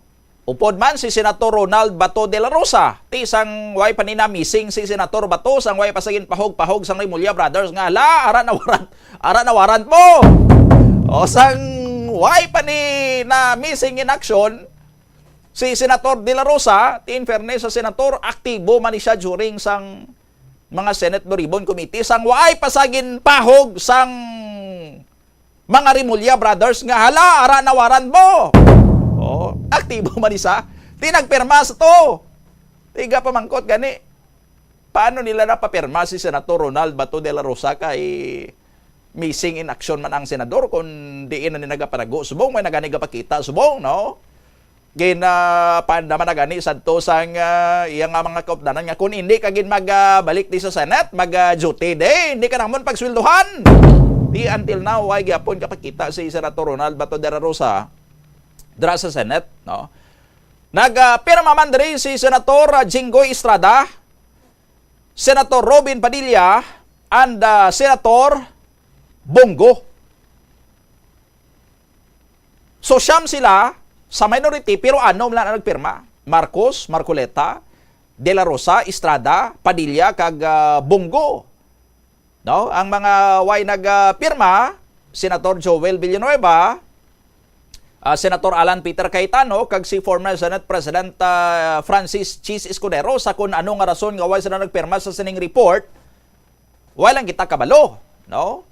Kung why sila nagpirma sa report kay hindi sila kumbinsido, hindi sila believe sa minority report nga ini, kag hindi sila gusto nga may kabahin sang sining report nga ini, or why lang sila tsansa nga makapirma kay basigin dali-dali, no? Basta why sila makapirma sa aton sining nga mga kabumbo. By the way, ari ang kabahin bala, no, sang sining report nila dra kay na engineer ang may pangalan ina sang mga senador nga nagpilirma, no, ining Senate Minority Report Investigation of the Committee on Accountability of Public Officers and Investigations or the Blue Ribbon. So ginkuha nila sa Blue Ribbon Investigations man nga na-attenda nila, no? Tiara dra Senator Alan Peter Cayetano, minority leader, pero why na sang permada si Senator Alan Peter Cayetano, si Senator Rodante Marcoleta, ti may pirma, si Senator Joel Villanueva, why man sang pirma, si De La Rosa, may ara sang pirma, si Senator Estrada or Jinggoy Estrada, may pirma, Senator Bongo, may pirma, Senator Amy Marcos, may pirma, Senator Robin Padilla, may pirma, pero si Senator Francis Chis Escudero, wala sang pirma, no, sa aton sining mga kabumbo. So 6 out of 9 basi maka-provide man sa ila sining explanation ining tatlo ka mga senador, Escudero, Villanueva, and Cayetano, kung nga away sila din nagpirma, minority na lang gani sila, gamay na lang gani sila, siyam na lang gani sila against sa majority sang Senate, tapos hindi pa magpirma ang iban, no? Kung bugos ang ilang sining nga persa nga siyam, minority lang gani gyapon sila, tapos ang ilang nga mga kaupdanan sini nga tatlo hindi pa gid magpirma araw-araw pa, no? Anong rason yan ni Senator Cayetano, no? Ara makita nyo sa aton sini nga mga kabumbo, blanco ina dra ang ibabaw sang pangalan ni Senator Alan Peter Cayetano, kay ti dra tani siya mapirma, unlike dra sa kay Senator Dante Marcoleta, ti may pirma siya da pero ginlor lang inadra ang perma ni Senator Marcoleta kay basi ilog-ilogon balas ang iban engineer kag kung mailog nila mapirma-pirma sila kung mabi sila si Senator Dante Marcoleta kay ilog nilang perma ni Marcoleta mo. Araman kay Senator Joel ti blanco man ang babaw sang pangalan ni Senator Joel, meaning why siya makapirma, no? Pirma gani si Senator Bato nga missing in action ni karon, no? Araw-araw pa nga si Cayetano, si Villanueva kag si Escudero ga pahangin man na di sila. Ay sila nagpirma sa report sa ilang nga mga kauptanan, no? Sa aton sila nga mga kabombo, ang next page na dara engineer ang no, ang Ara Estrada may pirma, Senator Christopher Lawrence Bongo may pirma, Senator Amy Marcos may pirma, Senator Robin Hood Padilla may pirma, and Senator Francis Chis Escudero, minority member, waay sang pirma. So ano ang gist kumbaga sang sining more than 500 pages nila sining nga report? To simply put it, ginatudlo nila diri si House Speaker Martin Romualdez nga amo kuno ang dapat manabat sa flood control scandal. Meaning siya yang kasuhan siya ang lagson, siya ang prisuhon, no? Kung mapriso sa tipa doon to sa sakay former Senatora Bong Revilla sa Quezon City Jail. Kay si Senator Revilla dito na gin-remit sang Sanigan Bayan sa Quezon City Jail, ang selda niya to kuno. Hindi sa sang solo niya lang ang selda, kay daw pulo kuno to sila sa isa ka selda. No? So may iban nga mga kaupdanan to nga mga priso man si former Senator Bong Revilla. Kung mapriso si former Speaker Romualdez, unsi na sila. Kung dito man sa i-remit sang Sandigan Bayan. So mani dapat kuno i-hold liable or si Romualdez ang liable. Kay duwa lang kuno kabagay, either complicit siya, meaning konsabo siya, or may partisipasyon gid saya sa anomalous flood control scandal, or negligent sa saya sining nga trabaho as head sang lower chamber or as head sang House of Representatives, meaning why ginubrang iya sining nga trabaho as House Speaker sadto. That's why nga nagpinagusto ang mga tao under sa iya kanday former or resigned ako Bicol Party List Representative Saldico, ang iban pa nga mga contractors nga nagpinagusto lang ka pinang-inserto ka tursi sang budget nga nagresulta sa malapnagon sining korupsyon sa mga flood control project sa aton sining mga kabombo. In fact, sa ila sining report may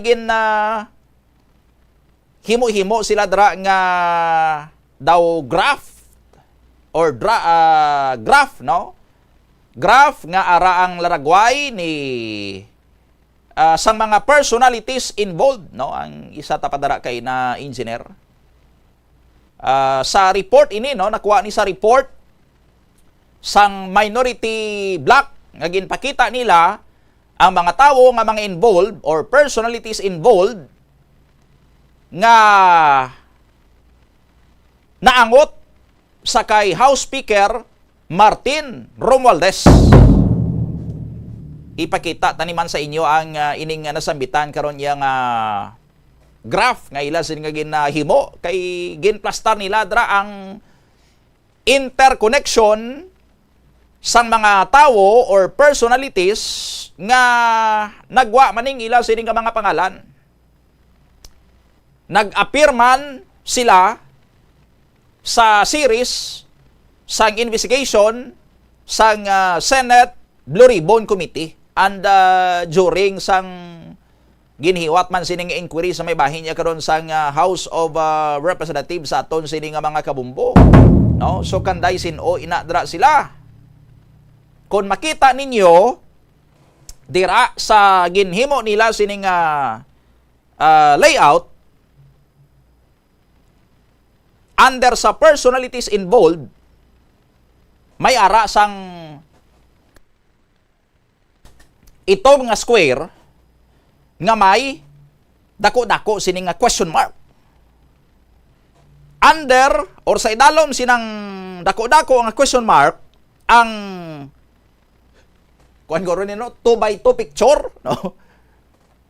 2x2 picture or portrait ni former speaker Martin Romualdez, no? Makita nyo da may ara sa mga arrow. No, sa babaw sang ulo ni Speaker Romualdez, ang arrow nagatudlo dito sa babaw sa square nga itom nga may dako-dako sini nga question mark. Di makita nyo da sa palibot ni Speaker Romualdez may mga tawo. Sa left side niya ara ang mag-asawa sini nga Diskaya, no?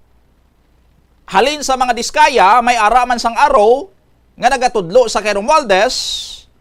May araw nga nagatudlo sa kay Zaldico nga ara sa idalom ni Romualdez, nga sa ulo ni Zaldico may araw man nga nagatudlo sa kay Romualdez, meaning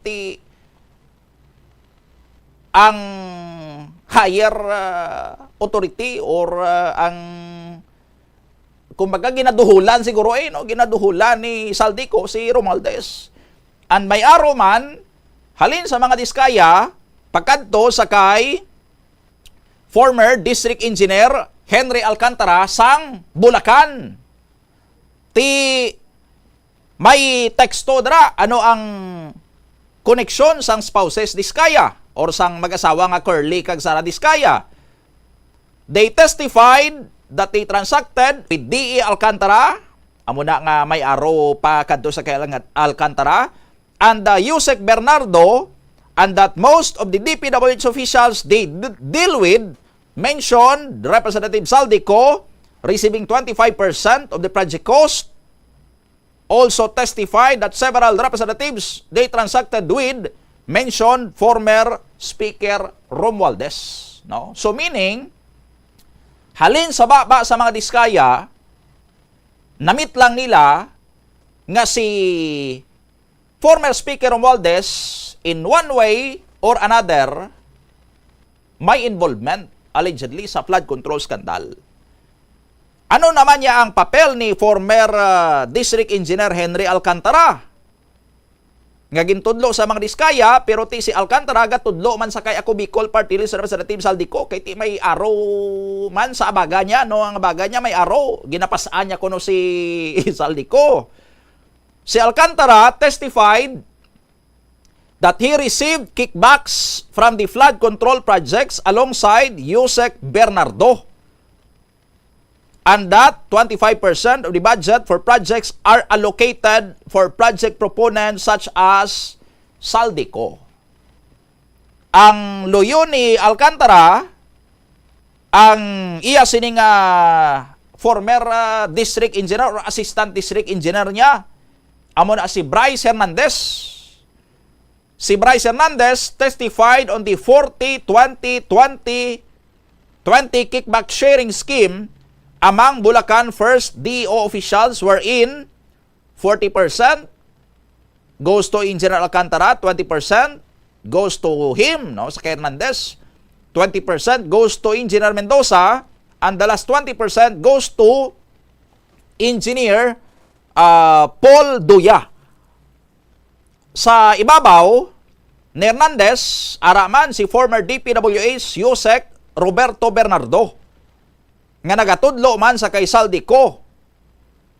Nagtestify siya nga si D. Alcantara told him, no, nagsugid sa iya nga si Zaldico nagapangayo sang 25% komisyon, 2% of which was to be shared equally between him and D.E. Alcantara. Then tisbabaw niya amo na si Orligo Tesa, amo ni ang witness nga gin present nanday Senator Rodante Marcoleta nga ang testimonya naman niya ni Orligo Tesa, nagsugid siya nga nag-deliver siya sa mga luggages nga may unod nga cash, no, ato mga maleta to bala nga may unod nga cash sa halin sa kay saldi ko, no, ginpadala ko no sa ilang saldi ko idulong sa kay Congressman Romualdez sa iya sini nga balay didto sa may Taguig. Ang term pa nila sadto nga gingamit sa mga kwarta nga ginalulong so kuno sa kay former Speaker Romualdez, basura. No, mga basura kuno ang ginadeliver nila sa kay former Speaker Martin Romualdez. So on those testimonies, halin sa mga diskaya, former DPWH officials, and ang ila sining delivery man nga si Orligo Tesa, no? Ang interpretation sang minority bloc is that all arrows point to Romualdez. Gatudlo tanan sa kay Romualdez ang istorya kung tahion kuno bala tanan ti ma-pinpoint sa kay Romualdez nga may sarabton sa flood control scandal, pero the buck doesn't stop with Martin Romualdez. Kay may ara pagani isang sa uluhan niya nagatudlo ang araw sa dako-dako nga square, ito nga square nga may dako-dako sini nga question mark. Di meaning may mas mataas pagin sa kay Romualdez, no? Way na nilagin pakita da ang 2x2 picture ni President Bongbong Marcos. Kung si President Marcos ang iladra nga gina-insinuate nga amo ang unta pagidyan ni Romualdez, no? Nga eventually ti amo na hindi lang si Romualdez ang lagson, kundi may isa pagid nga mas mataas pa sa kay Romualdez. Ti sinong mas mataas pa kay Romualdez? Alangan si Senator Tito Soto, no? Alangan si former Senate President Chis Escudero. Alangan si Vice President Sara Duterte Carpio. Ti sino pang mas mataas sa iya kag ginatudlo man sang mga ara sa oposisyon nga dapat man madabat diri ultimately ti ang commander-in-chief, ang chief executive, ang presidente, pero ginbilin ng anay isang minority bloc sa ila sining report nga blanco, may dako lang siling question mark, no? May pahaging lang na siling nila ti magluwas kay Romualdez, may ari pa ni isang isa katawo nga ginadelibera niya kumbaga sa aton sini iya nga mga kabombo and sinuayhan ina nga tawo, no? May mga suspitso kita, pero ti tugyan tani sa Senate minority bloc ang pagtumod, no, kung mabuksan na ina, no, ang black square with a big question mark, sinuayhan kay sinuayhan nga 2x2 picture ang magagwadra sa aton sini nga mga kabumbo. 32 minutos ang nakaligad sa tak ng alas 8 sa aga diri sa aton sini nga pagpangalagad. Inline man sini kag sa pila karon ka mga latest mga development sa national. May kaupon naton diri sa aton sini nga pagpangalagad subong aga. Isa ka constitutional law expert and political analyst, no, sa ating linya. Makakasama natin live via Zoom si Attorney Michael Henry Yusinko. Attorney Yusinko, sir, good morning po. Welcome sa Bombo Radio Iloilo. Kasama nyo si Bombo Doni. Magandang umaga sa iyo, Bombo Doni, at magandang umaga sa lahat ng mga nakikinig at nanonood sa programa mo ngayon. Yes, Attorney Yusingko, since first interview natin ito ulit ngayong New Year, this January, so hindi pa naman siguro late pag nag-greet ako sa inyo ng, ng Happy New Year. At hindi lang na New Year, no? Kasi lumalabas ngayon na parang ano na siya, impeachment season. Kasi may mga umuugong na mga issue sa impeachment. The first impeachment nga na na-file at first din sa during sa Marcos administration, yung na-file sa kay President Ferdinand Bongbong Marcos Jr., may impeachment complaint na sa House. And syempre yung sa kampo na mga kapartido ng administrasyon ay may mga nagsasabi na rin na magpa-file din ng impeachment by February sa kay Vice President Sara Duterte Carpio. Siguro yung mag-i-encapsulate nitong season na ito, yung sinabi ni Senator Amy Marcos na this will be 1 year na naman, no? Na 1 year long na drama yung mga impeachment na ito. Did you expect na ganito yung mangyayari ngayon bagong taon, Attorney?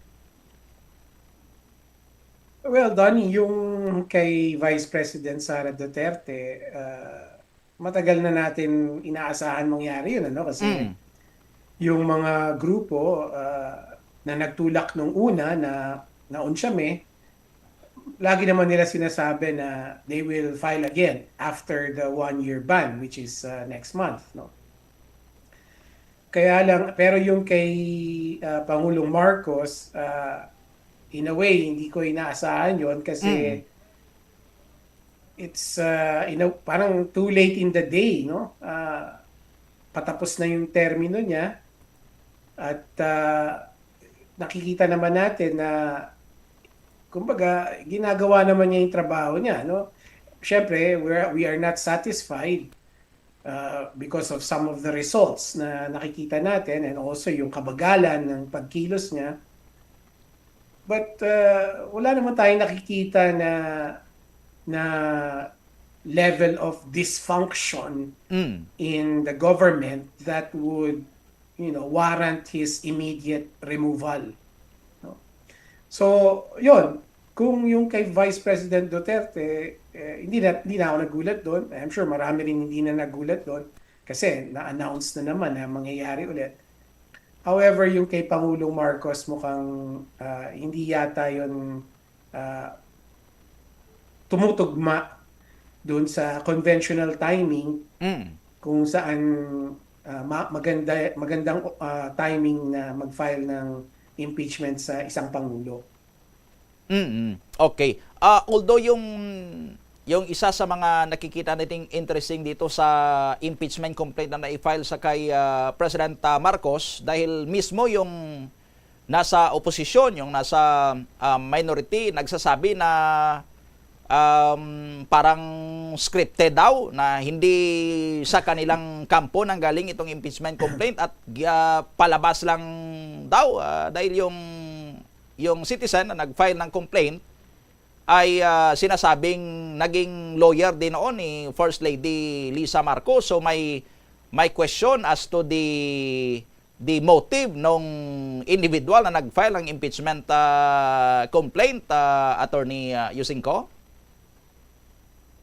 Well, those are valid concerns, no? So dapat siguro i-consider yung punto na yon ng House, no, ng Secretary General, kasi right now under the rules, under the procedures, yung SecGen ang magi-evaluate muna, no, nung impeachment complaint, that he will determine if it is sufficient in form and substance, no, yun muna. So kung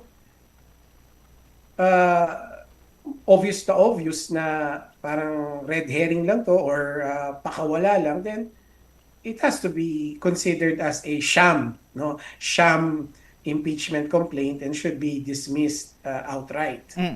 So it is a valid concern na dapat i-consider ng Secretary General ng House of Representatives. Okay.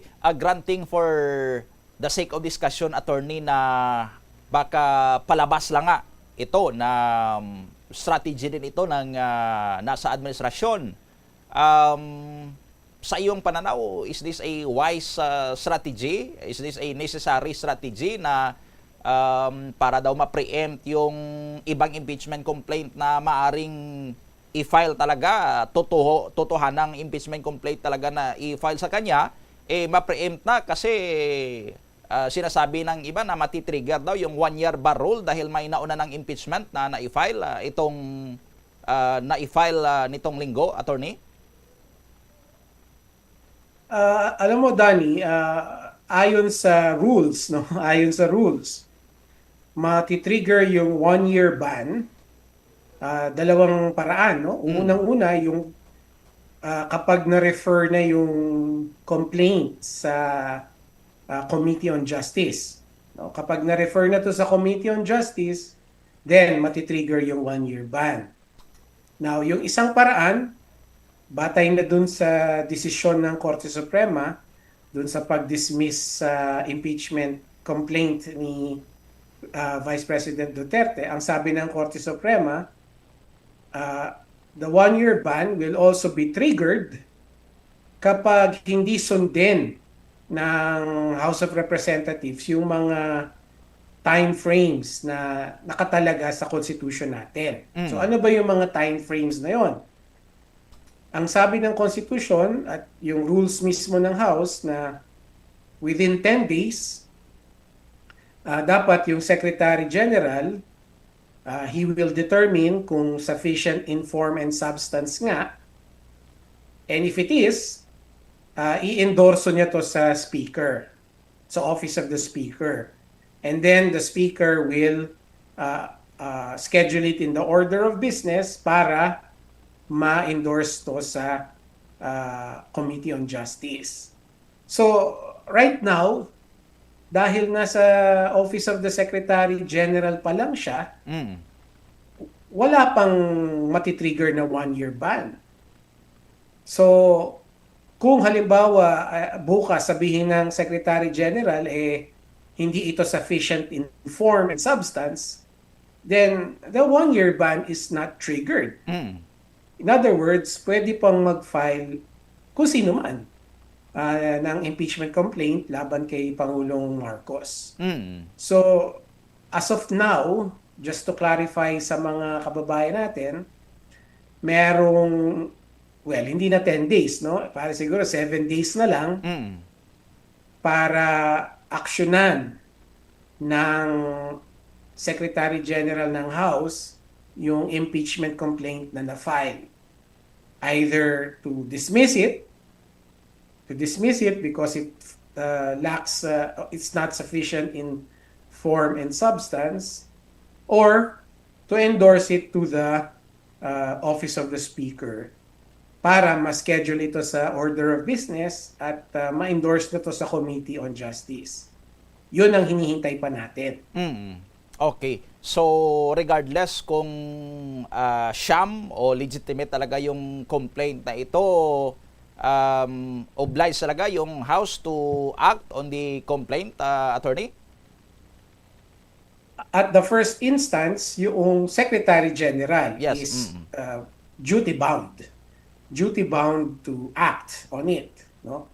Hindi ito discretionary. Yung nga sabi ng Korte Suprema, hindi ito discretionary on the part of the Secretary General and the Speaker. Kailangan nila to aksyonan. So dalawa ang desisyon na hinihintay natin.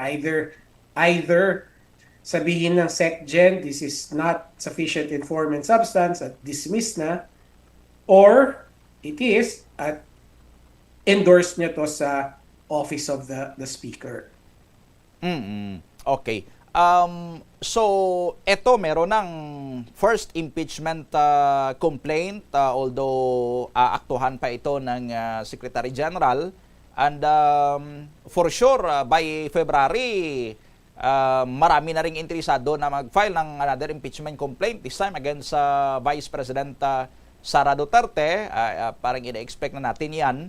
So, sa practical side, pwede ba ito, Attorney Yusinko, na dalawang impeachment complaint yung maiain against different individuals dyan sa House, and eventually if nag-prosper ito doon sa Senate, paano kaya nila gagawin ito, Attorney? Well, on the practical side, sabi mo nga, pwede naman, no? Kasi hindi ipinagbabawal, no? Wala naman explicit prohibition sa saligang batas natin na nagsasabi na isa lang ang pwedeng one at a time. impeach, no? So, hindi naman ganoon ang rules natin. Now, kung ako tatanungin mo, hindi advisable 'yon, no? Hindi magandang pangitain 'yon para sa bansa natin. Kung both the president and the vice president are being impeached, no? Kasi I mean, common sense lang, 'di ba, na kung mangyari 'yon, di gugulo ang gobyerno natin. Gugulo yung administrasyon, yung executive branch, at lalong gugulo yung legislative branch kasi syempre ang utak nila, ang kanilang resources and their efforts are concentrated on the impeachment, no? Na highly volatile at ma-heighten na naman yung partisanship, lalo na sa House. So, hindi magandang pangitain yon para sa bansa natin. Kahit na ba, hindi ito pinagbabawal ng konstitusyon, hindi naman ibig sabihin ay gagawin na natin, hindi ba? Kasi alam natin, kapag mangyari yun, labis na gugulo ang ating gobyerno and potentially gugulo ang ating lipunan. So, ayaw natin mangyari yun. So, considering na may ganito pala, posible pala yung ganitong senaryo na simultaneous na maaring mag-handle ng dalawang impeachment complaints against two impeachable officers, yung House and yung Senate, may maaari bang magawa tayo, ma-amend yung ating saligang batas in order na ma-prevent yung magnitude ng impact, ng disruption, ng ganitong senaryo sa ating bansa, Attorney Yusinko? Well, again, pwede yan. Kaya lang, syempre, you have to amend the Constitution and that in itself is a big undertaking, no? Yes. A very volatile undertaking din, no? So, in this moment, ang dapat siguro manaig sa ating lahat, including our politicians, is yung public interest. Right? So they have to ask themselves, is it in the public interest to pursue itong mga impeachment proceedings na to? When we know for a fact, based on our history, na ang impeachment ay mas nakakagulo lang. Right? Hindi naman ito nagdudulot ng pagbabago. Di ba? Ganun. Tingnan mo, Donnie, kung natatandaan mo, baka bata ka pa, di ba? Nung na-impeach si Pangulong Estrada. Yes. Okay? Nagkaroon ng trial. Kaya lang naudlot, no? Nagkaroon ng people power. Napalitan ni Pangulong Arroyo. Anong nangyari? Ganun ulit, di ba? Si Pangulong Arroyo nakasuhan din ng plunder nung natapos ng term niya. So, natuto ba yung mga pinuno natin doon sa pag-impeach kay Pangulong Estrada? In the same way, ito, mas magandang halimbawa, na-impeach si Chief Justice Corona. Natatanda mo yon, Yes. panahon mo na yon. Bakit siya na-impeach? Dahil sa mga hindi niya ginawang tama regarding his SALN. Right? Natuto ba mga tao, natuto ba mga public officials natin after that? Hindi rin. Kasi yung mismong ombudsman na dati, di ba, ang nagsabi na hindi dapat ipakita ang SALN. Hindi dapat i-publicize ang SALN. And yet, that was the very lesson nung supposed to be nung impeachment ni Chief Justice Corona na dapat ilantad ng mga public officials natin ang salin nila. Right? So, alam natin na ang impeachment ay hindi nakakadulot ng mga pagbabagong gusto natin. So, we should be asking ourselves na is it still in the public interest na gawin natin tong mga ganitong aktibidades knowing fully well na wala naman ito madudulot na pagbabago or benepisyo para sa taong bayan. Okay.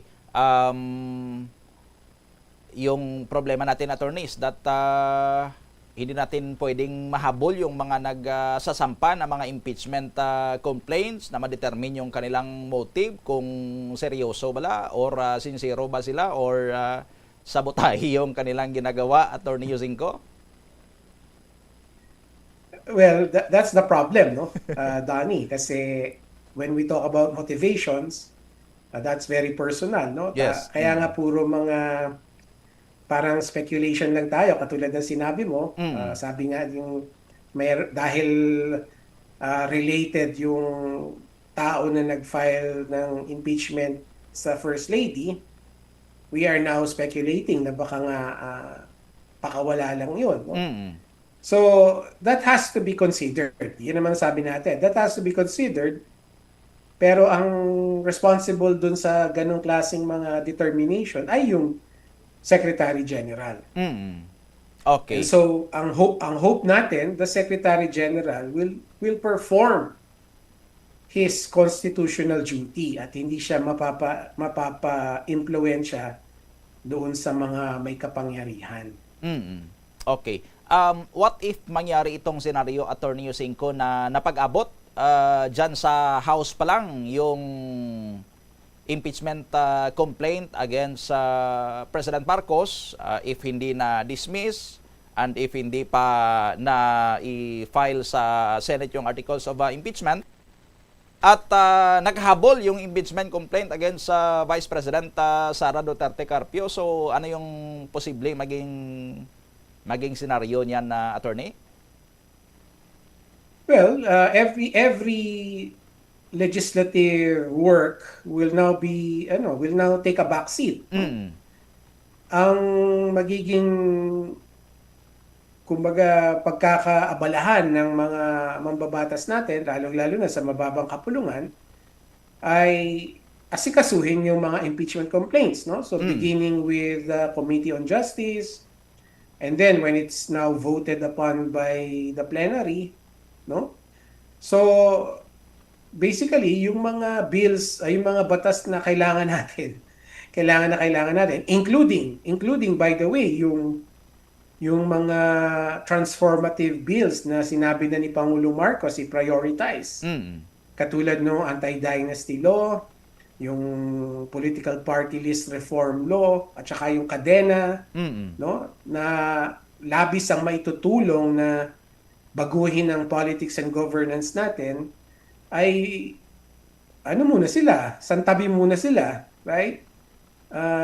Kumbaga, ang priority ay yung mga impeachment. So, in the way, parang lugi na naman tayo. Lugi na naman yung taong bayan kasi mas makapagdudulot ng pagbabago sa politics and governance natin, yung mga bills na yon, yung mga nabanggit ko na sabi na nga mismo ni Pangulong Marcos ay prioritize.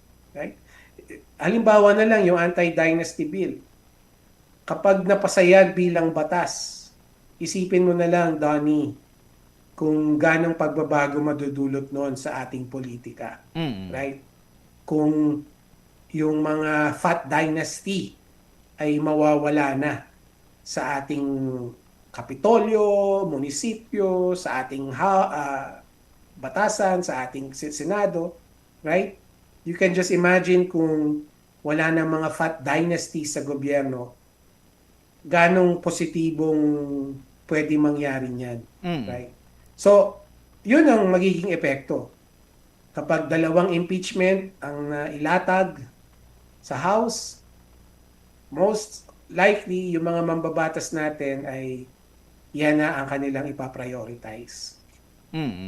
So yung mga sinasabi nating transformative bills, Attorney Yusingco, kung ito lang sana yung matutukan at maipasa, makakadulot sila ng mas malaking pagbabago na more than pasa, even impeachment ng President and Vice President na sabay, Attorney? 100%, no? Isipin mo na lang, isipin mo, Donnie, ito para sa mga nakikinig sa atin. Kapag mapasa na yung anti-dynasty bill, hindi na makakatakbo ulit sa 2028. Una-una baka si Vice President Duterte. Right? Unless, of course, na siya lang ang tumakbo. Yung mga kapatid niya at yung mga ibang kamag-anak niya ay hindi na tumakbo. Siya lang mag-isa ang tatakbo. The same way kay Pangulong Marcos.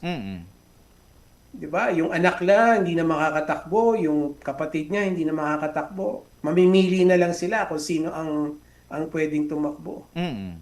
So, right now, hindi ba mas magandang pangitain yun, Bobo Dani, kesa dun sa pagkakaguluhan ng mga mambabatas natin, itong impeachment ng Pangulo at ni Vice President Duterte? I mean, ganun kasimple yung choice natin eh. Magandang kinabukasan or magulo at posibleng mas nakakasamang kasalukuyan. Hindi natin ma-imagine yung worst case scenario, Attorney Yusingco, na yung Senate natin na sitting as an impeachment court mag-handle ng dalawang cases if against the President and the Vice President na yung Senate mismo ihati sa dalawang opisyal na ito. Yes, again, 100% correct ka dyan, Donnie. Naalala ko na lang nung impeachment trial ni Pangulong Estrada. No? I was almost there every day. No? At naobserbahan ko kung gaano kagulo yung mga senador natin noon. No? Kahit na ba ang presider nila was the great late Senate President Nene Pimentel and Chief Justice Davide. Hindi talaga sila makontrol kasi syempre politicians yung mga yon. At may kanya-kanya silang mga gimmick at kinakampihan, right? So isipin mo na lang ngayon na ang mga senador natin unang-una kaduda-duda na, di ba? Isipin mo na lang paano kaya sila magbe-behave sa trial ng dalawang pinakamataas na pinuno natin. Ang pangitain natin dyan. Okay. Attorney Yusingco, sir, on the other hand, kanina pinag-uusapan din namin dito yung isinumiting minority report ng minority bloc doon sa Senate, sa kanilang report doon sa Senate Blue Ribbon Committee investigation, na although 520 plus pages itong report na ito, pero yung gist niya is that tinuturo si former House Speaker Martin Romualdez na liable dito sa flood control scandal sa dalawang aspect na sinasabi nila, dahil una, either kasabwa talaga siya sa anomalous flood control scandal or naging negligent siya or naging pabaya siya as the former House Speaker, kaya nangyari yung flood control scandal. Any insights on this, Attorney Yusingco? Alam mo, Tony, panggulo lang ng usapan yun eh. Yung minority report na yun. Unang-una, wala naman siyang legal effect, no? Kasi hindi naman siya official document. Kumbaga, parang propaganda lang yon ng mga minority, quote-unquote, minority senators. Ang masama nito is panggulo ng usapan, ano? Kasi unang-una, Donnie, ang gusto natin makulong yung mga big fish. Right? Now, at one point, si Ombudsman Remulla, sinabi niya na si former Speaker Romualdez, na alam natin, pinsan ni Pangulong Marcos, baka liable lang for gross negligence, no? Maraming tumutol doon, including myself, no, na hindi pwedeng gross negligence lang. Kasi siya yung speaker eh. Siya yung pinaka malakas at makapangyarihan sa House of Representatives nung panahon na yon. No? So, ang kailangan na attitude ng ombudsman is patunayan na conspirator siya. Maghanap ng ebidensya na siya ay sangkot. Right? Ayaw natin na yung ombudsman ay gagawa na ng paraan para mabawasan yung liability. Diba? Parang ganun yung ginawa ng Minority Report eh. Diba? Sabi nga nila, it's either sangkot siya or grossly negligent lang. Ayaw natin nun eh. Ayaw natin na makonsider pa na gross negligence lang ang ipapataw sa dating speaker. Hindi naman tama siguro yon, di ba? So, ang tanong ko is, bakit pa kasi kayo naglalabas ng mga ganyang panggulo lang na sa usapan? Right now, Donnie, ang gusto natin ay ipaalala sa ombudsman na ang dapat ginagawa nila ay naghahanap sila ng ebidensya para patunayan beyond reasonable doubt na merong kinalaman si dating Speaker Romualdez. Kasi nga siya yung speaker dati eh. So, the gross negligence point should never be raised again. Yan ang dapat itulak natin. So, parang wrong signal pa pala yung itong pinapalabas ng Minority Bloc sa kanilang report, attorney?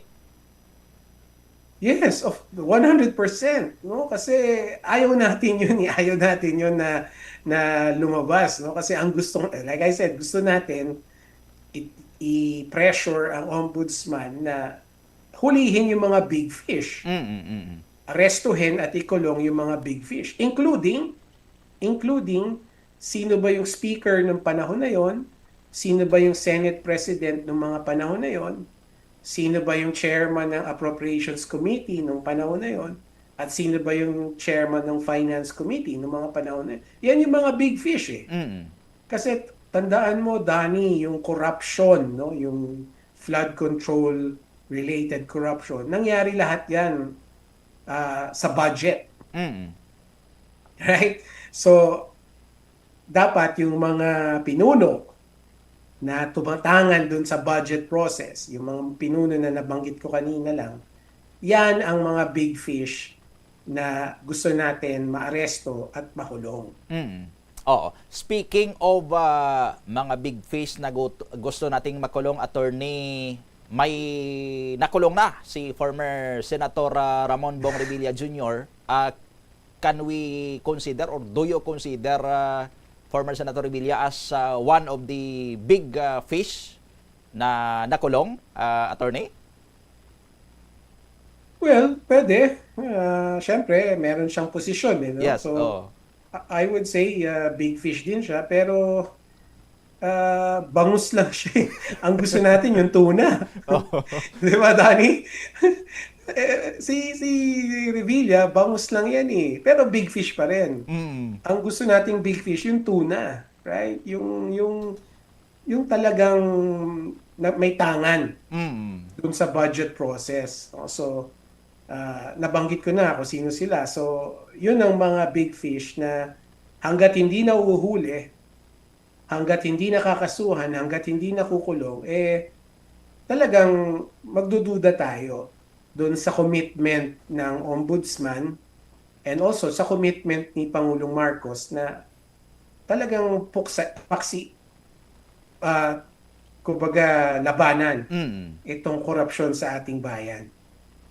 Okay. Attorney Michael Henry Yusinko, sir, sa time po ninyo sa Bombo Radio Iloilo. As always, maraming salamat at good morning. Maraming salamat din. Okay, Dreyovit, si Attorney Michael Henry Yosinko, isa ka constitutional law expert kag political analyst no diri sa aton sini nga pagpangalagad. 3 minutos ang nakaligad sa tak na ang alas 9 sa aga. Standby sa aton sini nga mga kabombo kay sa aton nga pagbalik tagaan tapas ang ligwa ang iban pagidiri nga mga balita kag informasyon sa aton sini nga pagpangalagad. Pagkatapos lang sa mga pahanumdom. Kung ikaw isa ka chess lover, yaring pila ka brain benefit sa paghampang sini, kag kung wala ka nagahampang sini, umpisahin na. Sunod sa pagtuon ng paghampang sang chess makabulig likaw sa Alzheimer's disease. Bangod ang utok nagatrabaho kaangay sang muscle, nagakinahanglan ini sang exercise agud mangin healthy kag malikawan ang injury. Magluwas diri ang paghampang sang chess ang nagapa-improve man sang concentration, memory, creativity, kag problem-solving skills kag napamatud-an man nga nagapaalam. Naga-subscribe bala ikaw sa mga serbisyo nga wala mo man ginagamit. Halimbawa, ang balayran mo na bala para nga makalantaw ikaw sang movies. Pero sa tuod lang, wala naman ikaw tiyempo nga maglantaw sini.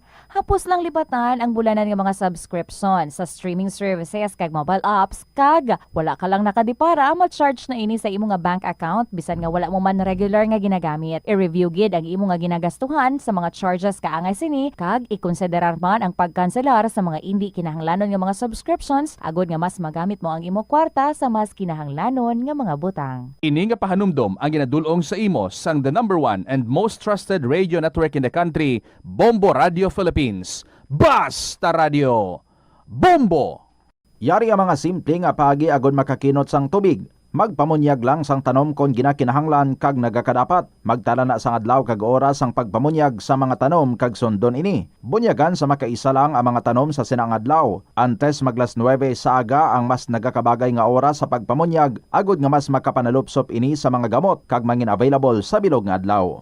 Nagasala ka bala sa imo nga tulunan kag daw hindi ka makahibalo kung ano ang imo nga The Farmer's Bazaar, your traditional public market with the touch of Plazuela Dos, ang isa ka lugar nga gintukod sa tion kag sa kasagsagan sa COVID-19 pandemic nga may tinutuyo nga maghatag sa imo sang safe marketing experience. Subong nga ang COVID-19 hindi na gid man dako nga pamahog kag nagapakadto na kita sa next normal. Rest assured nga ang Farmer's Bazaar will further evolve agud nga magpadayon sa paghatag sa inyo sing satisfying marketing experience. The Farmer's Bazaar sa lower level tara na pahamtang ang fish, poultry kag meat section para naman sa inyo mga kinahanglanon nga prutas, utang kag iban pa, magbisita sa upper level pinaagi sa paggamit sa hagdanan o kon sa pagkadto direkta sa parking lot. The Farmer's Bazaar, your traditional public market with the touch of Plazuela Dos.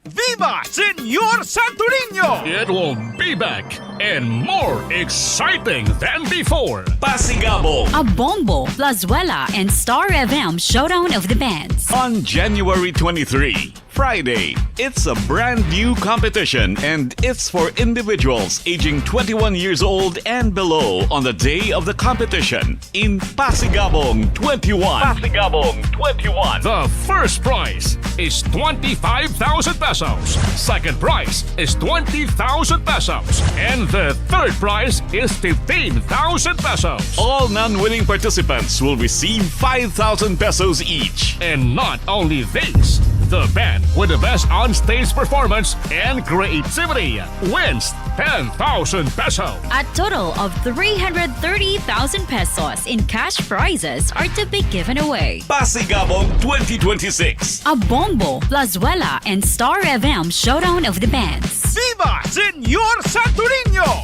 See you at 6 p.m. in Plazuela de Iloilo on January 23, Friday, for Pasigabong 21.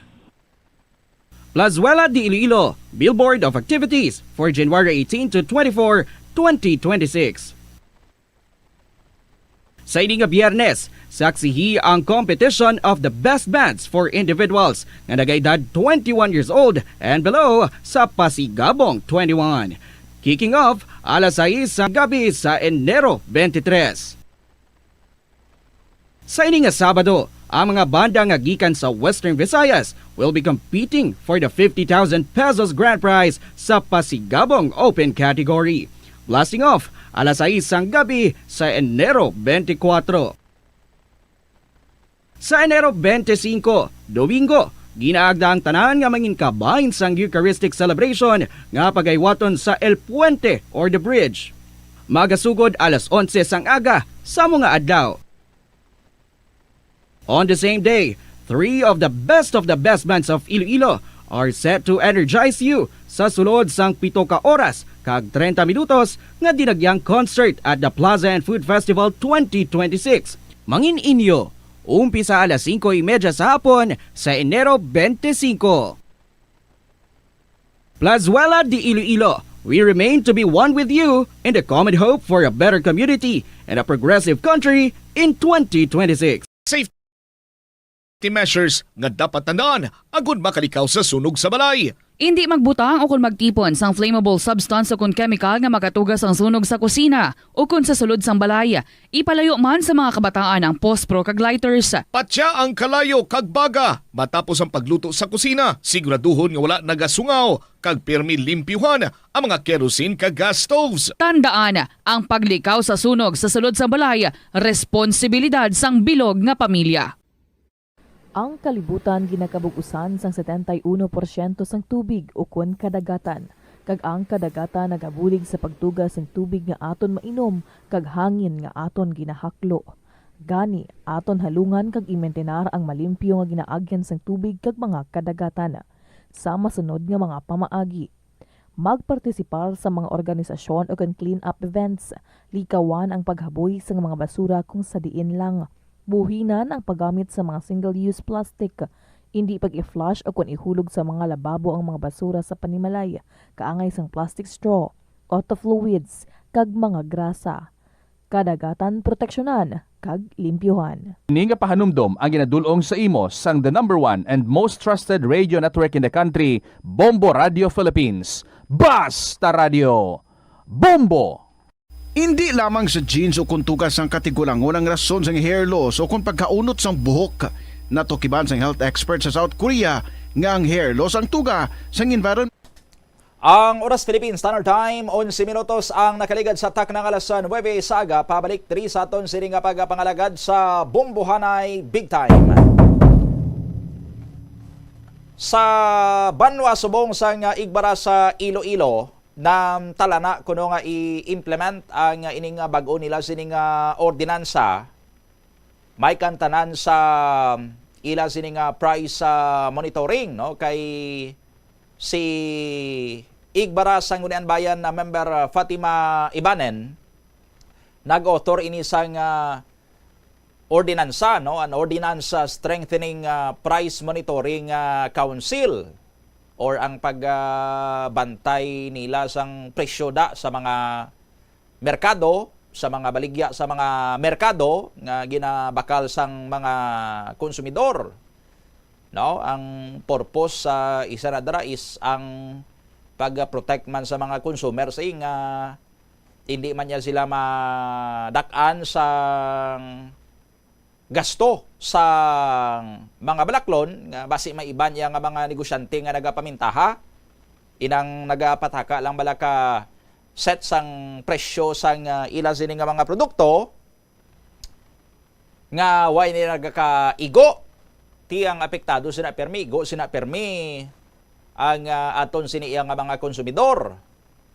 So that's why nga ang Department of Trade and Industry regular ina nga nagapagwa no sang ila sining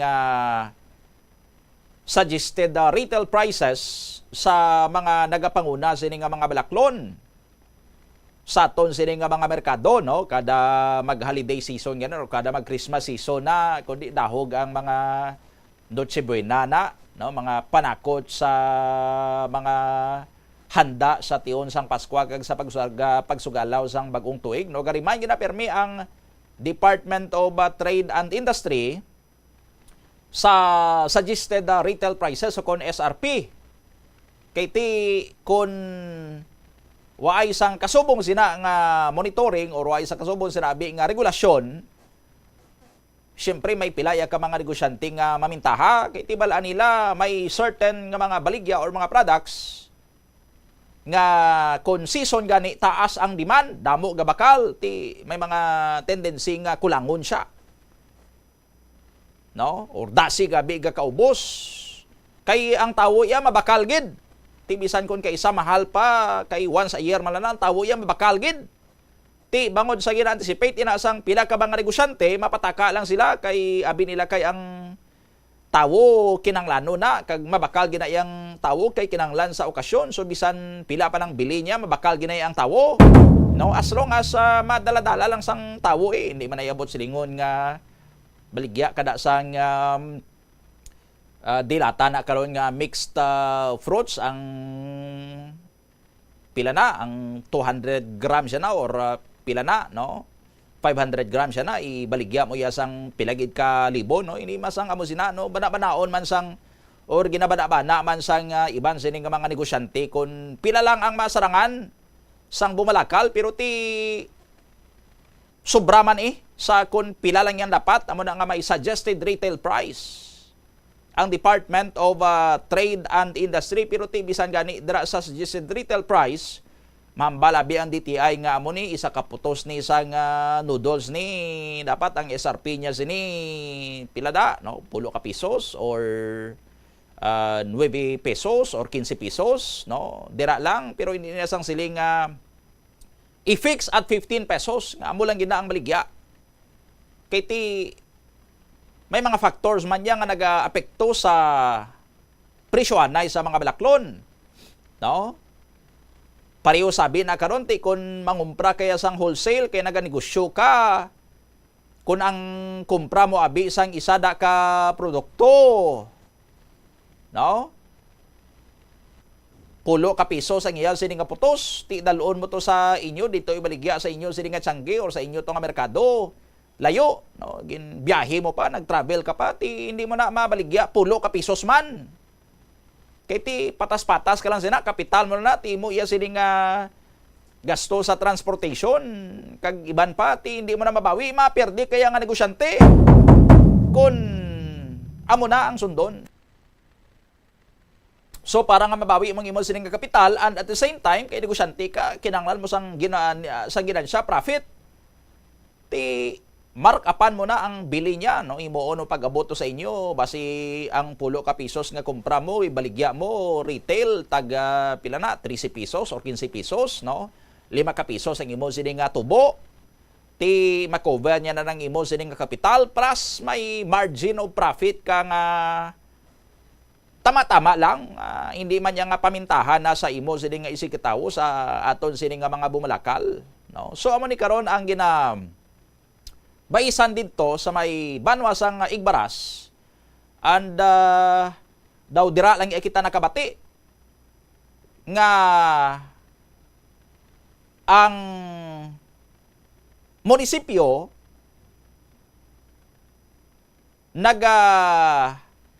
pasar sang ordinansa nga naga-fix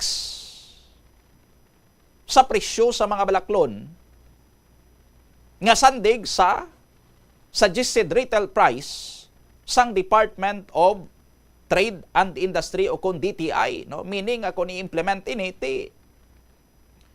kuridas kamo da tanan, no, ara man kamo da sa merkado ga baligya or sa mga barangay dati kung pila ang SRP sina sang DTI, no, kung anong SRP na sang DTI pareho ng bili niya SRP niya diri sa syudad, sa mga grocery stores diri, sa mga supermarket diri, amo man na ang SRP, no, applicable man na tanan nationwide ning SRP sang DTI mo, no, amo man ang SRP sa mga banwa-banwa kag down to the barangay level. Kun palarihos lang ang iya sini nga bili, eventually may iba niya nga mga negosyante nga masuffer, no, kung ang baligya iya diri sa syudad sang Iloilo abi for example taga 20 pesos ang kada lata, Ti lapit malang yang ginakuhaan sa mga negosyante diri sa syudad. No, diri man lang nga dugka, diri man lang ga hugpa, diri man lang gi-deliver or diri man lang ang source. Ti waya sila sang dako nga gasto sa hauling daw or sa transportation. Ti kun masarangan niya nila nga mabaligya sa 20 pesos nga may margin of profit na sila, lain na yang istorya kun halin diri sa syudad ginkumpra sa amo nga bili dalon sa malayo na yang lugar. For example, ti dalon mo na abi to karon sa Antique. Ti from Iloilo City to Antique nagtravel ka, ginkarga mo ng imo sining nga produkto or ang mga pinangumpra mo, may transportation expenses ka na. Hasta nga makalabot dito sa inyo, ti kun hindi mo da pagbawion ang imo sining nga additional expenses, ti baligya mo man to gyapon sang 20 pesos pagabot sa Antique, ti ang imo yang gasto sa hauling, sa transportation, sa gatong kung nagdala ka to sang wing van abi da or kung anong dala mo pagpangumpra mo diti, thank you na lang to ya kung mag-amo na sa aton sini nga mga kabumbo kung hindi ka mag-mark up dito, no? So ti amo ni ang problema, no? Amo ni ang problema kung i-fix mo ang presyo sa mga balaklon nga waay mo gina-consider ang lain-lain man niya sini nga mga sirkumstansya. No? Ti kahangawan nga amo ning matabo sa may banwa sang Igbaras, Iloilo.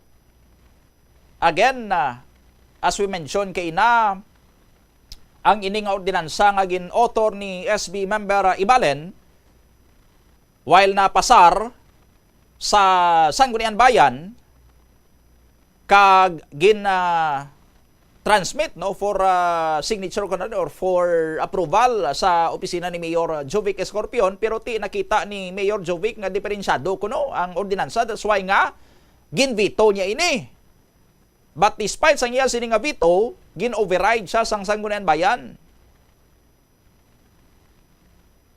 nga bangod kay na override nila, ti napasar gid ang ordinansa. So i-implement gid kag ma-implement gyapon ti syempre ang local chief executive sa mga opisina under sa iya amo ang ma-implement sa sining ordinansa kag ang pila diri sa mga provisions sang ordinansa nga nakita ni Mayor Escorpion nga problematic, no? Bangod gina hambal diri sa ordinansa, no? May express nga mandate ang ordinansa in clear and unequivocal terms nga ang suggested retail price o kon SRP nga gin-issue sang Department of Trade and Industry should be the maximum retail price of a commodity in the entire municipality. No? Meaning kung ang suggested retail price abi sa noodles da, no? 10 pesos, no? Example na, mo kung 10 pesos gid man ang SRP sa noodles in general. Butang ta example lang, no? 10 pesos ang isa ka putos abi na sang noodles, chicken flavor. Oh. 10 ka pesos dira sa Banwa. Ti ang taga may mga taga Tigba na ba nga gakuan man ga Tianggi didto sa ila. Mangumpra siya da sa Banwa kun dira siya nagapangumpra sang iya sining ginabaligya to sa tiilan sang Mount Napulak abi. No, may Tianggi to sa tiilan sang Mount Napulak. Ti syempre kun may mga ma-hiking to mahapit na sa iya sining nga Tianggi, mamakal kung may mga balaklon sila abi da. No? Ti kun ang SRP 20 pesos or 10 pesos rather, kung dira sa Banwa ti amo na 10 pesos, pero pag-abot dito sa tiilan sang Mount Napulak, ang bili sang isa ka putosang noodles 10 pesos gyapon. Hindi niya pwede maka-mark up ang manog baligya kay nga ti ma-violate na siya sa ordinance, multahan siya. Kay ginahambal kuno sa ordinansa nga ang SRP issued by DTI should be the maximum retail price of a commodity. Meaning, kung SRP niya, 10 ka pesos. Dapat 10 ka pesos man tong baligya mo kung gabaligya kada, ganegosyo kada sa tiilan sang Mount Napulak. No? Pwede ka makapanubo, pero hindi ka pwede makapalapaw. No? Maximum mo lang na ang 10 pesos sa sina nga baligya mo. No? Gin point out rin ni Mayor Escorpion ang Section 7, no, under sa price guidelines.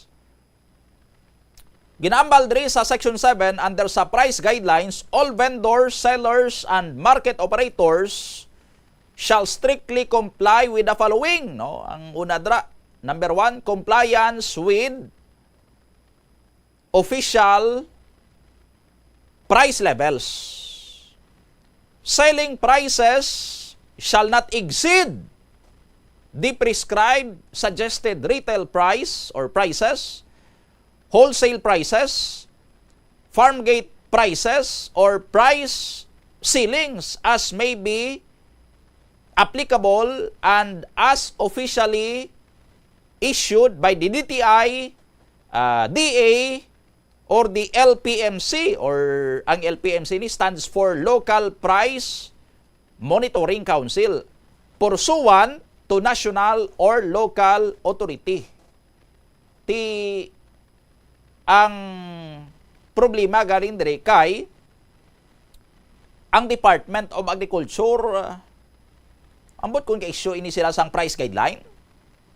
Kaya ang pagkabalutan niya, ang DA iya, ang ilan ni Ubra, price monitoring malang mo. No? Kung pilang bilis ang bugas sa muning nga merkado, dito sa iban nga merkado, pila naman ang bilis ang bugas, ang karne diri nga banwa, pila ang bili niya, sa piyak to nga banwa, pila naman ang bili niya. No?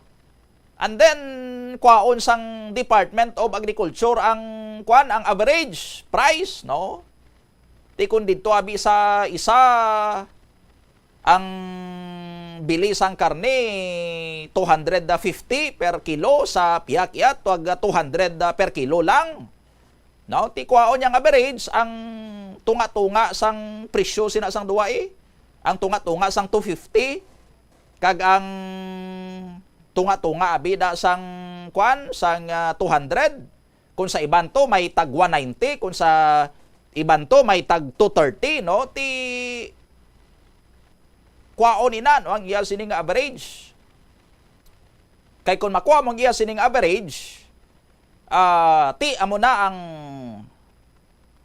average price niya, no? So pwede siya nga mag-average nga 210 ang average nga price, or 220 ang average nga price, or 200 ang average sining nga price. No?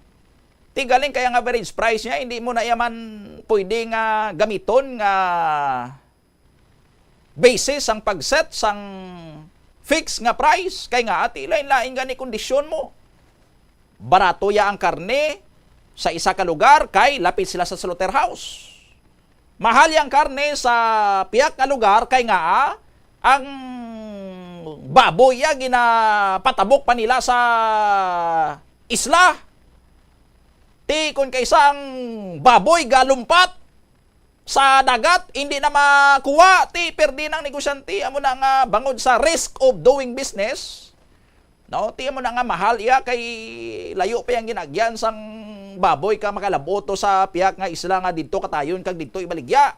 No, definitely kung sa mainland iya tag 200 ang kilo sang baboy, hindi mo na mabaligya nga 200 man gyapon pag abot dito sa isla kay ti may mga circumstansya na yang nga naga contribute kun nga ma-mark up or mamahal ang presyo dito.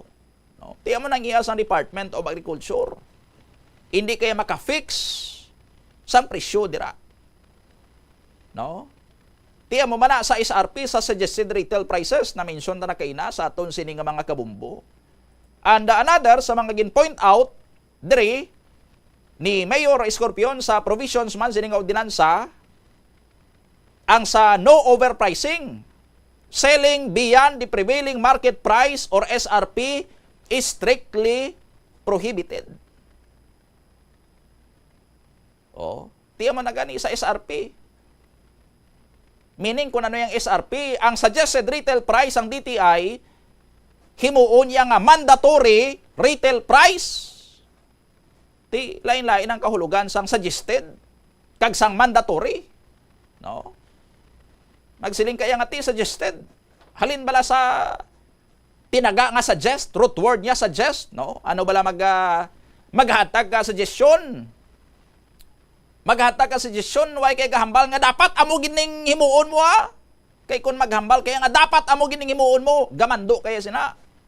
Ga-order kaya sina, pero magsiling ka nga suggest ka, no? Tiambal ka da, suggestion ko lang, kung sa ako lang iya, no? Amo ni. Pero depende sa imo, kung sundon mo, kung hindi, ako niya suggestion ko malana. Ga-offer ka sang, kumbaga daw, benchmark niya, diri ka lang base.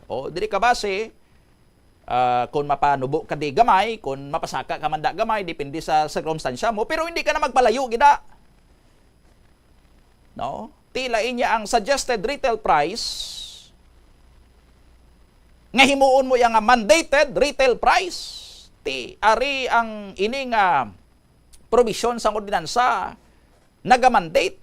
Magsiling kaya nga hindi ka magpalapaw sa SRP, meaning dira ka lang. Maximum mo ng SRP, pwede ka kapanubo. Hindi ka pwede makapalapaw. Pwede nga dira ka lang. Lain na yung kahulugan sina sa aton sini nga mga kabumbo. No? Amo man ni selling beyond the prevailing market price. No? Ti maghambal da karon si Department of Agriculture sa bugas abi or sa karni abi da, no? Sa amo ni nga lugar taas ang presyo, sa piyak nga lugar nubo ang presyo, sa piyak nga lugar nubo gyapon presyo, sa lain naman tong nga lugar mahal ang presyo, pero pila ang no? Kung basihan tabi ina tanan anong ila sini nga prevailing price. No? Kung ang kilo yabi sang baboy sa Igbaras tag 200 pesos. No? Sa iba nya nga lugar tag 250. Sa iba naman nga lugar tag 230. No? Sa iba nga lugar ambot may tag 300 pagid guro, tikon kuhaon ang prevailing price based sa monitoring amo ning dalagan sang presyohan yung sang baboy yo. No? Kun pilang prevailing price amo daya dayon ang imando nga presyo didto sa banwa sang Igbaras nga ina yang presyo pwede nga ikaperde sang negosyante kag pwede nga ikaperde man sang konsumidor. Kay pwede yang tuman ang paginansya sina sa negosyante nga makapakuriit man sa bumalakal or pwede man nga makapaperde ina or makapalipay sa bumalakal kay barato pero makapasakit naman sa negosyante kay bangod perdido siya sa amo siniya nga presyo. No, ti ambot kun paano gin tunan sang sanggunian bayan sang Igbaras ang ining nasabitan niya karon nga ordinansa. 32 minutos na nakirigan sa alas 9 sa aga ang iban sini nga mga balita karon bantayan sa Bombohanay sa Udto. Sanbay kay magasunod ng aton sini nga mga matahom nga mga drama nga mga misteryo sang kabuhi once there was a love kag recuerdos. Ini si Bombo Donny Digalan. This is Bombo Radio Philippines, the #1 and the most trusted source of news and information. Basta Radio, Bombo!